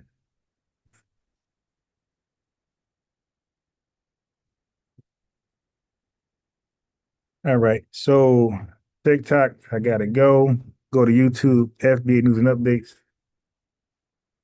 Because I gotta get ready to go. Love you guys. Be one. All right, now my family, I gotta hop on the phone for like 5 minutes. So let me give y'all something, a video or something. And you're not bored out your mind. Hold on. Yeah, I got real good at keeping my composure. I know Chad proud of me. All right, hold on.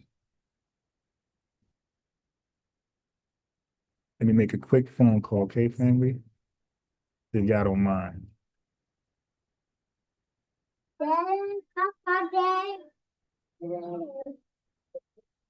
Hold on.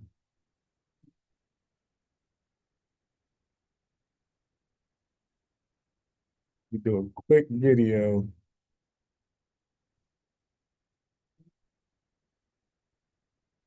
I'm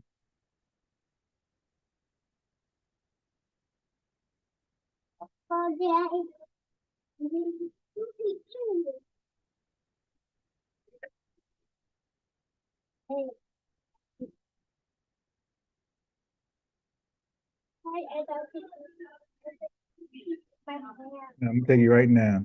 Let's see. Oh, I keep doing. I'm so used to going to Tariq radio. Damn, it's on radio. I'm not used to this channel. All right. Here you go, family. Be right back. 5 minutes. Get into some political, no. You can't remix our lineage. Your ass look like a memory foam pillow. Yeah, and she has I don't know what her lineage is. I guess she claims to be of the lineage. I don't know. But she got a tether husband, all right? So she has a lot of disdain for foundational Black American men because she's like a middle-aged hood rat. She sounds very hood ratish. So, FBA brothers ain't trying to get with no middle-aged hood rat. So she had to become a 90-day fiance. She had to go get some refugee dick. I love TikTok shop. So she had to go get a refugee. So her husband is Kenyan. Yeah. And I know she's listening. I know you're listening with your wide back ass. Little old funny shape. Your head all big and you ain't got no neck. This look like a leprechaun with a yeast infection. Yeah. You can't be talking crazy, ma'am. You did with your little janky shape. Bitch built like a panda cub. Just janky shape, wide back, little damn neck. You and your musty ass tether husband, y'all look like a dusty rap group, Salt and Peppercorn. Look at you. And your dude hairline janky, the nigga hairline shaped like the side of a sheep's ass. Yeah, ma'am. You're not that, ma'am. You dig? You're not that. Don't get mad over here. Your coochie smell like Nissan Altima vinyl. All right? Just stay in your lane. Just stay in your lane, beloved. All right. So yeah, whatever her name is, yeah, she was big mad, doing marathon spaces, whining about me. You know. Yes, indeed. I don't know, is she in here? Miss Bad Built, are you in here? You can get up. I don't give a shit. If your bad built ass is up here, I don't know if she's up here now. All right. Yeah, salt and peppercorn. Man. Lord, Lord, Lord. Man, man, man. Yeah, so. Yeah, I know, you know she's listening. She's a fan. She's a fan. Yeah, no. With a little bad built self. All right. Let me see. All right, let's get some folks in here. Let's get the family in here, ladies and gentlemen. Who that? Excuse me. All right. Well, chronologic, I don't know, something, they gave me a warning when you were up here. I don't know if you said something, but yeah, they made me take you down. I don't know why. I don't know. I love TikTok shop. I love TikTok shop. But let me tell you something, like chicks like her and Miss Cure, whatever your name is, I don't know. Oh, hold on, what is this? They asked me to do a puzzle. Hold on. You know, a lot of these, because she was in she was lying. She was just lying her ass off. And that's the thing. When people lie like that, you are a tether or either you're married to one. And that lying tether energy rubs off. You know what I'm saying? See, a lot of people, if you're supposed to be of our lineage, but you get triggered by us recognizing our lineage or us delineating, you know, there's something weird about that. And you're trying to be a proxy tether for your significant other. Yeah? And then you start acting. See, a lot of women will take on the characteristics of the men that they're with. A lot of women will start taking on the characteristics of the men. So if you got a thorough dude, you're going to be a thorough chick. If you got a lying tether or a dude from a lying tether culture, that shit rubs off on you. Yeah? It rubs off on you. You start acting like your lying tether scamming dude. Yeah? Man. Manuel. Well, Emmanuel, make a request, Manuel, if you want to get up. All right, Manuel, if you want to get up, hop on in. Let me see. I'm going to get a lot of people in here. Let me get a few people in here. We do have a lot of people in here. Hold on. Manuel, I don't see you. Manuel, I do not see you. All right, Manuel, make a request. I hope it ain't nothing funny style. Well, we've got a lot of people requesting right now. Let me see. Let me see. Mark Willis. I'm going to just get random people in here. I'm going to get, okay, there you go, Manuel. I see you, Manuel. All right, Manuel, hop on. And I hope this ain't Rohan or somebody. What's up, Nah, Manuel? what's good? What's good? I'm good, Manuel. How are you, man? I'm good. I'm good. I'm good. Yo, we gotta talk. Yo, didn't you I'm call like, the other day? Didn't you call the other day? nah. It's my first time in. Okay, you sound like that other dude who called up cursing and telling corny jokes and all that shit. You're like a Puerto Rican from New York, right? No, I'm Dominican, but for me, Okay, you're Dominican. So what's on your mind? What's up? yeah. I just don't like how you come for my African brothers and sisters. Like, the disrespect for me. That shit gotta be talked about. A Dominican saying they don't like the disrespect of Africans? Y'all the first ones to say you ain't black and you ain't got nothing to do with Africa. Y'all the main ones saying that. Wait. Why you be generalizing people though? Like, why you love making generalizations? Like, Get your goofy ass up out of here. All right. I'm not going to even entertain this tether troll. All right, you sound dumb as hell. How dare you even go there? All right. All right. Let me see what we got. Yeah, y'all be the main ones delineating. The Black History. What's going on, the Black History? Yo, what's going on? I am good, Black History. How's Another everything? over? All right, family. Let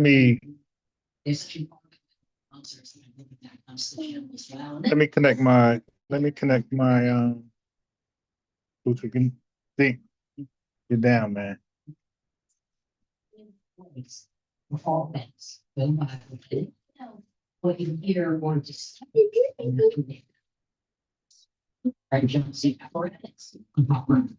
Click my headset and we are good, family.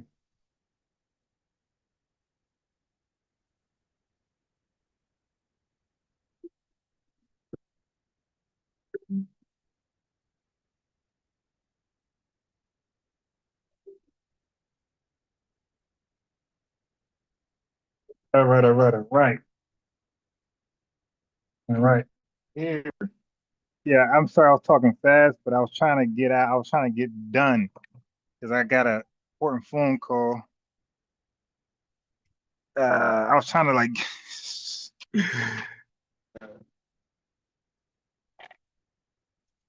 He said he had one more question, but then he had 1,000 questions. All right, family, hold on 1 second.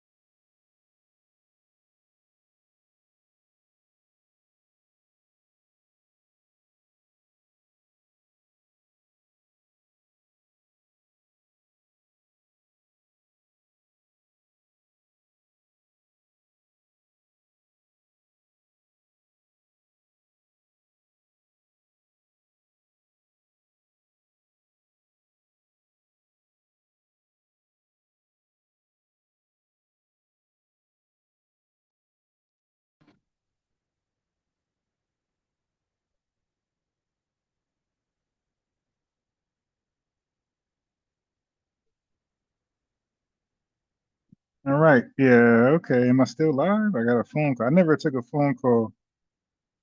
Yeah, I'm still live. I never took a phone call. I was live before on my phone. But I'm telling you, look, hectic day, family. Hectic day, man. People calling back and forth, back and forth. So as I'm talking to him, I know that phone call I just got right there. I knew it was coming. So I was talking fast to try to get rid of him so my phone call come. But anyway, but I want y'all to see how they do. They pretend they're sincere. They pretend they're with us. They do all that type of stuff, and then when we don't just bow down, come boy, because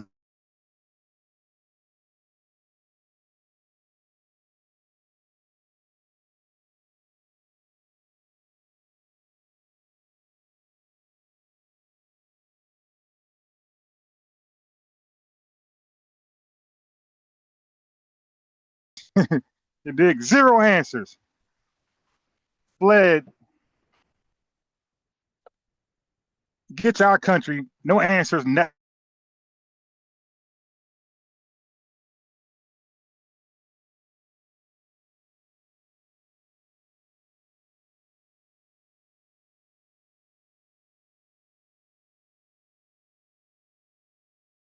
you gave up. So you aborted that mission. The dude problem solving skills are zero. He aborted mission. It's one thing to like accomplish the mission. It might have took too long. The project was had a date and you went over the date.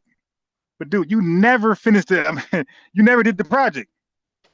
You abandoned it. You quit.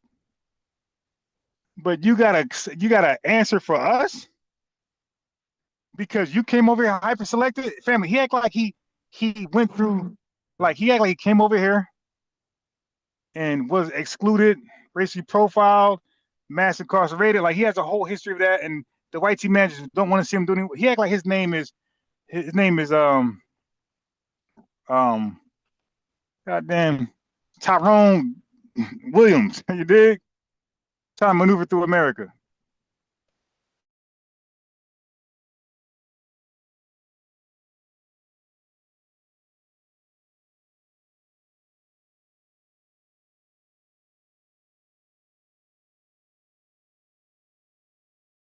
Because of, you know, he had race. Family, y'all gotta understand, man. All of us have been experiencing direct racism. All of us, direct racism. What does that mean? That means that we are going to jobs smiling to get along with these white people. How about our interviews? You feel me? Like these guys are hyper selected. Once you're hyper selected, you are marked where they don't mess with you. Like they're like the new Moors. You dig? There was an 1870 Sundry Act. We could say the 1965 Hart-Celler Act is the new Morris Sundry Act. These guys are protected because they're like I said, they're hyper selected. The white man said, I want you. You come help me build this. You come help me with the country, right? Help build up this and that, this and that. Let me tell you some of the reason why. Because America would rather have somebody already educated with money where they don't have to waste their money for you. So when they come over here as humanitarian immigrants, now the American dollar got to get them great, right? SNAP, TANF, and all these government housing. So that's the government, that's the American money, the tax money going towards these people well-being, safety, housing, food, employment, paying for ESL, paying for job skills. That's how about education, diploma? Like, so that's so they become a burden. Our government got to take care of them through our tax money. That's really us. But we got to take care of them. Okay, it's a burden. That don't help a country out. What countries want is you to come already over here ready to do a job without little to no education, little to no resources going your way. And that's some of the reason why they selected us from Africa, right? Some of our people that made it over here from Africa, they selected them because they said, okay, we want the job done. We don't want to waste too much time training them. We want your best, planters and agriculture people, your landscapers. We want the best. We don't want to waste no resources, no education on these folks. Brain gain. We were hyper selected. Oh, y'all thought the white team man just said, any, meeny, miny, moe, give me all them. No, they hyper selected us. We were the best coming out of that Africa. We were the best coming out of Africa. And then with eugenics, when they selected breeded, right, us, they chose the best out of that. You dig? So we are literally the best of the best. So we're the best of the best, so much so that they got to create systems to hold us down. Now, when I said Nigeria went over there and put a system in. I mean the British went over there and put a system in Nigeria. Nah, what I was speaking vaguely, but what I was saying was, no, the United States. I mean, the British went over there and did deals and treaties with those people. They could have easily rejected the treaty, the deal, but they didn't. They took it. Right now, if I would have had more time to mess with them, I would have, entertained them longer.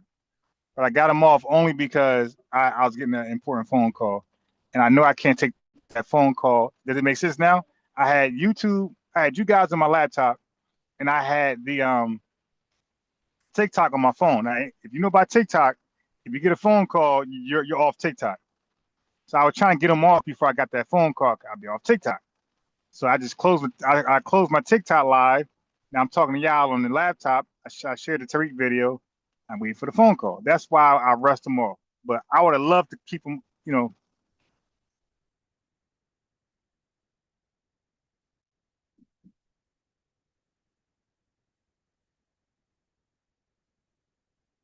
Yeah, this chicken don't smell right, man. I don't know. It tastes okay. It don't smell right.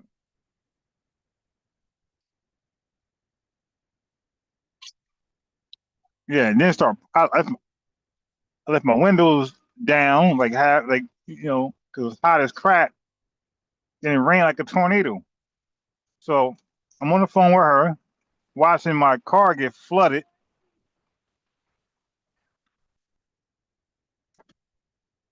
I'm like, damn, this heat been like really annoying me, man. I ain't gonna lie, this heat. Yeah, never in my life did I hate the summer so much. I used to love the summer and sun, man. I think like once the pandemic hit, the pandemic made all of us weird. Once the pandemic hit, I never liked the summer the same. Like the last 2-3 summers, I couldn't wait till it ended. Dig, I couldn't wait till it ended. Like, yo, get this summer up out of here. And it ain't even summer yet. We got a few hot days. I'm like, yo, get this up out of here, man. Like, where's the cold part of the United States? Bring me there. Not Alaska. I'm talking about the 50 states. That's like not including Alaska. I know Alabama, Alaska, Arizona. I'm talking about 49 states, not including Alaska. What's a cold state?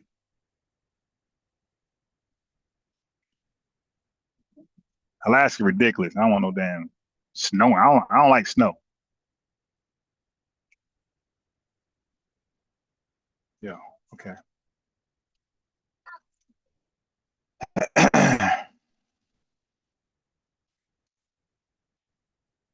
Oh my God. Yeah, family. Yeah, but I hated that I had to rush them off the phone. But sometimes family, the stars don't connect a lot like that. Like when I have somebody on the line that I really want to get at and make an example of, sometimes like for me, the stars always don't align and it'd be some BS to happen like today.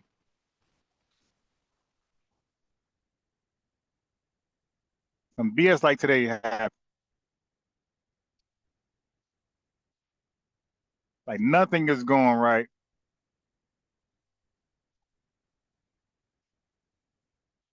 I'm waiting on this approval letter. I should have been to my home and I ain't come. I'm like, yo, what's goody?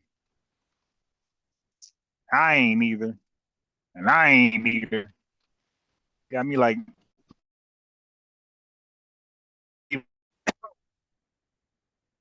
and then like what I was saying, listen, man, some of them believe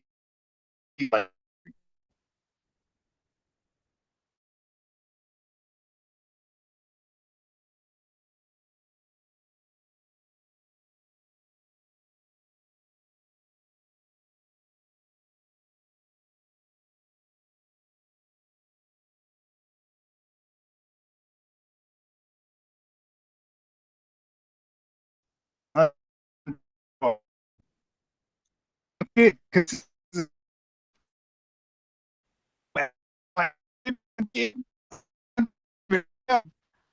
Man, all they got to do in Jersey is so easy to get these folks. So easy, man. Go to Pepsi. There's a Pepsi right here. Go to Pepsi. Go to Coca-Cola. Go to like those places. Go to the liquor stores. It's so easy, man.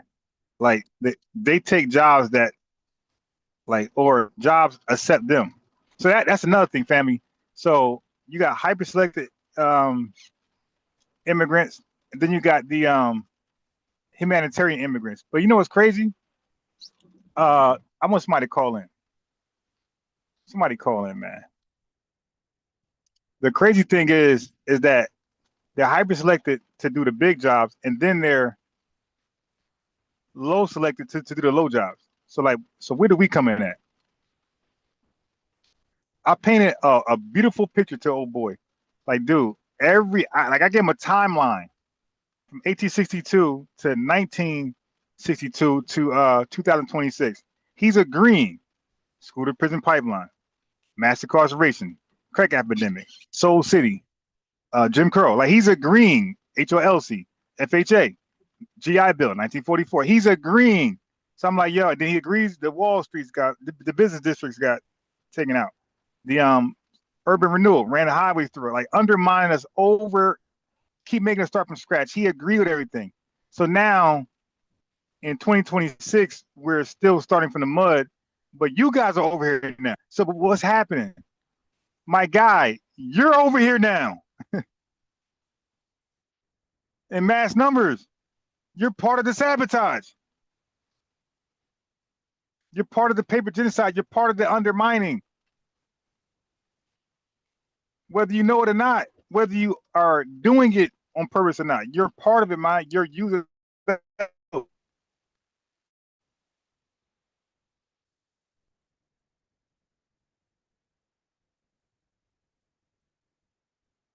guy. Yeah, this chicken don't taste like it's good. Ugh. It's like, all I had. Because I don't you